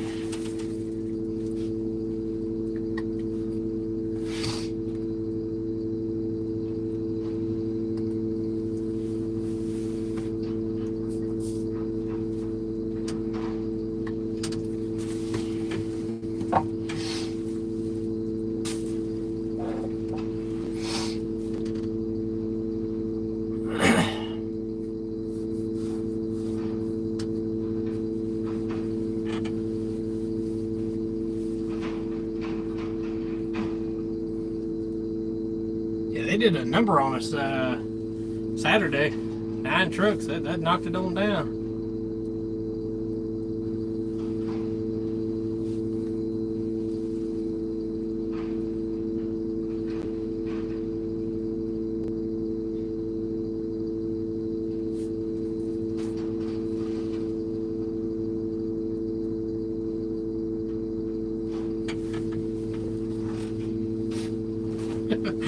I was carrying a backpack that looked like mine. I was like, hold up, I've been in here all day. I've been worried for a second.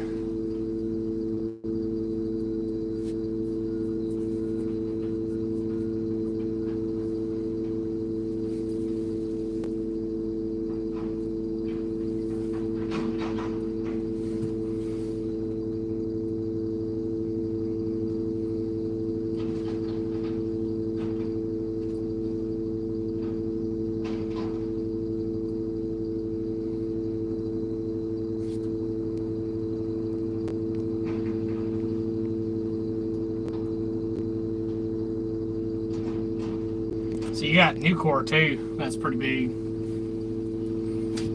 They're right. There's one here in Memphis, and there's one across the river. And I know where the one is across the river. It's actually close to where I live, quote unquote.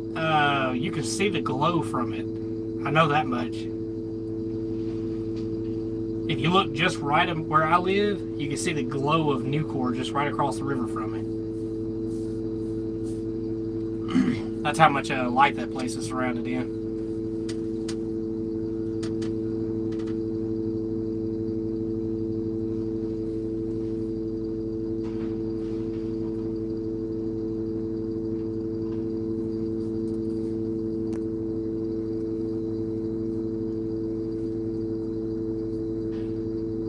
And what's also cool about where I live, you can either hear river boats, which sound like trains, or you can actually hear the trains. It just depends on what area the sound's coming from.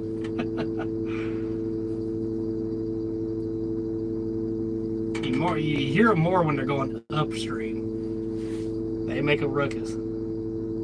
It's just a churning sound it's got, you know. It's a difference, obviously, you know. The train you can tell pretty obviously, but it's like the same depth of sound, you know. It's got that same area of sound that a train has. It just doesn't have the actual track sound.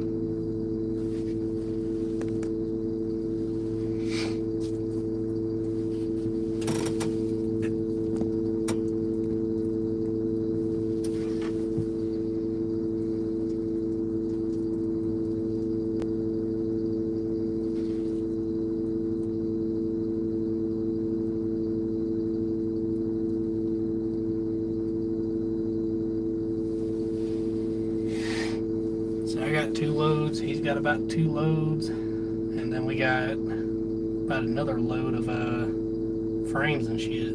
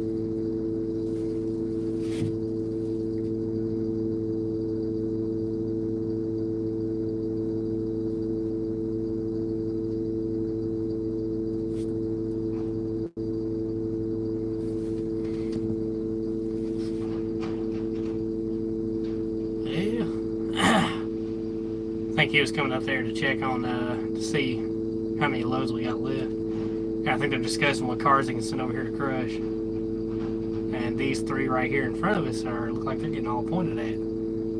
Yep, he just did the hand swipe. Crush them. Scoot you closer, I'll get it.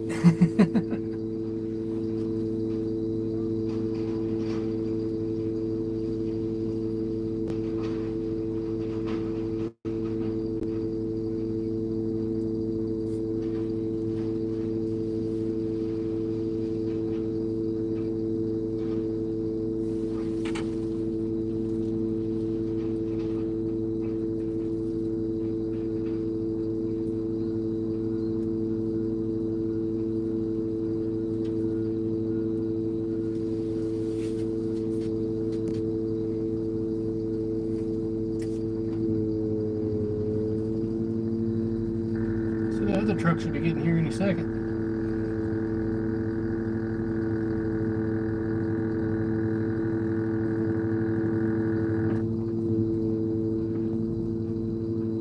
Get my phone back out of the sunlight. There we go.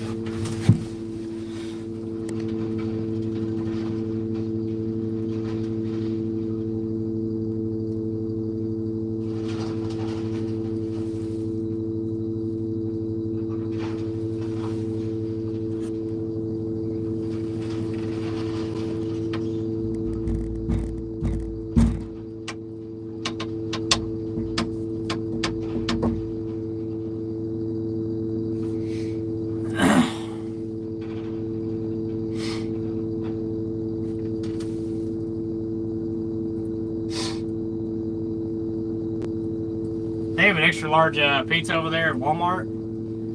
I always get them because they're a good base to start from. We'll load them up with pepperoni. I take some Italian sausage. I'll take and cook that up. I'll you know, crumble it up and cook it up in the pan. And you know, it's raw. You know, the one I get. And I'll take cheese like Colby Jack and shit like that, dude. And oh my god, dude, mozzarella. And I'll layer that pizza up, you know, several times over. And when it comes out the oven, oh, you're talking about good. We only do it once in a blue moon, but it's good. I recommend. Oh, and also, I found an interesting thing out this weekend. Was that, so, my cousin was having a, you know, for his daughter, a gender reveal, you know, get together. So, and I like the idea they come up with. It actually works out pretty well. Bring diapers if you think it's a boy. Bring wipes if you think it's a girl. Luckily, I was right. I brought wipes, and it was a girl. How about that? But everybody wins in the end. Well, while we were there was some food and potato salad. It was loaded potato salad, and they had tacos. You know, they had a taco meat all made up and everything. And everybody make their own burritos and shit like that, right? So I just happened. I don't know what came over me. I just did it. I grabbed some loaded potato salad, walked over there and put taco meat on it, and you would not believe how good that was. Potato salad by itself, I don't really like to eat too much of it. I can eat maybe a couple of spoonfuls and that's it. But whenever you have that taco meat to it, oh, it was fire, dude. That shit was good. Like, actually, on my second little plate, you know, I made, shit, I did it just entirely of that. Not entirely, but you know what I mean.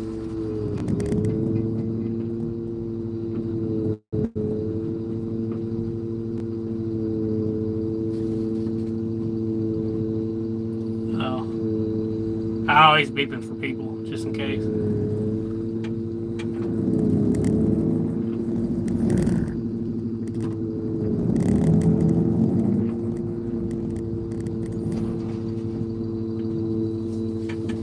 Alright, now let me hang my jacket up over here. Somehow. Really need another sunshade, that way I can block this off. Or, well, hell, here, I got it right here. Look, instant. Watch this. And blocked. It makes sounds, but it works.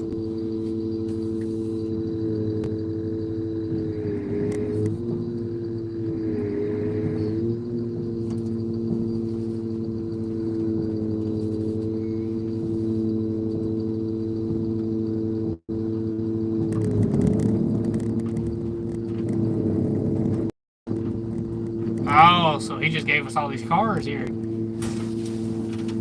you go.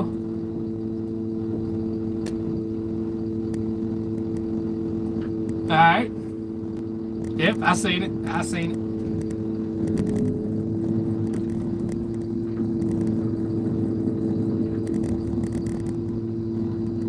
Alrighty. Well, look at there. We get to see some crushing today.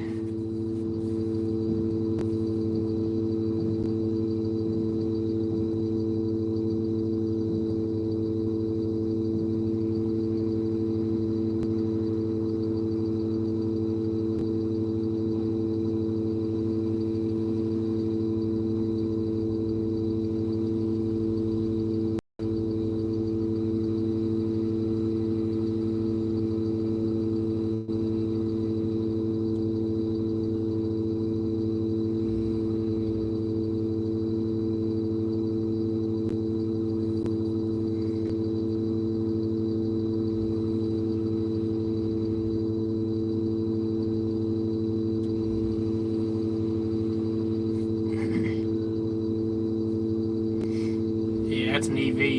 He's looking for a battery. I'm assuming.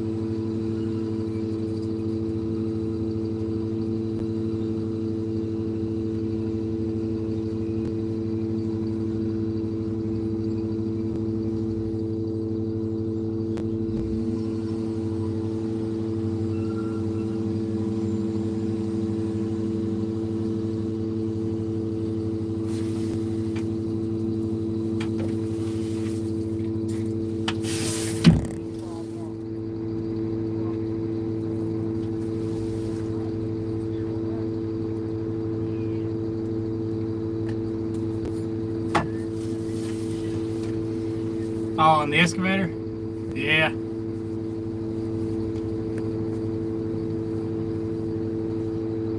What would we put on there, though?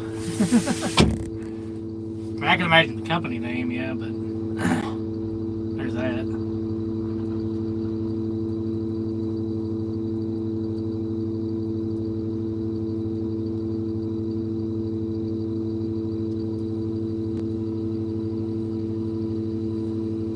What you think of the name should be?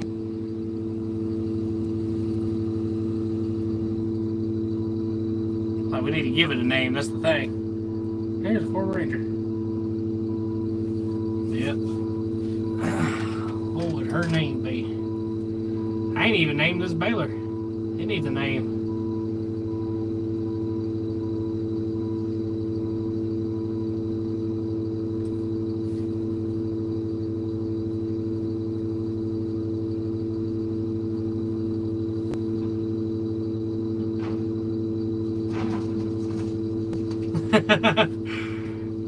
Well, we could probably get some more. I think we gotta have more people though, because anytime I post anything, it never goes anywhere. It like only like a couple of people see it, and that's about it. Let's see. Hey, can't you do something in the comments though? Hold up.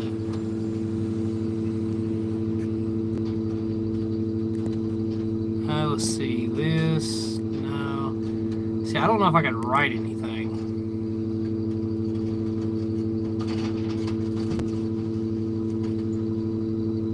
Tossing those cars around like they're toys. Deirdre? Deirdre? Deirdre? Yeah, I guess I could just ask on here. Everybody would come up with a name then.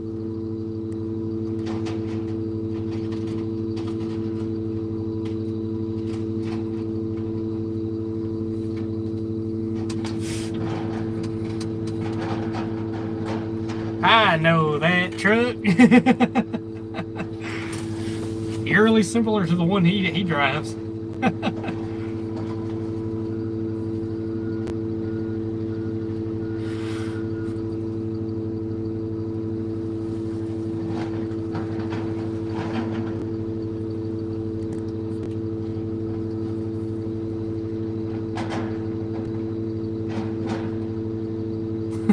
He might get down to look for some parts. Tail light looks good on this side, the other side's destroyed.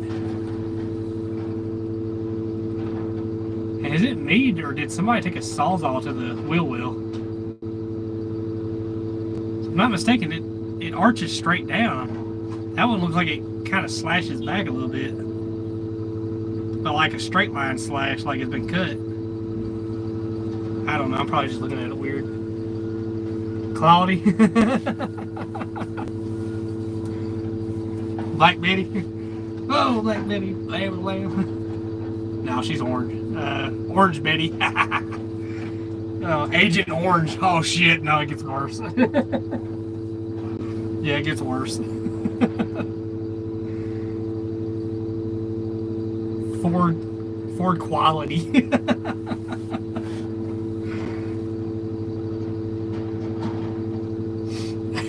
That little Ranger of his, it does pretty good. That little Ranger actually come from this place right here. He saved it. He says it's set up here for 2 years. He just had it kind of in the back, and he said the windows were down on it. He said it was full of all kinds of shit. He said he took and put fresh gas in it, put a fresh battery on it, was able to get it fired up and running, and it went from there. He drives it to this day. I mean, it's got a lot of problems, but don't get me wrong. I mean, it still drives though. It's a lot better on gas than that 7500.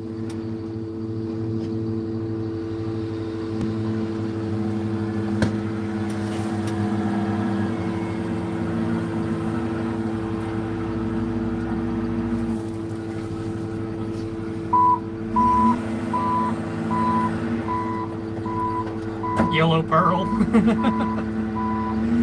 Huh.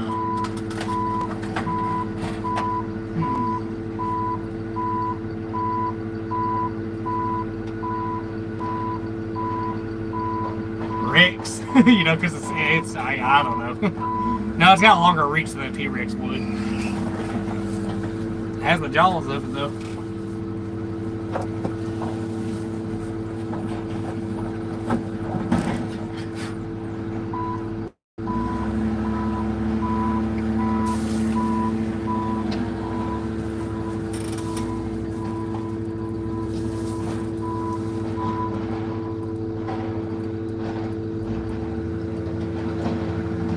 Oh, the yellow peril.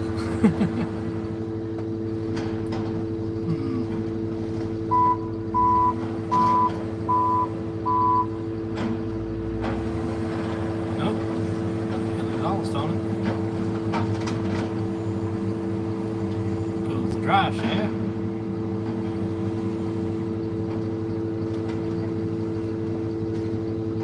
Manual transmission, I think that was. Yeah.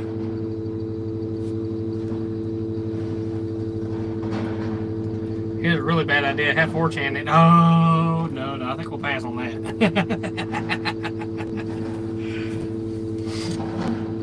It'll be something interesting for sure. That's got the inline 4 on it. Yeah.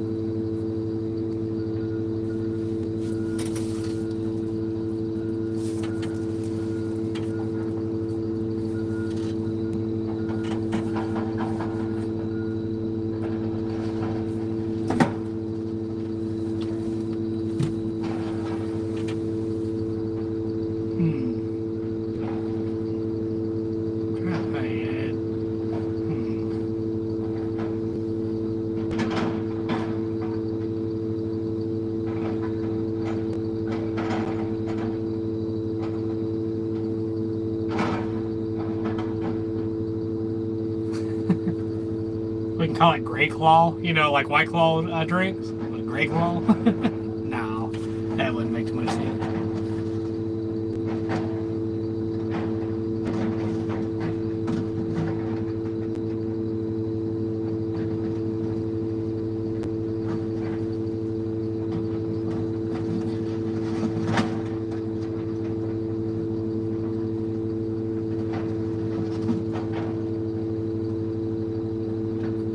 Hey, we could go almost Native American with it.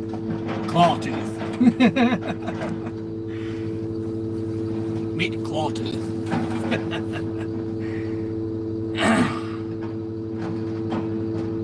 Nah, I don't think that works out too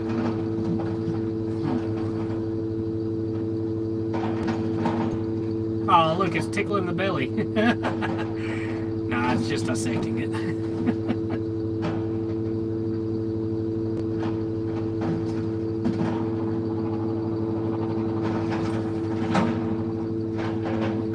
Who's that?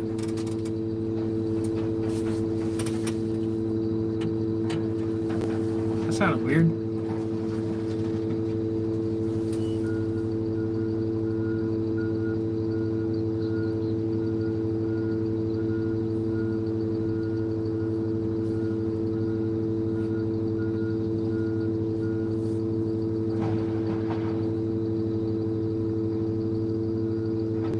You know what would be funny? Do like an Avengers reference. You can call that Ronan the Destroyer, and then this Thanos in a way, because this is the end game right here. Now, technically, the Thanos would be the mill, the Shredder. Shredder would be Thanos. What would this be? You got Ronan the Destroyer, and then you got this. Huh.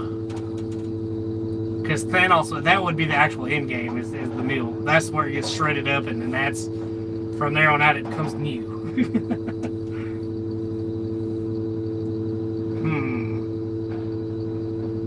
Yeah, and it makes sense because the Shredder, you know how in Avengers, you know, whenever he snapped his finger, it everybody turned to dust like little bits, you know. So it makes sense, you know.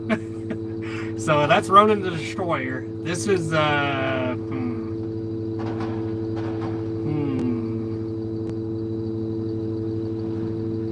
almost want to say Hulk Smash, but we gotta keep it on the villainous side of things.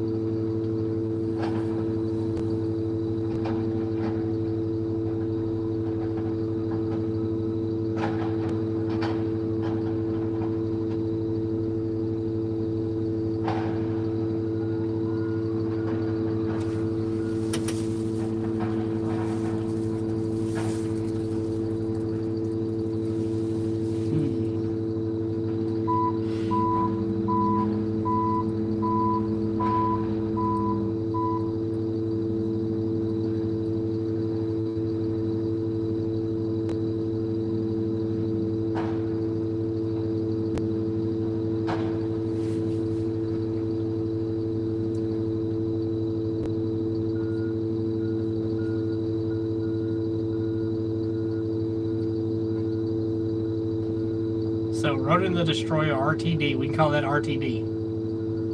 You almost want to say RTDT, you know, but RTD, Ronan the Destroyer, and Thanos is the meal, the shredder.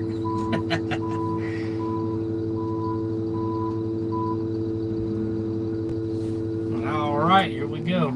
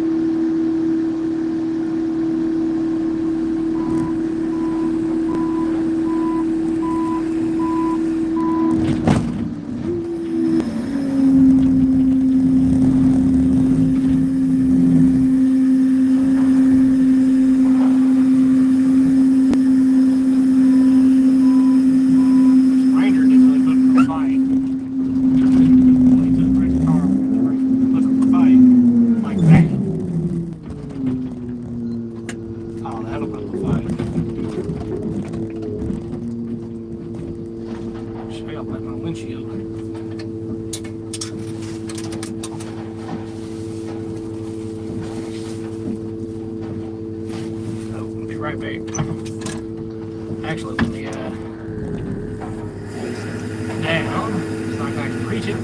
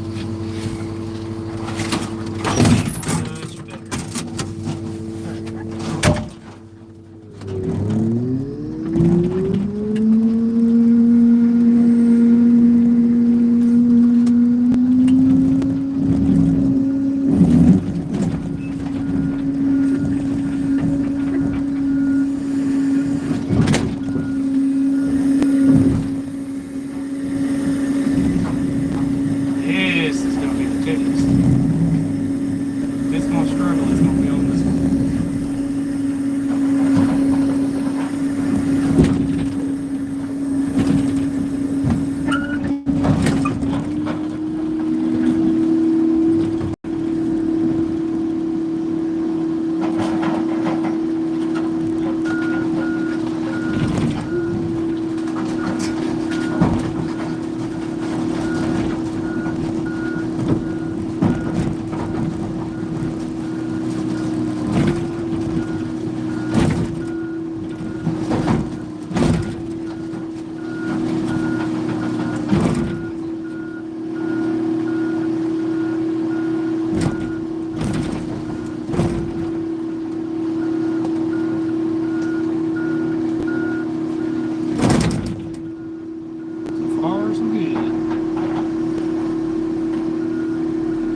Yeah, machines do not like cold. They just don't.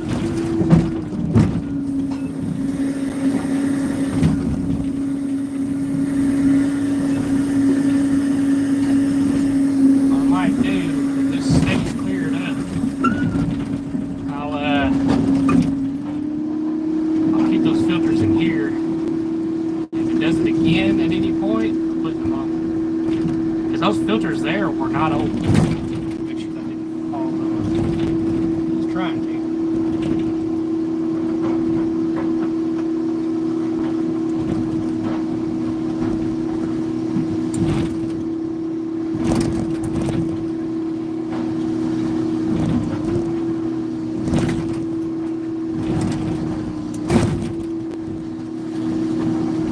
Look at there. It's good.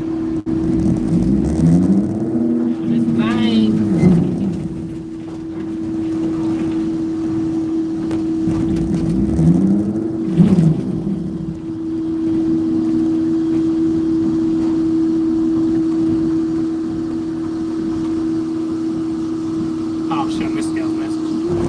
Let's see. Is the shred price holding firm with all the scrap going to the mill? So far, yes-ish. But so that one I was talking about that was down in Mississippi, I did hear yesterday they're waiting on like $5 more, and that's it. And we're hoping it's going to happen. Hoping.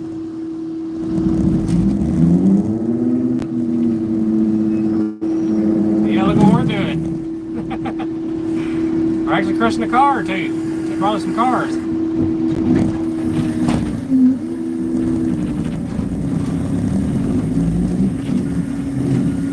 Try to get this way.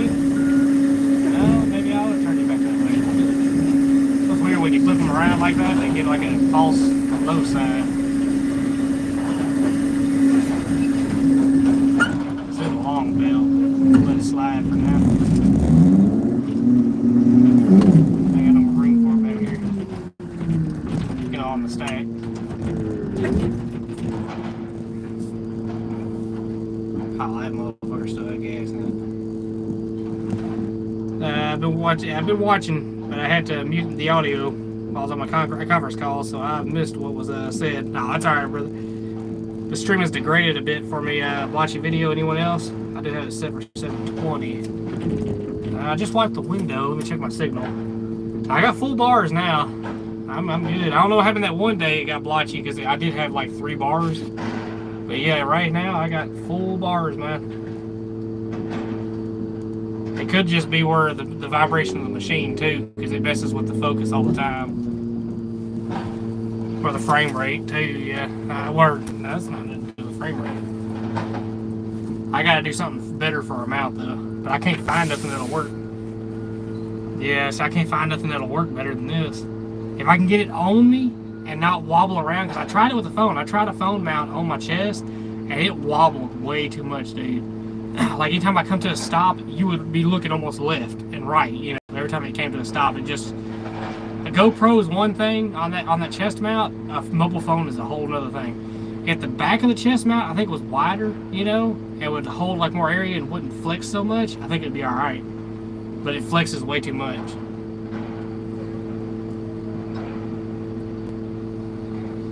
Blurrier than what it was. You know, another thing that could be causing the problem is heat. I got the window open. It's going to get loud for a second. Let me get the fan on it and see if that improves it. Yeah, move this up out of the way.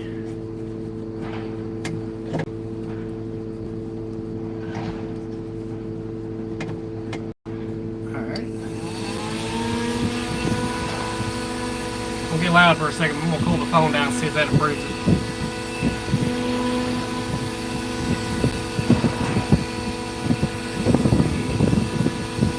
Comes and goes. The phone's pretty hot right now. Let me, I got it cooling off now. We'll see how it does. It's gonna be loud though.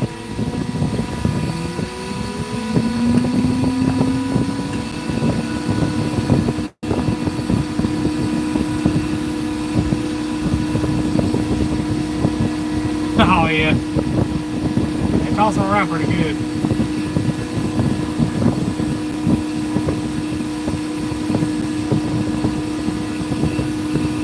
So far it's been doing good.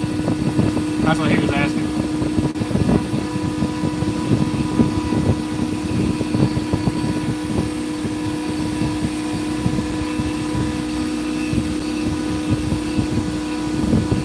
Yeah, I know.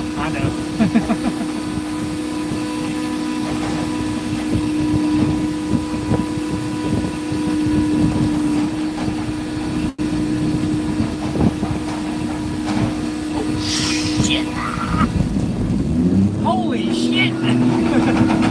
Hey, look at what's here.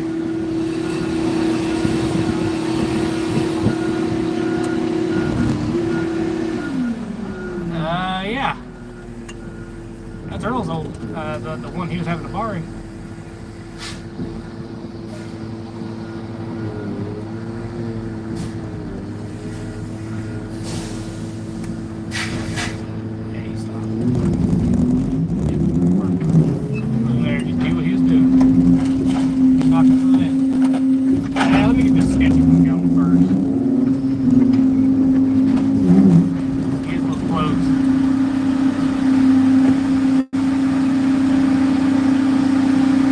I had to look out my side window and I was like, holy shit, there's a truck there. He snuck in on us, didn't he?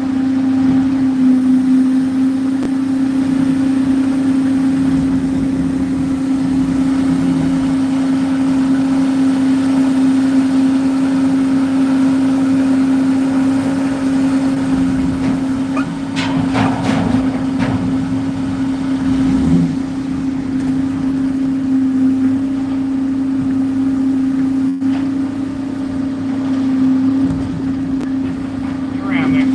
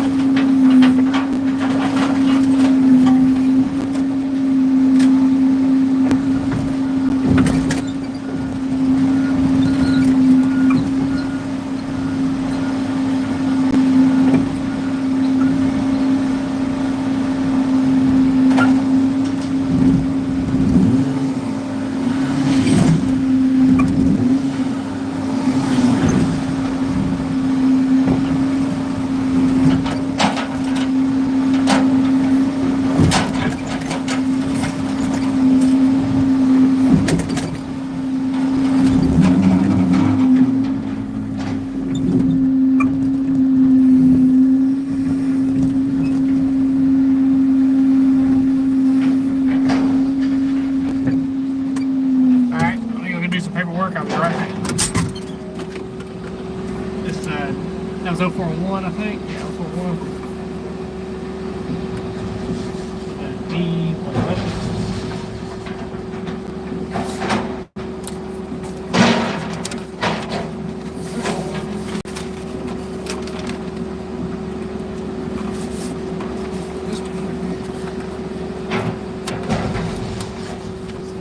Question mark. Yeah, what's your truck? Buddy, you need network. Hold up. Where you going?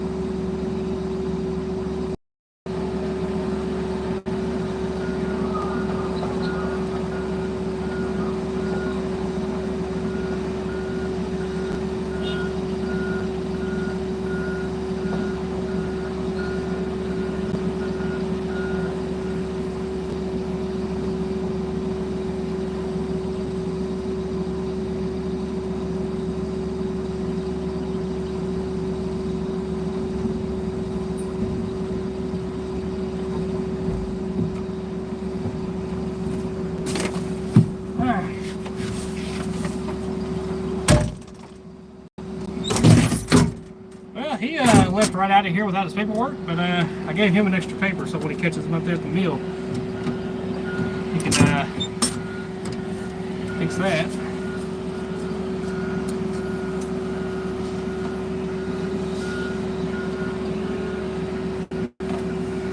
Okay.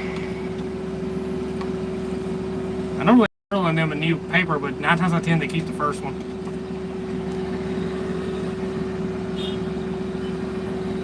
Let's see,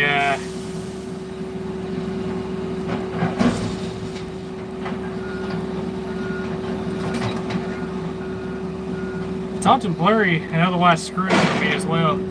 That sucks, man. I hate that. I wish I could use the darn GoPro. I wish. Don't go arm wrestling with your coworker now. Hydraulics don't like being bent sideways. I hear you. Do they weigh in the radiator bundles? Not yet. The guys will come down from the shop and do that.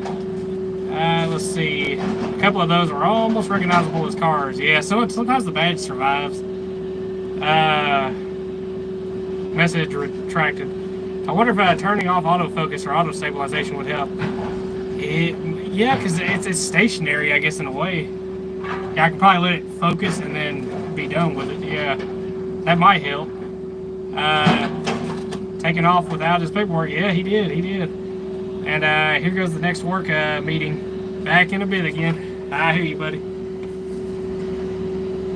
Let's see, I put 15 on him. Said he likes a few more. Joe'll finish off this paper here. That's good. I'm just waiting on him. Which, while we're waiting, why don't we crush a car? How about that, huh? Hey, at least those two can back.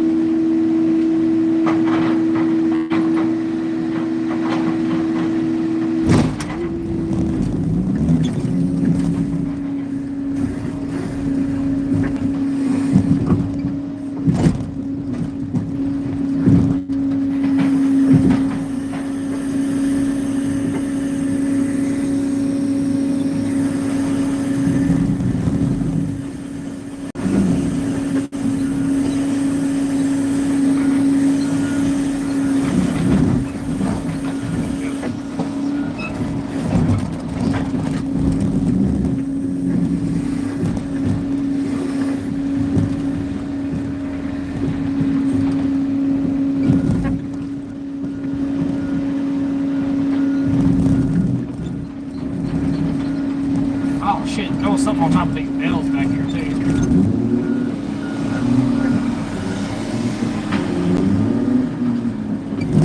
Oh, there it is. There's that and this.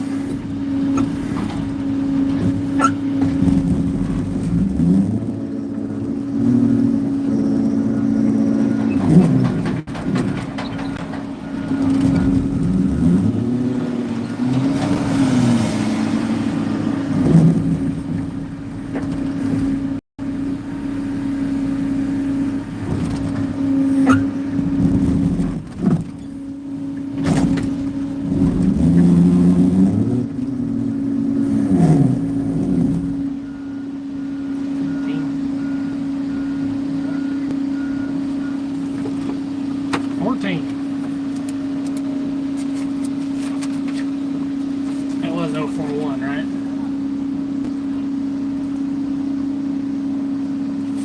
Oh, I got you.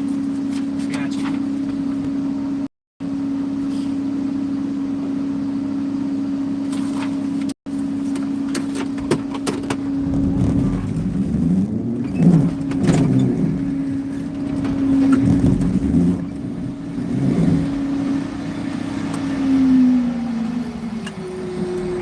Those two more trucks. What we like? 3 more to go.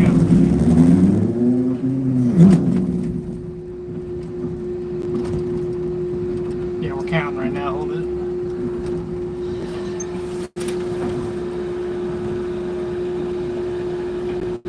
I got exactly enough for another load right now. I can handle one truck right now.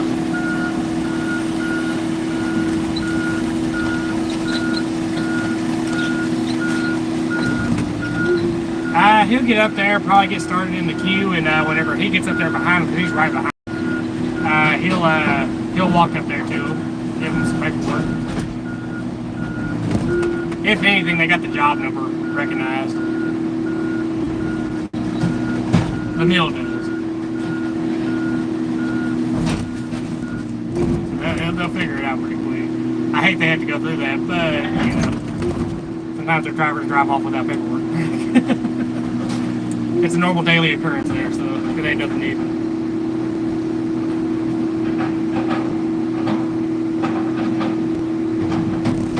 Oh, the excavator operator was picking up an intact car. Yep. Alright, buddy. Get back around. Let's see that until the door stop.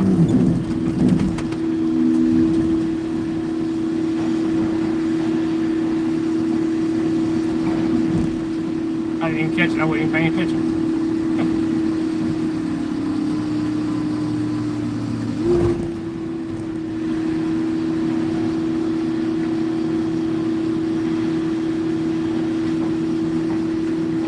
What was it? Nice car? Ooh,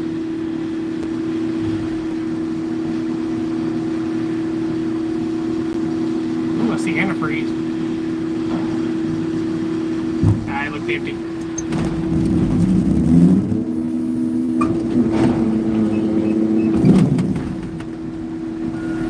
Yeah, the yellow jug's antifreeze. But when he picked it up like that, I saw him bounce real easy. I was like, yeah, it's empty. This thing's red.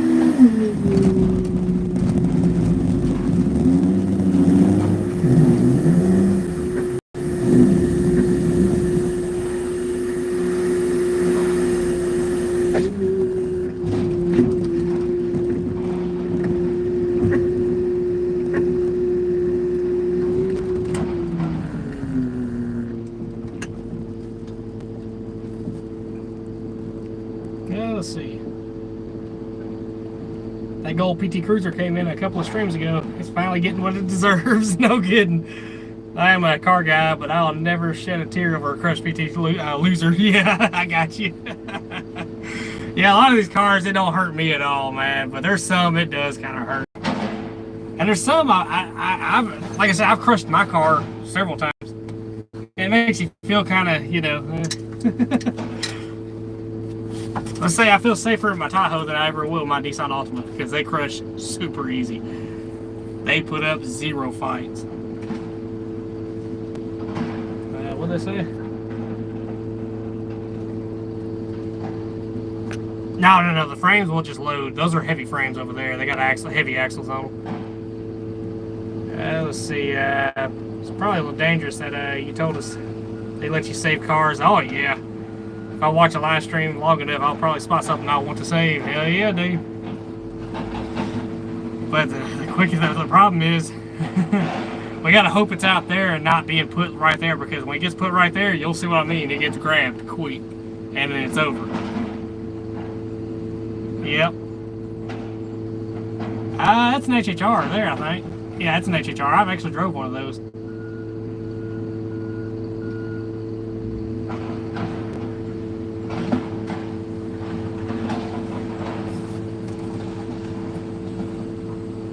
Yeah, I actually drove one of those. It was alright. It was a good gas mileage car. Had some room to it, but in storms and wind and everything, you would not want to be in it. That joker will. I tell you the thing I did to it though to make it kind of somewhat better. The plastic handles. That shit had to go. Everybody will tell you the plastic handles on them things do not hold up. But other than that though, it was an alright car for what we did with it. But again, I shed no tear over getting crushed.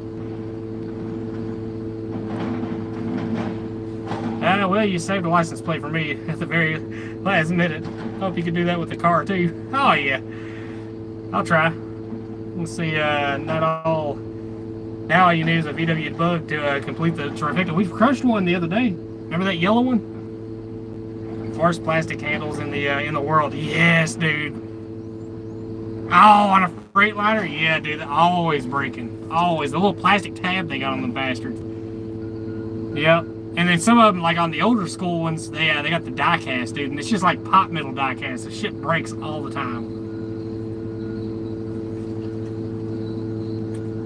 If you get a modern VW Bug, put some flowers on the dashboard face before you crush it. Yeah, it's getting close to lunchtime, ain't it? He might be walking over here to say, hey, lunch. See, watch the signal he gives. Watch, he'll say he sees me tracking him. If he's ready for lunch, watch him.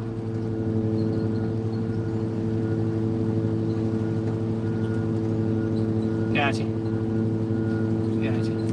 Yeah, that's not the signal for lunch though.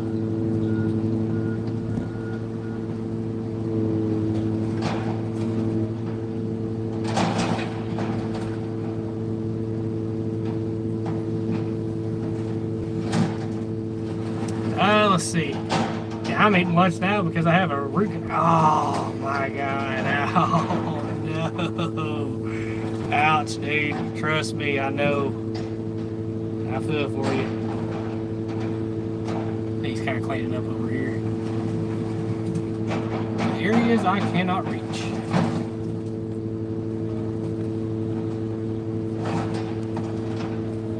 Yeah, dude, that's not fun, man. Oh wait, hold up. They're letting you eat lunch? Having to go in for a root canal? Well, they're not putting you under on this, so I guess it makes sense.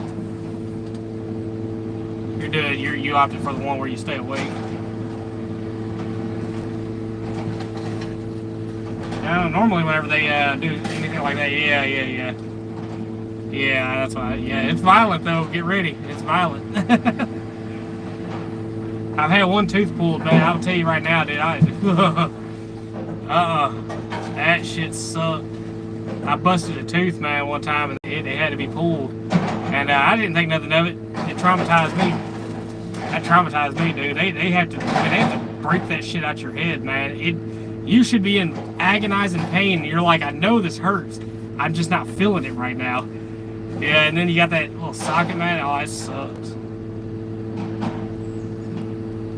If I didn't opt for that, they are usually. Oh, I got you. For dental work, yeah. Even when I had implants done, they didn't put me under completely. Oh shit. Oh, that Jeep right there? Yeah. Oh, he's popping the trunk up. Look at him, he's gonna peek over there and see what's in it. He's taking a gander. Nope, nothing interesting. And he's gone.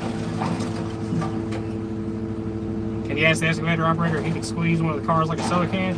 A lot of times he does, but sometimes the floors hold up. Like on this car here, the floor will hold up good. But if you notice, some of them are rounded like a can, dude. It's funny as hell looking. But the reason you really don't like doing that, though, is whenever you crush it, when you go to grab the bell out, you ever seen them bells that sag? They make like a U shape, you know? 9 times out of 10, that's why. Normally, if you keep the floor protected enough, it'll fold it in half in the baler, but it'll keep it kind of straight so it stacks good. I like to see how skinny you can make them in the middle. Oh yeah, the loader is the loader guy. No, that's the yards. And I've seen that, but I figured he was squeezing them enough to pick them up. Yeah, just enough. Yeah. Now, if he wanted to, he can full Luga-Duga it and pinch that car pretty flat. He can round it off if he wanted to. Alright, let's see if we get the signal. He'll point at that.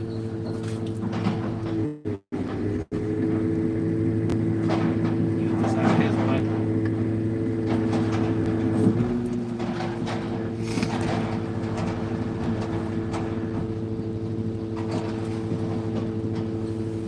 I really know some water up there. Let's see. I know it doesn't make for a good meal. What is that?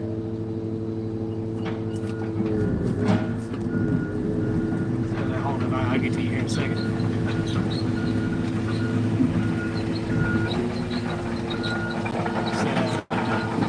I know it doesn't make for a good meal, but it does make for a good show for us. It does, it does. Oh yeah, his claw is 10 times stronger than this grapple. This grapple ain't got shit on that claw. I think on that excavator over there. It's got way more power than this machine. The only power this machine has is that baler part. That's it. As far as the claw goes, it's like a logging grapple. It's just, you know, it has one purpose and that's it. So this is all I got right now in the claw. That's full force just to grab the car and that's it. It will not squeeze it any tighter than that.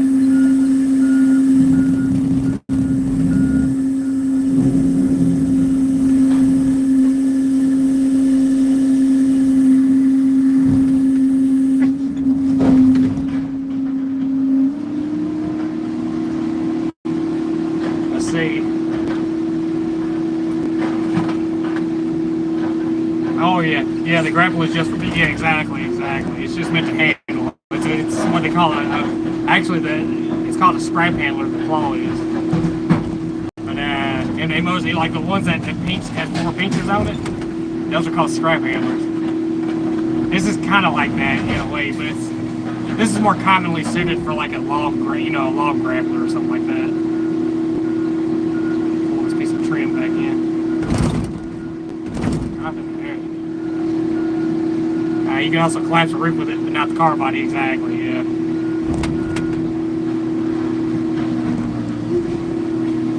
Oh, yeah. Yeah, normally they don't. And normally they're able to move around. This one, Man, this would be the ultimate baler if it could move around, right?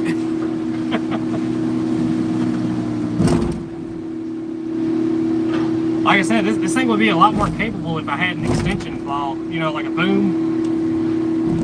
Yeah, you wouldn't be able to pick it up straight up. There goes a truck. Where you going, buddy? You missed us by that much. You saw that, right? He's on that little small road going down. What are you doing? It's a Gerdau. Wait, here's that Gerdau. Yeah, I don't know if y'all caught that. One of our trucks just went by. Alright, that pillar is giving me a problem.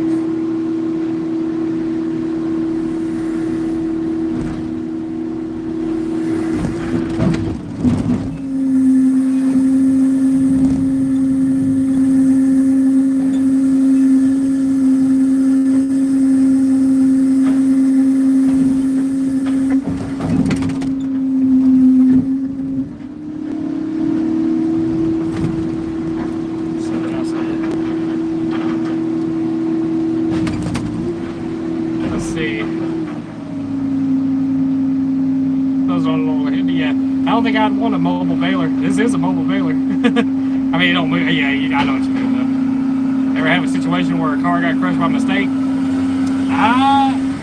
It has happened, but it's going to be on the yards. You know, if they send it over here to us, yeah, it'd be on them, really. Now, if he grabs something, yeah, it'd be on him. As far as I go, on me, probably not, because I can't really move from the spot. Now, if they sent one over here, yeah, I guess it could happen, but I'd know better than I'd know better than that. That's my big fear when I park in a scrapyard. No kidding. It worries me when he parks his truck over here, because if the loader sees it, they'll grab it. Which they all know his truck, though. Why do you have to turn them around? Is the crushing force not equal on both ends? It is. It's sometimes the pillars stick up and it won't grab it, you know? So I turn them around so it folds the pillar down. So it's a clean bill, you know? That's the only reason I do it. Oh, see, what had happened was... Oh, yeah, the ice done melted too. See, what had happened was my dirt pump handle didn't click off. And I lost about 5 gallons worth of diesel. And that 5 gallons really looks bad when that dye mixes in with that water. So now my pond is reddish pink. Pink over here is more reddish over here. As soon as we get the baler moved, we can get it all scraped up.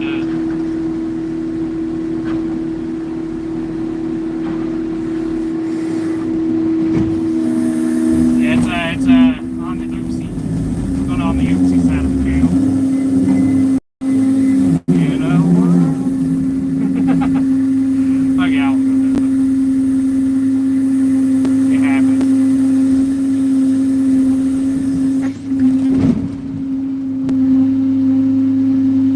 That was the start of the bad day on Friday. Was that happened? So it was like the frustration was already building up.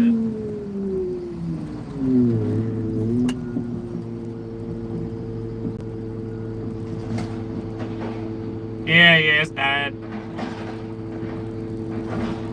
Oh yeah, dude, no, they take that shit serious on the road, dude. Yeah. Oh yeah. We can get away with it for sure, you know, off-road and all that, but yeah, dude, no. Anybody that pulls up at the scale, they'll see those sensors they got, and they normally have them in like 3 different locations. One up top for the stacks, they got one like kind of midways, and they got one very low, and it detects that dye. Yeah, when you burn dyed diesel, it releases like a compound they can pick up on, you know, and then they can find out. And then they'll check your tanks and they'll see the dye. But yeah, I've seen those sensors though. Yeah, there goes the HHR and the PT Cruiser.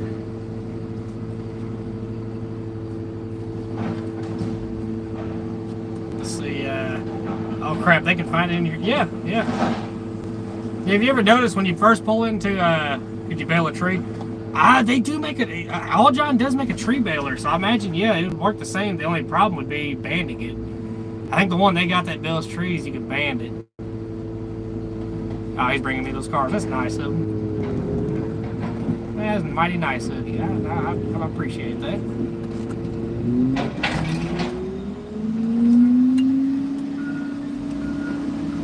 Yeah, they can find you here exhaust, dude. I think the trees are more commonly mulched. Yeah. But they do make a log baler. It's got a grapple like this, but it's got teeth on it, like sharp teeth. You know, big old web teeth.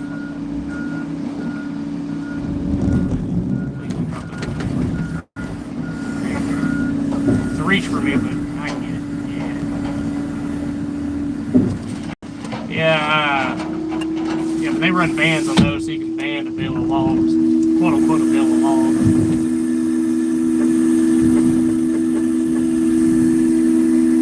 Yep, and if you ever notice those scales, it depends on the scale too. I mean, some of them are equipped with it, most of them aren't. But on the real fancy ones, yeah, they got those little posts. And if you notice, it's got like a spot for the tall stacks.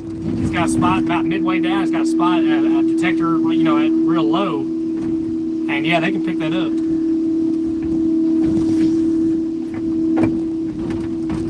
That should fold over. Yeah, we'll try it. Oh, it's not fold over.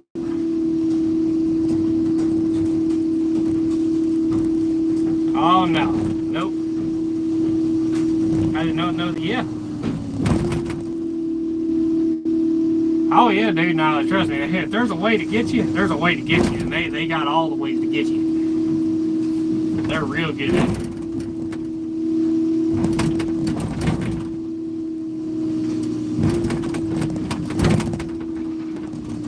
See, it's not just dye. I think it releases like a compound you can detect in your exhaust. Here comes the truck.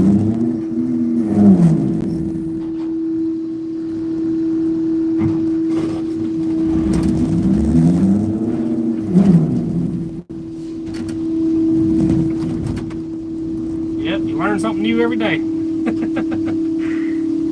Yeah, never risk running it, because I'm telling you, man, it takes one scale to get you. The exhaust from off-road diesel used to smell different because it had more sulfur. Uh-oh.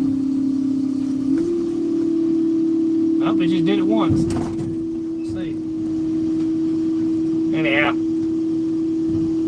that's not been the case since 2007. Government is an expert at finding ways to screw over people for money. Oh yeah, dude. If there's a way to get money off of it, they're gonna find it. They're gonna make it happen.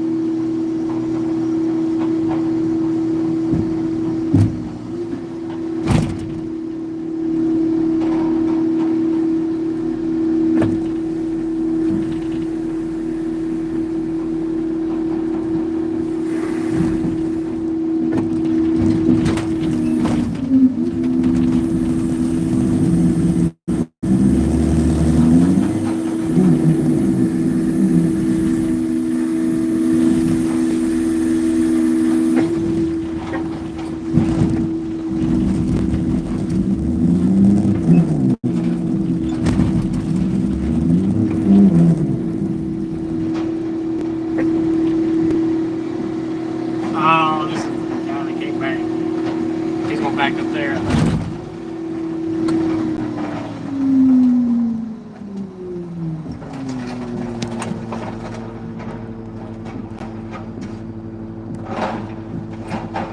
What does your colleague on the excavator think of your channel? He don't know yet. I've told him kind of, but I don't think he understood it necessarily. Oh yeah, and a big time, dude. You would get in big trouble if you did a fraction of what the government gets away with. Oh shit. Let me get my paper. Be right back. Oh shit, I need a pen. What's up?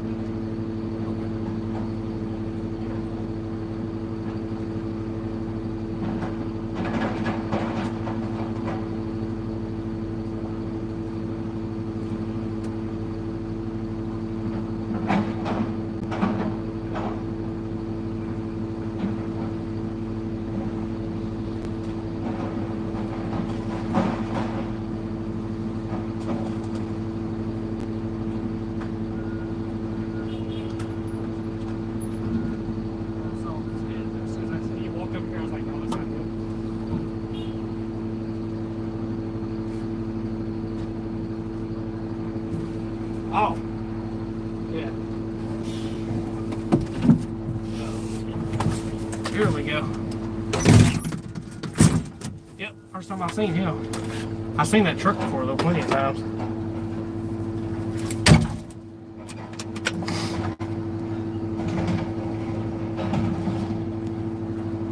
Here we go. And we got another truck pulling in too for Frenzio.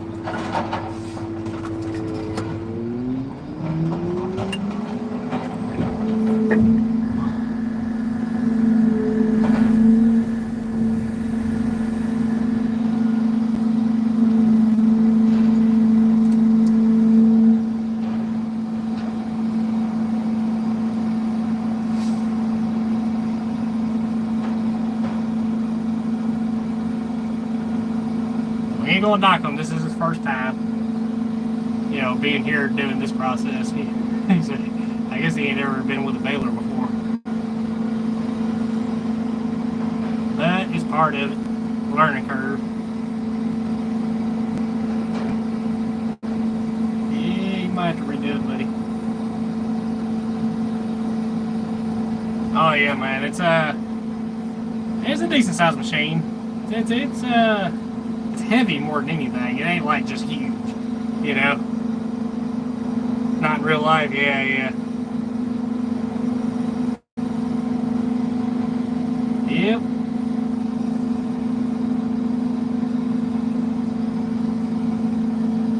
Now he has been here before. The guy over there.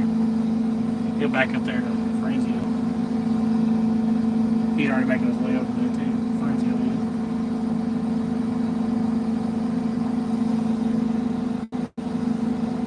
Doing alright. You get it angled just right.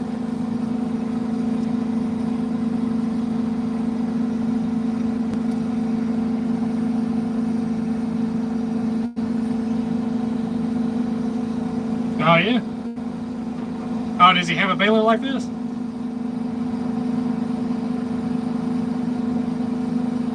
Oh, it's one of those. See, that's an actual scrap yard. See, this is this right here is just a car yard, and that's it. That's why they don't like us leaving a big mess.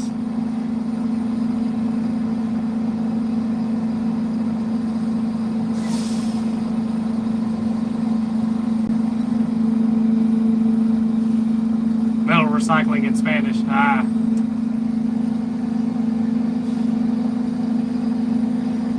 Yeah, that one that's sitting over there by the building. Yeah, it's a Lemaire.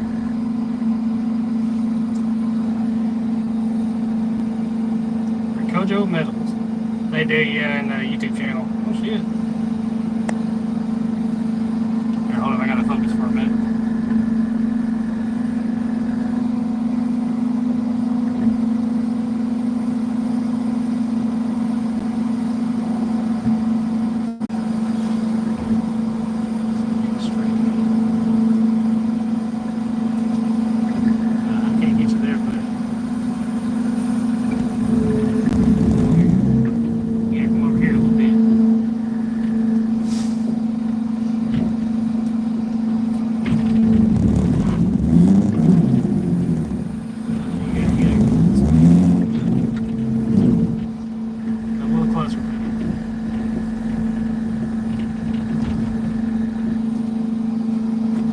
Try his radio out.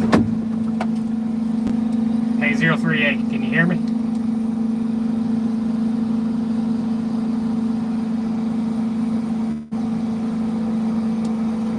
Can you hear me? In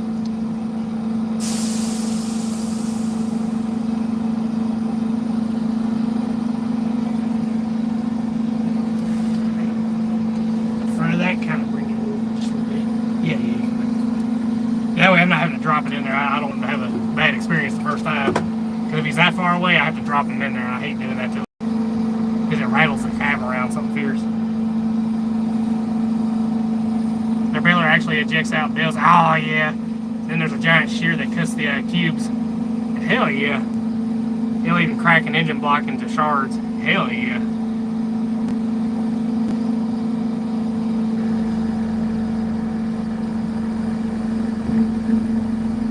There you go, buddy. Alright, come back now.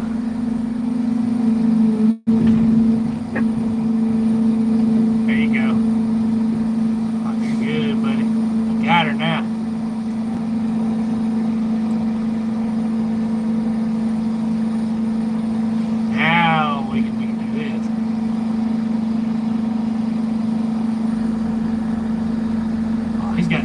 got gapped right too. Look at that. Oh, coming back, buddy. Get it. Turn too much. I can probably work with that still.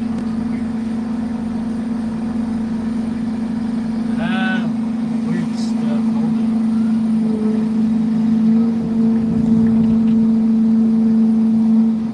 Stay straight, straighten up.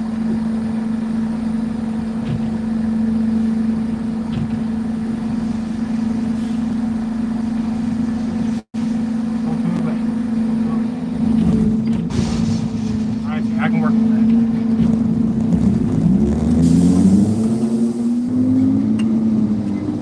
I can work with that. These are clear out on the bill. I gotta find it's like a beam, I think.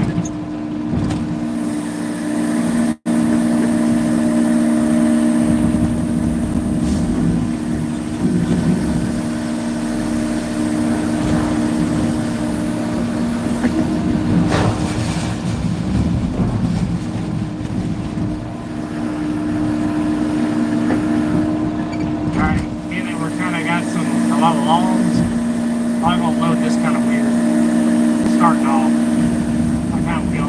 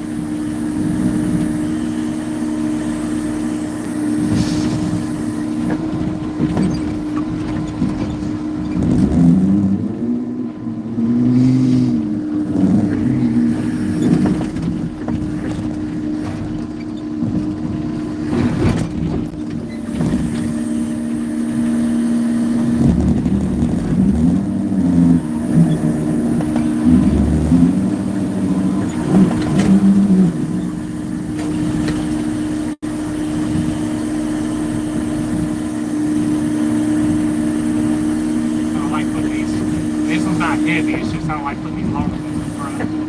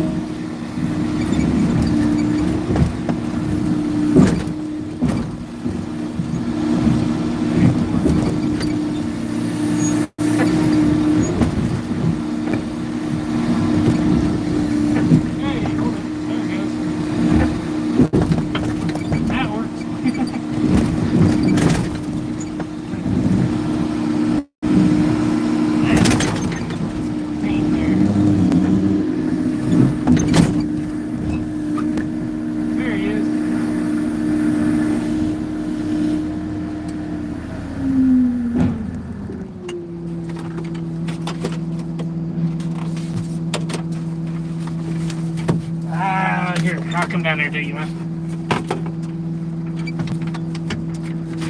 You're good, buddy. I gave him this paper.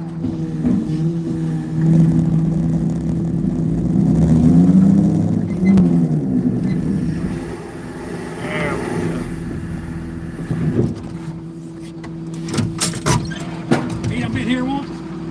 No. This is the first time for him. But I gave him this paperwork before. Oh, okay. Hey, what's your trailer number? 039 039 D04. D04. All right. Appreciate it, buddy. Alright. Instead of 15, I put 14 on him.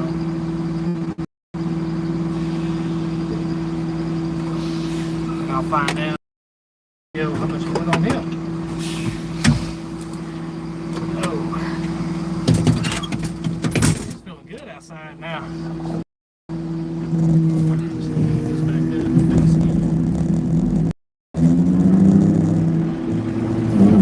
Oh, well, hell, I could have just turned around. There's a truck. I had to pull it up.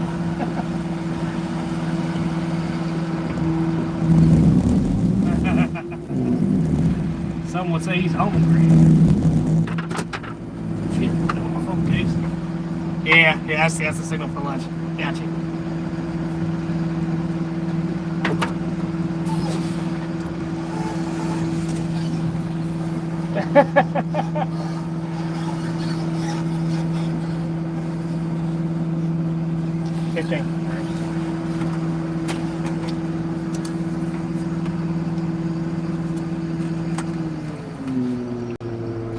Yeah, let's go eat.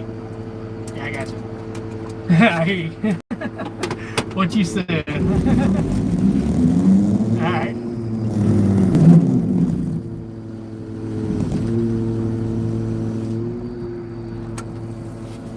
Just like this, see, I got a view. Let's see. You can crank engine block into shard, that's awesome.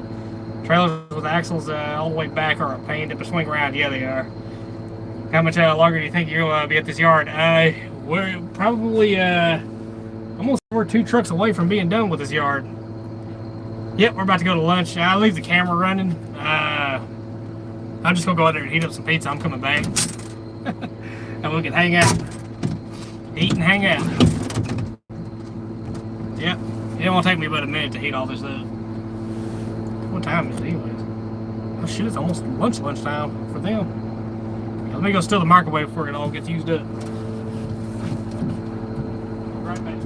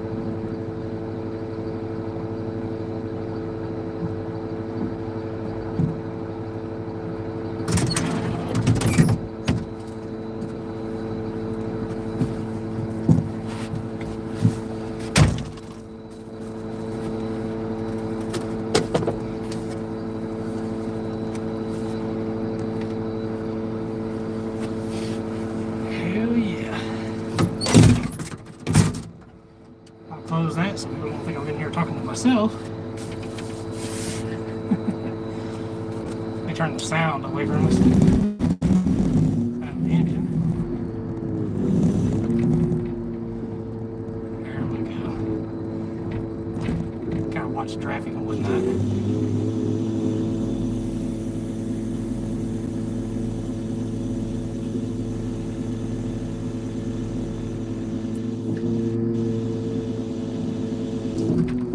There we go.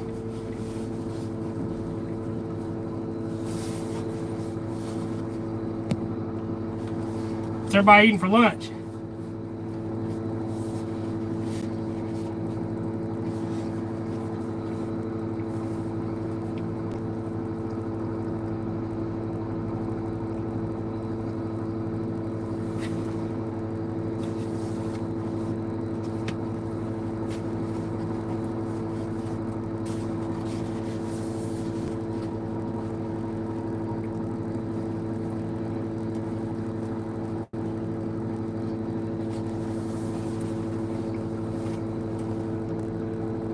Leftovers from a wedding on Saturday. These are leftovers from last night. Or yesterday. It was during the day when we had it.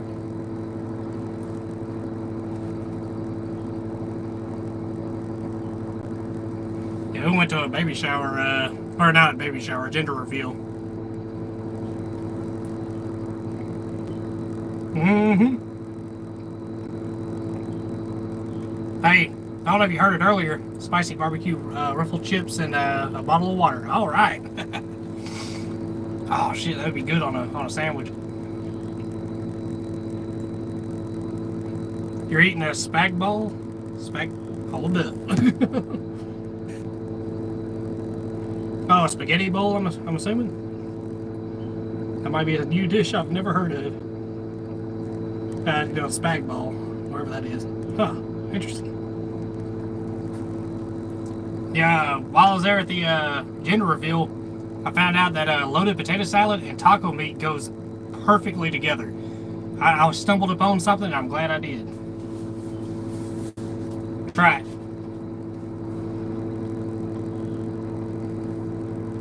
Spicy barbecue chips. Yeah, I hear you. I hear you. I ain't much on spice, though. Barbecue chips, though, oh, in a heartbeat. But spicy? Yeah. I can't really stand anything hotter than light bread.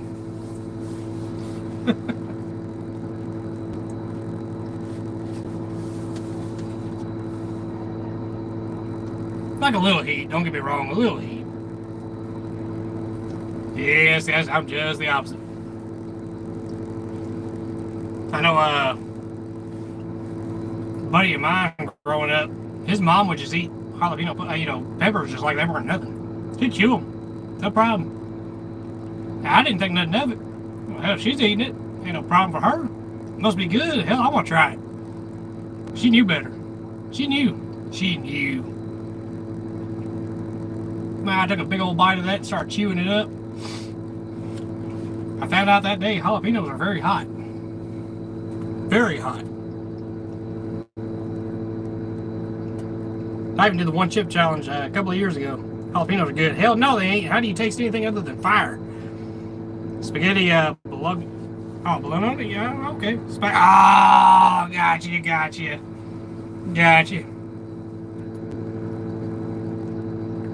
They are Ruffles Flamin' Hot Barbecue Potato Chips. I like Ruffles Barbecue potato chips, but not the Flamin' Hot. Well, then again, hold up. It might be like the Cheetos. You know how they got Flamin' Hot Cheetos? It's not really that hot, you know? I guess it's probably that, yeah. No, I'm talking about like super pepper hot.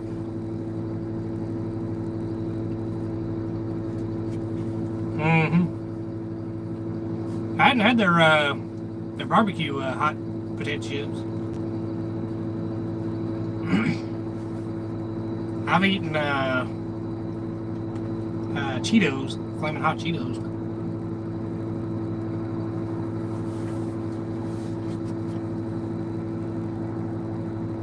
That's about the most spice I can handle. Even then, I'm drinking with it.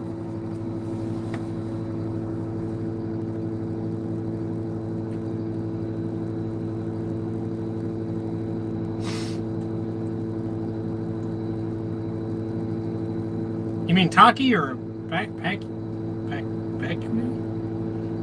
Oh, yeah, Ghost Fell. Yeah, no, thank you on that one. By the way, the hell you keep saying flavor. How do you taste anything other than hot when you get past a certain Scoville? That's one thing I've never said. Oh, it's got a good flavor to it. My ass. I don't taste nothing but ouch. My ass is hurting over here.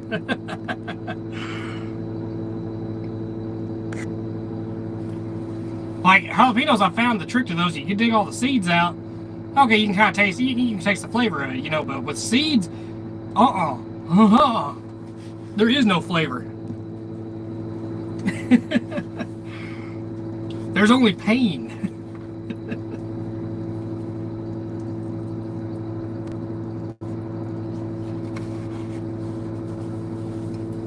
Now, I don't know about the extra part, but I've eaten the Flamin' Hots.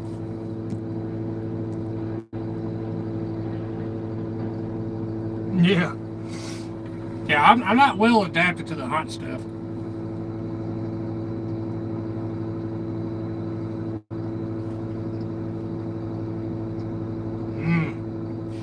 I don't know if I want to, though. I like to enjoy food, not die from it. Well, you're going to die from food anyways, but still. I like to enjoy food, I just don't want to, hurt while I eat it.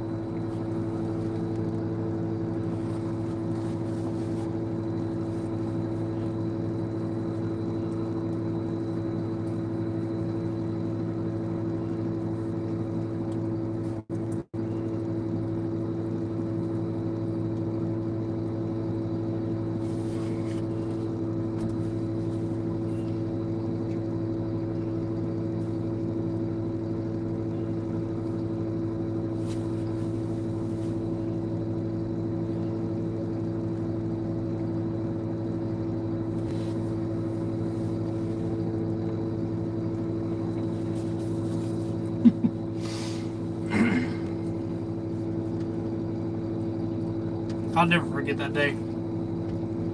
I was trying everything. I drank a lot of milk, like almost a plum, making me sick.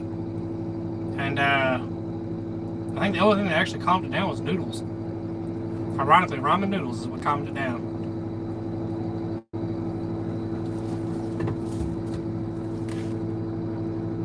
Yeah, Norway isn't exactly known for spicy food. That's an addiction I developed after moving to the U.S. I was born and raised here. Hey, it ain't for me.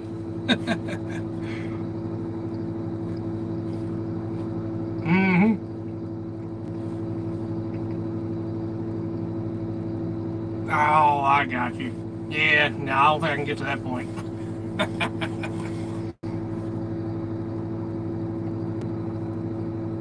French fries smothered in cheese curds and brown gravy. Oh, shit. That sounds like a good time. I just feel really good after a spicy meal. It kind of opens up your airways, don't it? I remember one time I trusted my, by the way, Japanese brother-in-law. Yeah.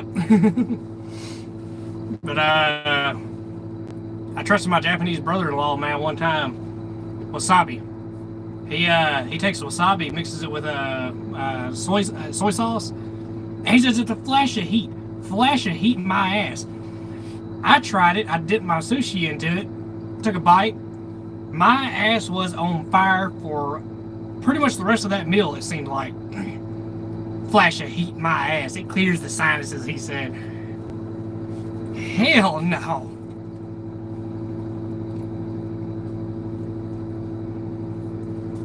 That shit lit my ass on fire and then some.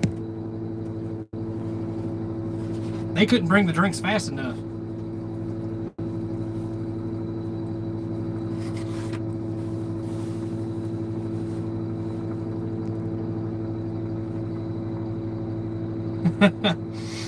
Again, taste. I did not taste anything other than hurt.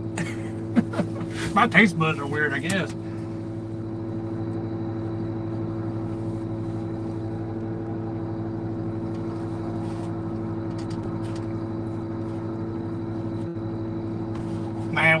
Man, this is just me and my brother. This ain't nothing to do with like this, you know, but me and my brother, man, brother-in-law, again, he's Japanese. You ought to see some of the shit we say to each other, man. It's so funny. The one that always gets me that he says, man, so he'll look at me, he'll say, why are your eyes so wide? Now, mind you, he speaks complete English, no problem. Like, he speaks like me, you know. But he'll say, why are your eyes so wide? And I'll say, I don't know. Why are your eyes so slanted? He says, or squinty, I mean. He said, it was from the glare of the bomb you sent over. I said, man, you ain't right. That's where I got the whole you ain't right and you ain't wrong from. So, man, you ain't right. He said, you ain't wrong about it either.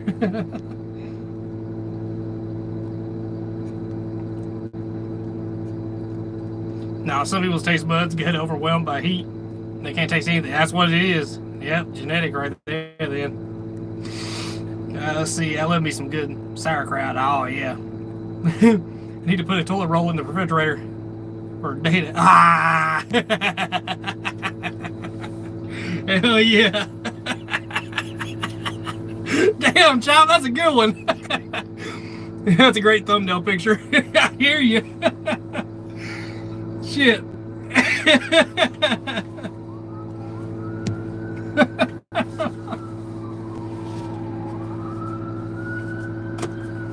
Oh my god, dude. I hear a boo-boo wagon. Yep, there it is. That's a good one, Chop.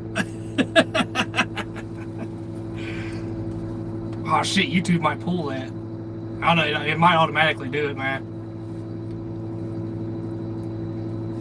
You said the forbidden three-letter word. Surprised it allowed to go through. Hell yeah.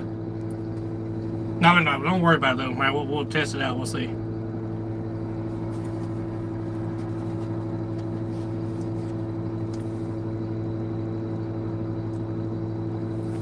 Let's see. So that we can see the reflection of his pizza. Hell yeah.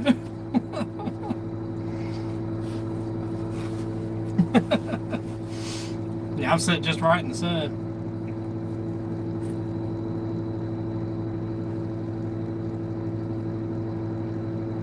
This pizza's really good, by the way. This is that Walmart pizza I was telling you about. And we layered it up.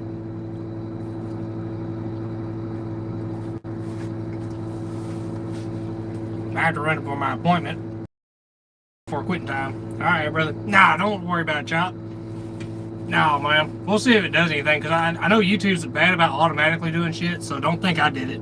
I promise you I didn't. Oh, you did? Oh, I got you.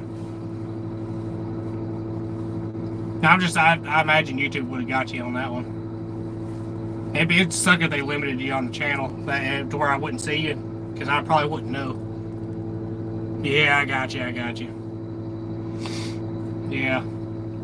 Because they do that. I'm just putting that out there. And I wouldn't have no idea you were messaging and I wasn't getting it because they'll limit you. They call that quote-unquote shadow banning.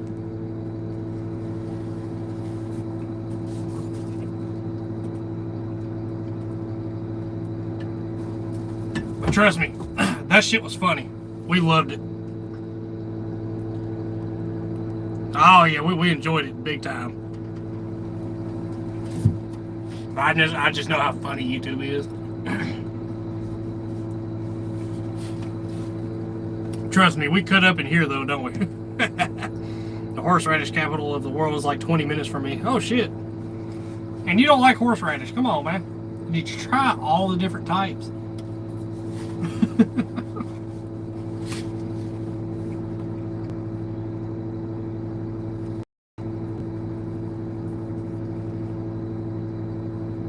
It's like Bubba Gump with all the different types of shrimp. You like, oh, who didn't like Steen, you're the one that didn't like horseradish, right? Oh, Lee Harris, I just noticed. Lee Harris. That's a great thumbnail picture. Oh, that's what he's on. So he's new. He's new. I didn't catch that, Bubba. Yeah, I didn't catch you, man. I was just looking at the messages. Yeah, he's new. Ah, yeah, Steven's the one that didn't like it. Yeah. My bad. I confused you. My bad. Yeah, Lee Harris.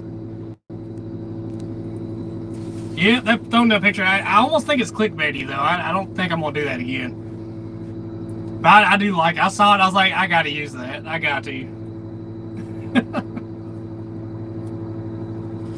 And what brought me to it was I looked up excavator upside down or something like that. He was having a bad day. Oh my God, dude.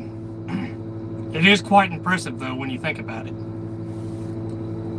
I feel bad for the truck driver. His ass got slung to the windshield. If it didn't shear his fifth wheel off. I'm going to say it sheared his fifth wheel.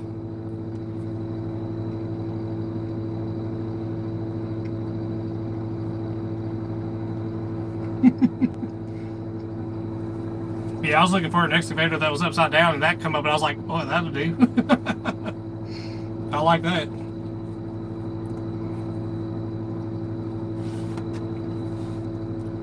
Really? Oh shit! You ever attend?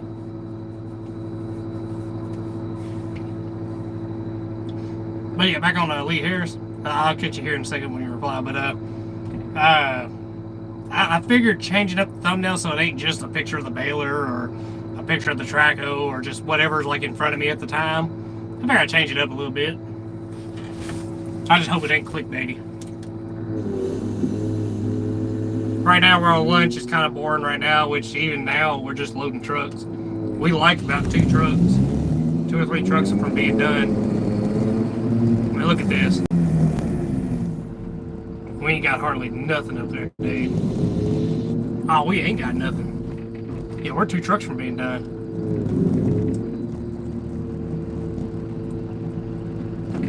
Yeah, that other truck's gonna be wide as hell, too.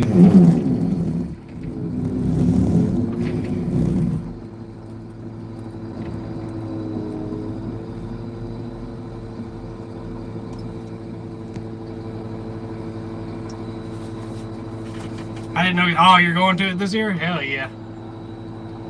I watched a channel called 11 Foot 8-inch Bridge. I seen that. Yeah. Yeah, dude, that shit is crazy too. And they got all the lights flashing, the signs and everything. And they still do it. A lot of it's box trucks though. I've seen that channel though. I've seen a bunch of shorts from that channel. Of trucks, yeah. Yeah, dude, really, I ain't got much with them frames and whatever cars they bring us. Might be able to build up for that 3rd truck.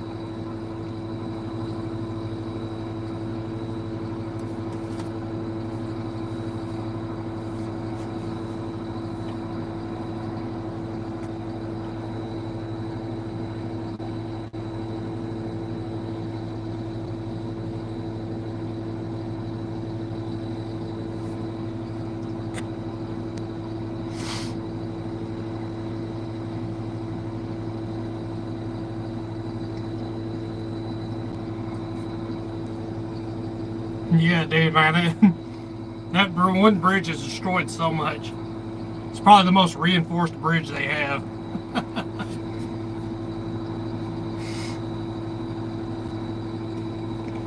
One of the companies I work for, they doesn't exist anymore. They got bought out now. But anyhow, the guy's name was Reed, the owner of it. And I used to joke with him, man, all the time. Cause I not only truck drove there, I always I worked there too in the shop. Anyhow, he he come in. He was having a bad day, dude. Of course, I know how to dig my grave even deeper. He was having a bad day because he just got a call, man. Darn truck got they peeled the top of the trailer off and they peeled the top of the cab off of this truck of his. And I told him, I said, listen, man, I said, look, convertible trucks are going for quite a bit now. I said, they're worth a lot of money. I said, this driver was trying to increase the value of the company, man. You got to take it easy on him. flatbeds are high too, man. I mean, look, flatbeds are nice trailers. Sometimes they can be more than a darn dry van. I mean, look, he was looking out for you, Reed. He gave me the eye, and then he laughed afterwards. But yeah, I can lighten any mood.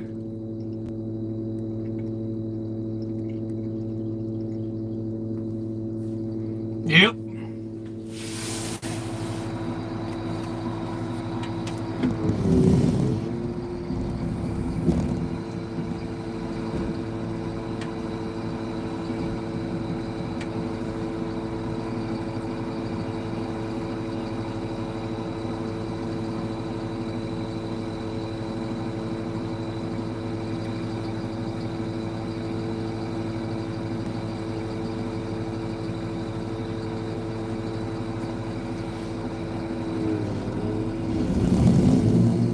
I smell something burning.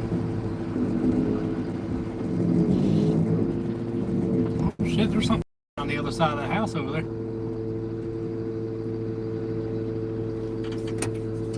Let me step out here and knock the balls back.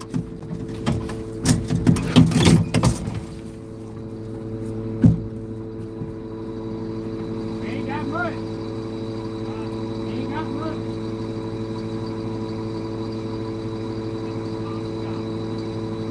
How many more we got left? I think 3 more coming.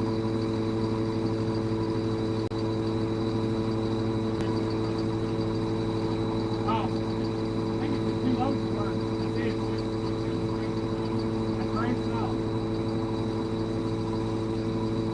Plus what he just brought us. Plus what they just brought us. We're about to crush those.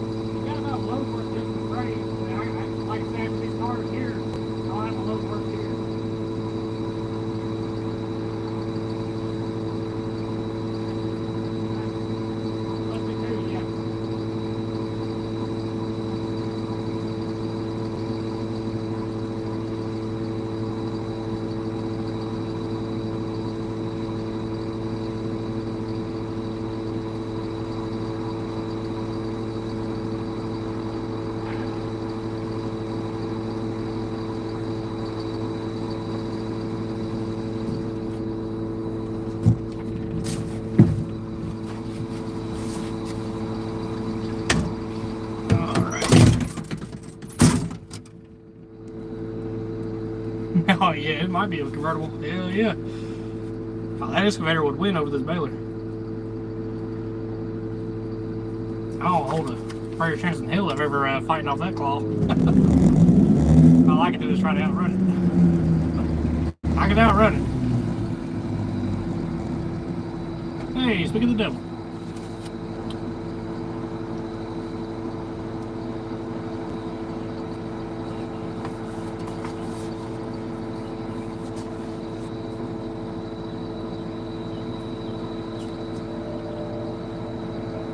Oh shit.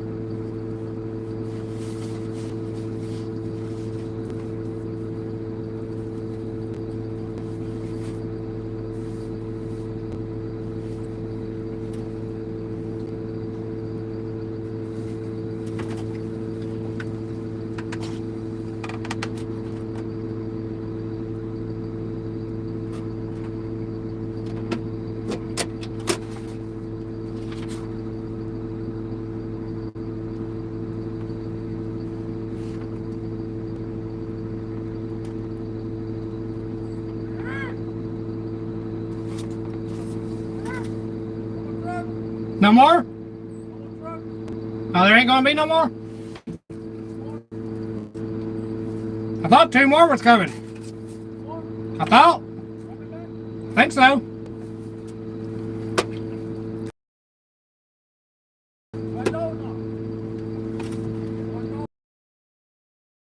About that, yeah. All right.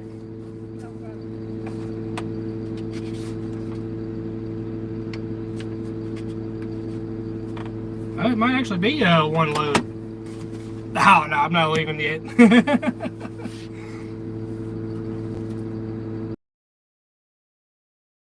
No, we got about 2 truckloads right now, because them frames will fill up.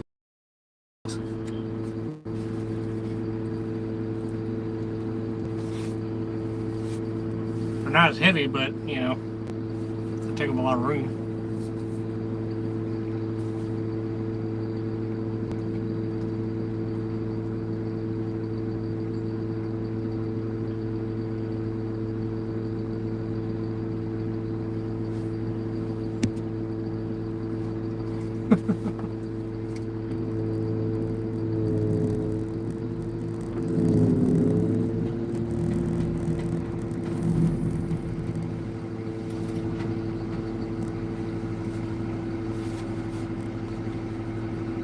Very blurry.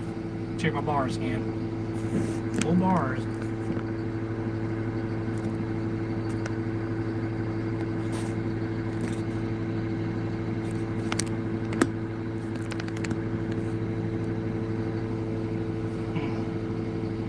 Did he go away or still blurry?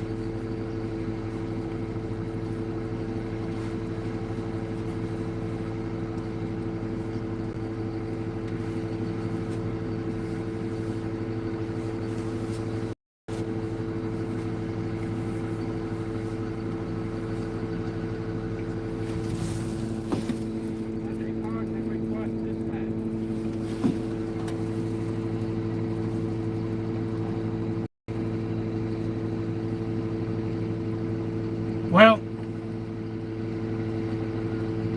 what was it? 280 is what we got up to?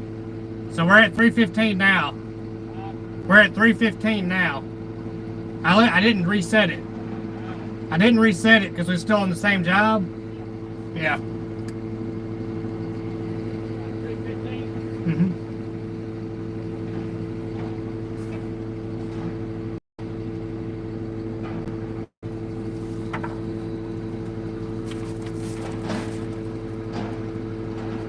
Oh, yeah. Yeah, it's signal better than buffering, though. Yeah, so I got good signal here. 4 or 5 bars. So, yeah, okay, cool.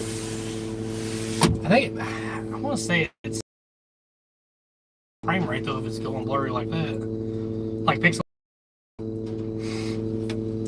What I worry about is this mount vibrating.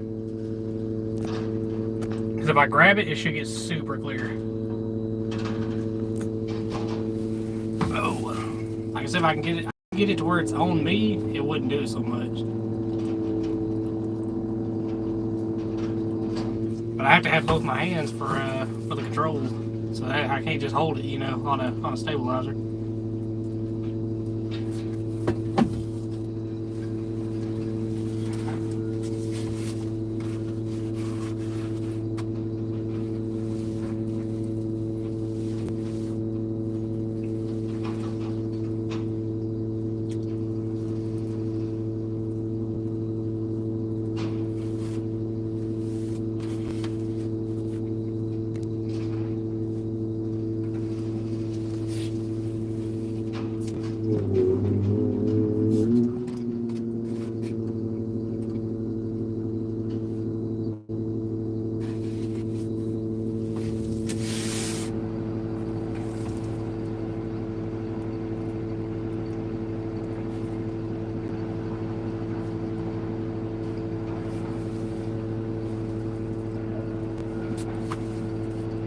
Let's see here.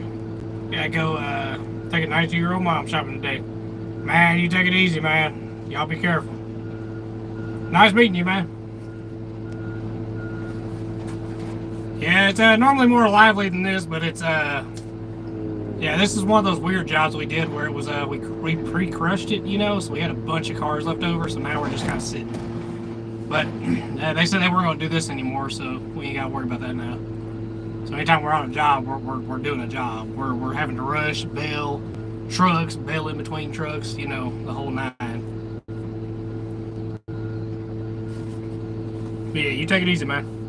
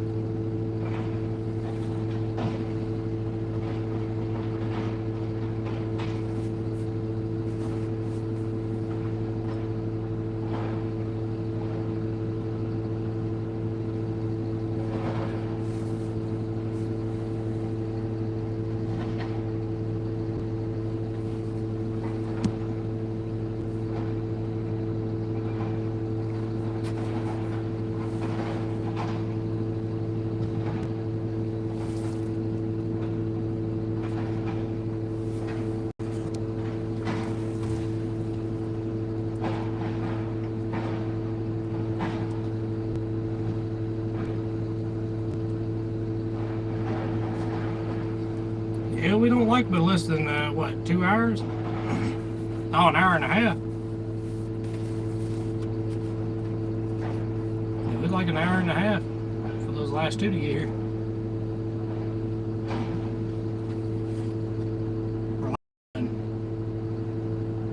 Yeah, I think it's the last one.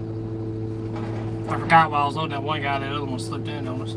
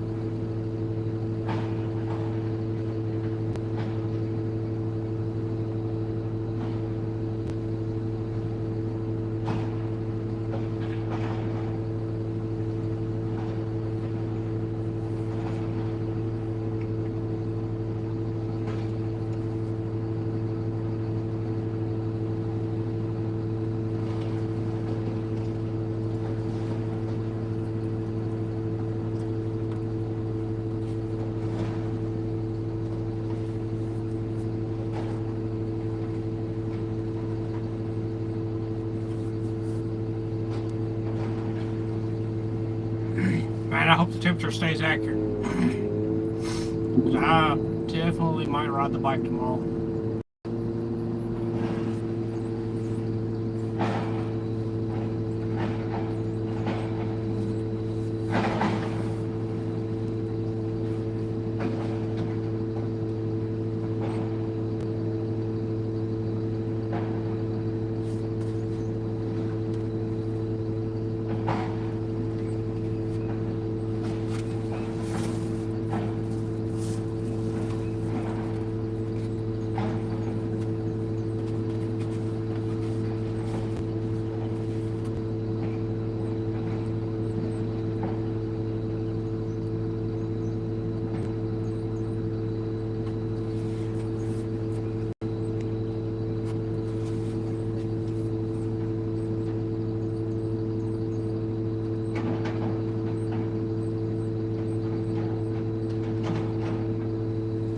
Oh shit, we got car to crash. Hold up. I'm slacking, y'all.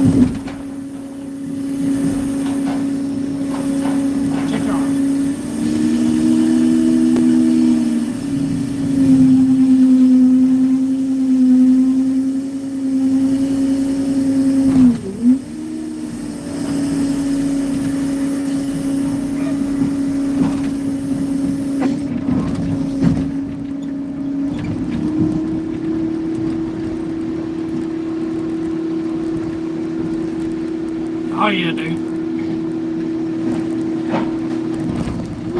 Let's see. Oh shit. I just got to the messages. Hold on. Have you had to destroy new cars that were damaged in shipping or prototypes? No, so far I've been lucky on that one.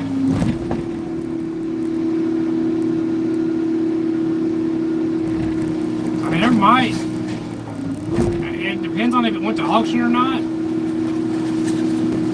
I mean, they do buy from an insurance auction, so I imagine so. There might be, yeah. But normally by the time they hit here, they'd be stripped out to nothing.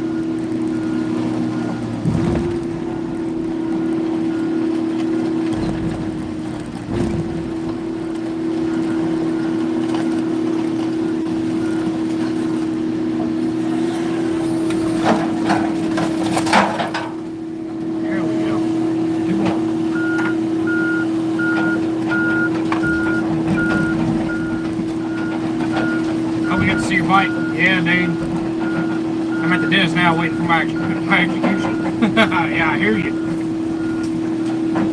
Might as well be. I think you got it. Tell them to numb the hell out of it.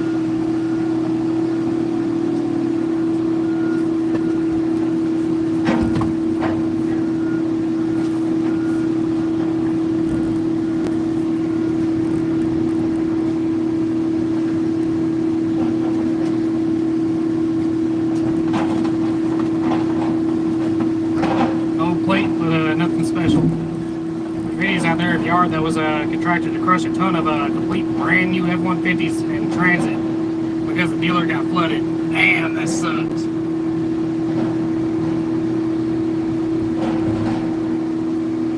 So they wrote them off, even though they weren't there. How about that? Ain't that funny how that works?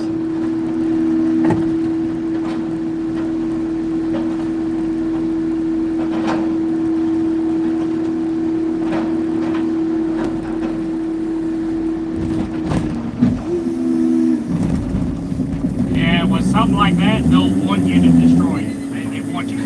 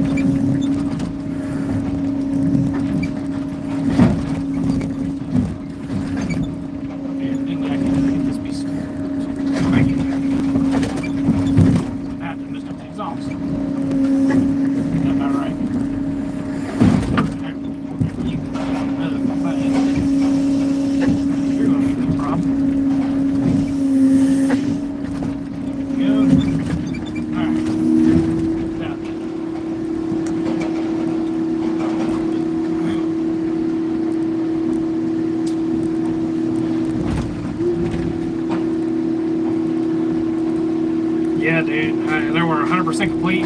Other than fluids, couldn't remove the catalytic converters or wheels. Yeah, they have to crush them as is. And there'll be a guy standing there every time. If he's not in the video, he's there. He's got to confirm each and every one of them got destroyed. So there's nothing usable off of them.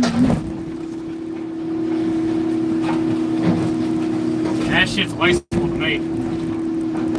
I'm surprised the dealership, or not the dealership, the factory don't call for them back, you know?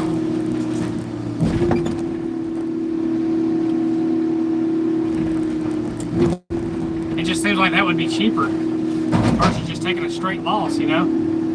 Because somebody loses, somebody has to lose.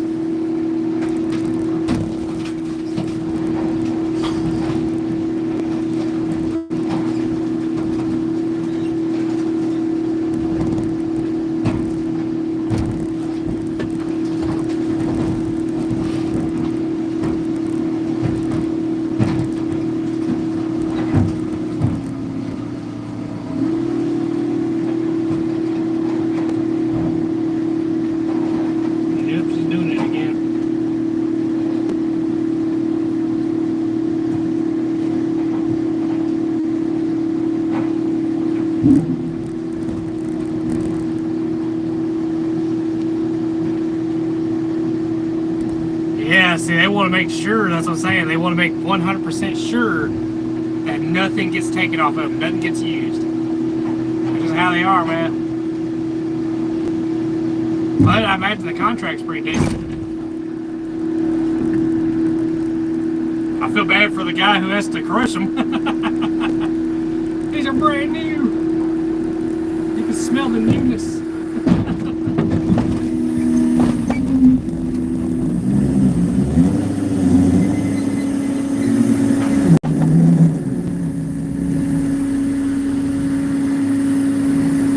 Say we get to the point where this gets so popular that somebody high up in Ford or something, you know, sees it and be like, I'm about to ruin this guy's day. Hey, guess what? You got a contract. No! You're gonna be crushing some nice shit. Chevrolet would be the killer for me. Ford, I can kind of, okay, alright, that ain't too bad. It sucks it's brand new, man. If I had to crush a Corvette, a brand spanking new Corvette, I'm gonna die.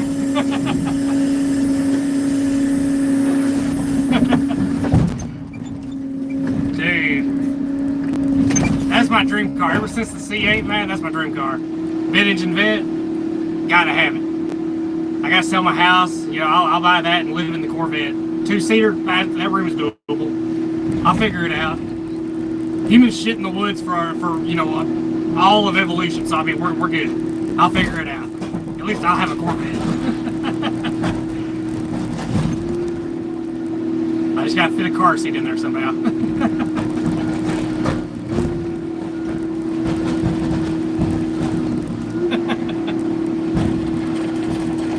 Let's see, let me go back. Yeah, it's a liability if any of them flooded or anyone otherwise damaged parts get sold, cost somebody a crash, yeah. Then the lawyers will sue, yeah. Sue Happy World. There's not a penny left, yeah.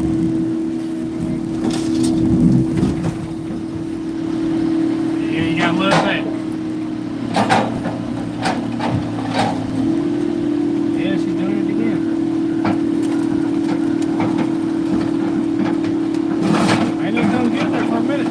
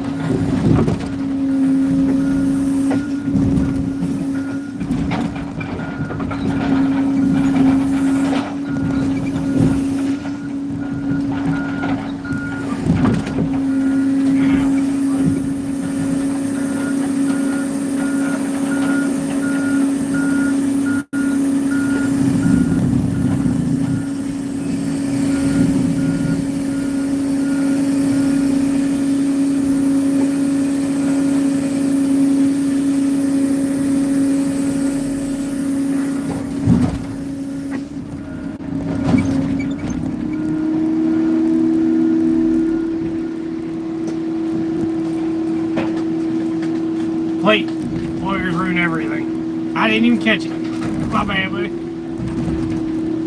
Hey, is that a plate you want?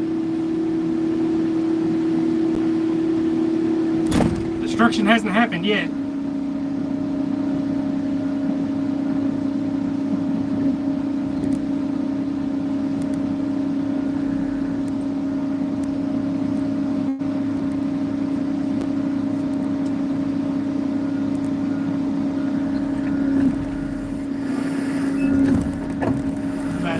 What plate was it?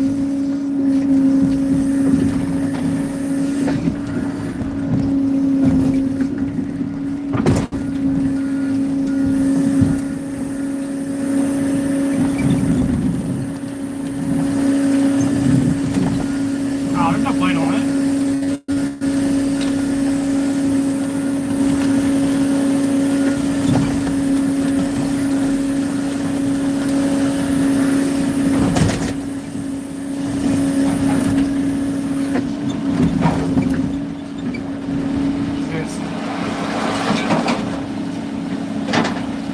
It was a red Impala.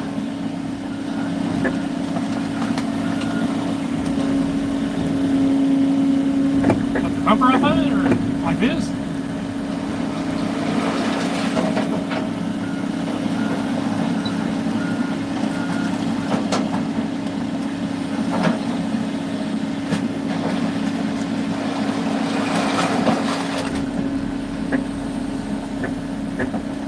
Oh, the one we crushed.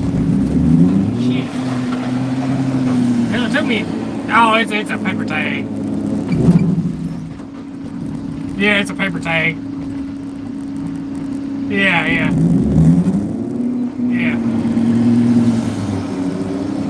It did survive though. And I'm gonna save it.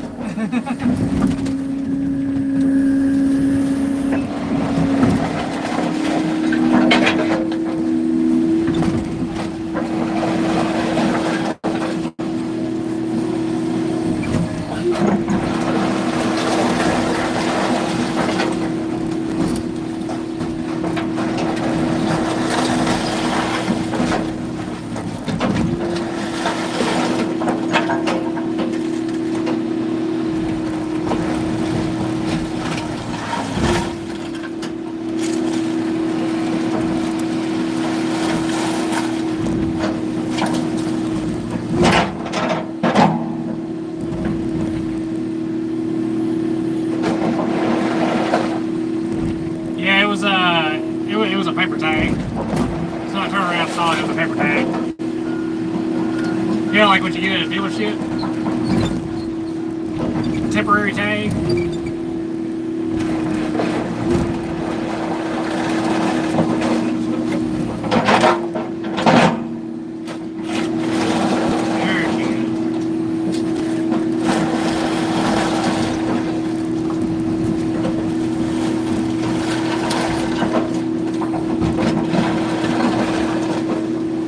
Sometimes you can push the emblem of a car. When it comes out of the baler, it's still perfectly fine and it doesn't kill it.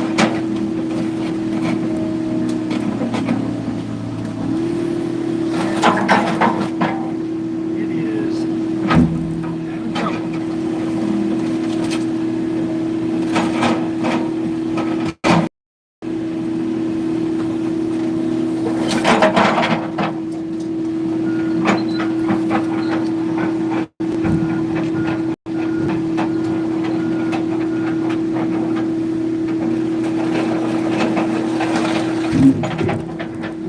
Oh, you can slow me down, dude. Yeah, you see how slow we are? Shit, you're good. Now, when it goes to like another yard where we're rushing for trucks and all that, yeah, it might slow me down a little bit. I'll see what I can do though.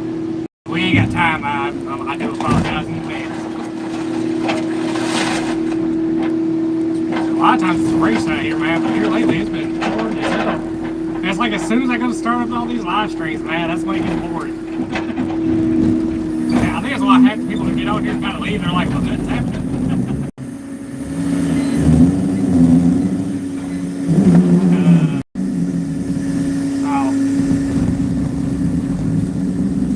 I get out of the way, man.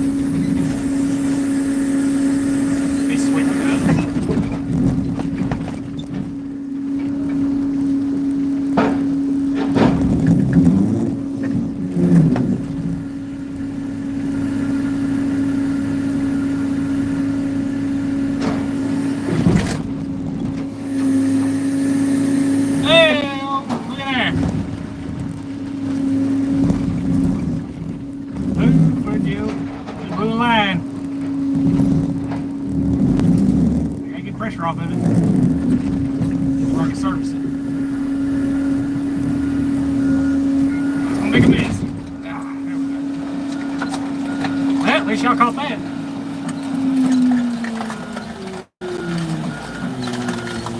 That's it. Yep. Now I got a windshield full of hydraulic fluid. Hey, look at there. Y'all got to see that, huh?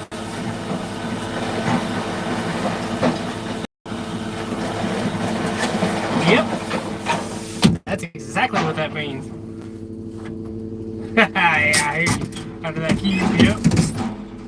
We gotta save your bumper because you might grab it. No. Ah, it's hydraulic fluid all out here. Should have known. Hell, it's all over the window. Alright. Y'all have a very bad view. I'm just putting that out there. So yeah. It's rough right now. Let me grab something out here and see what I can do with that. Not much, but something better.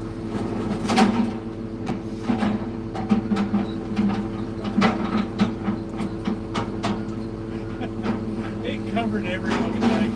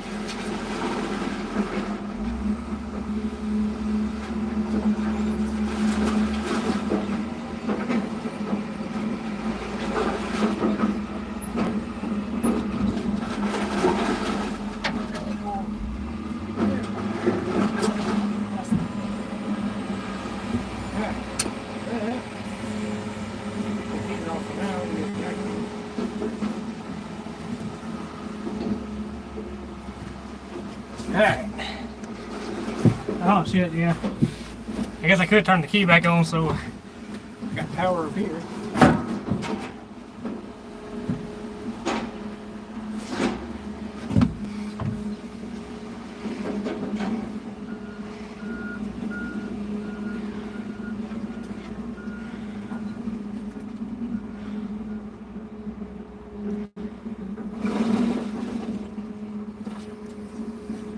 Yeah, at least my windshield won't rust.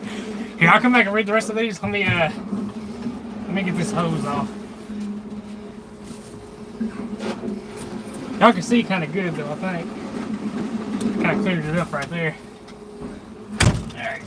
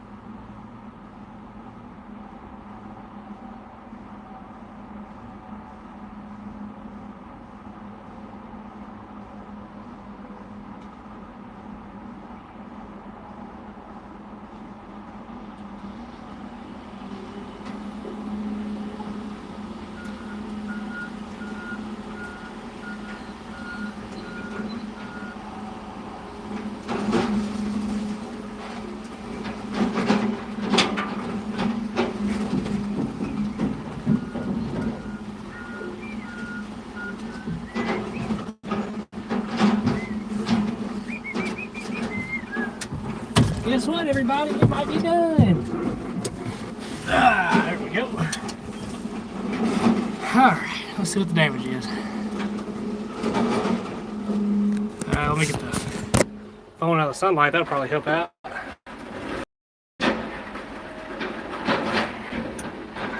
Alright.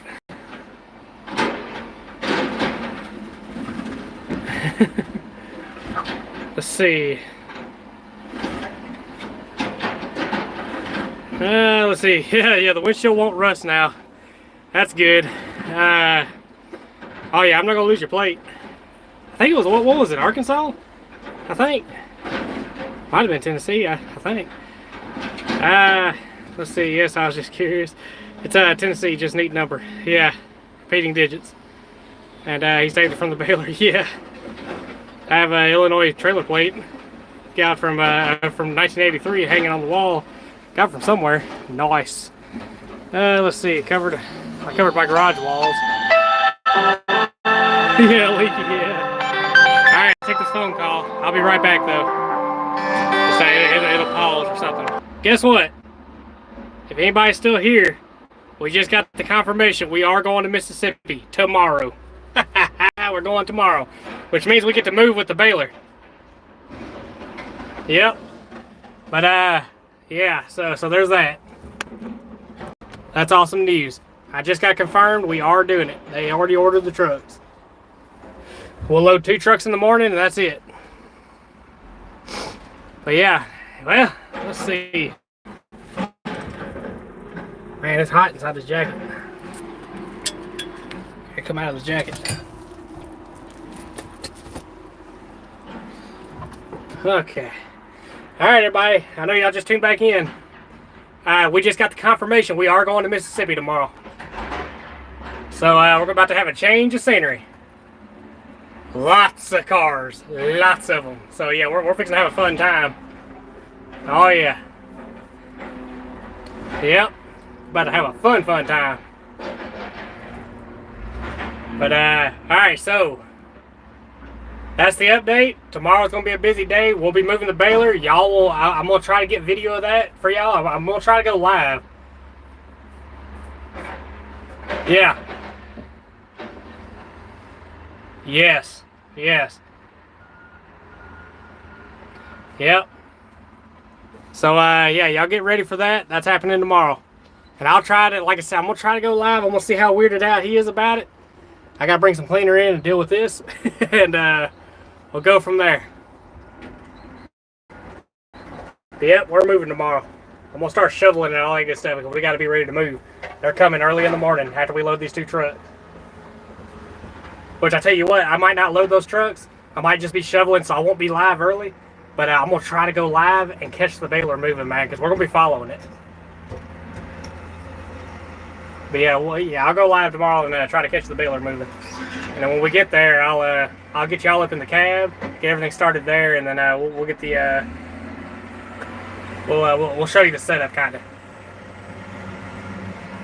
But yeah, I'm gonna go ahead and sign off, y'all, and we're gonna start heading back and getting this line built.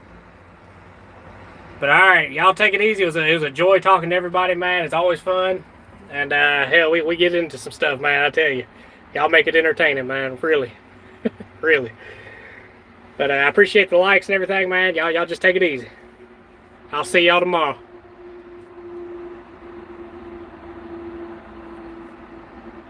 Bye, Chop.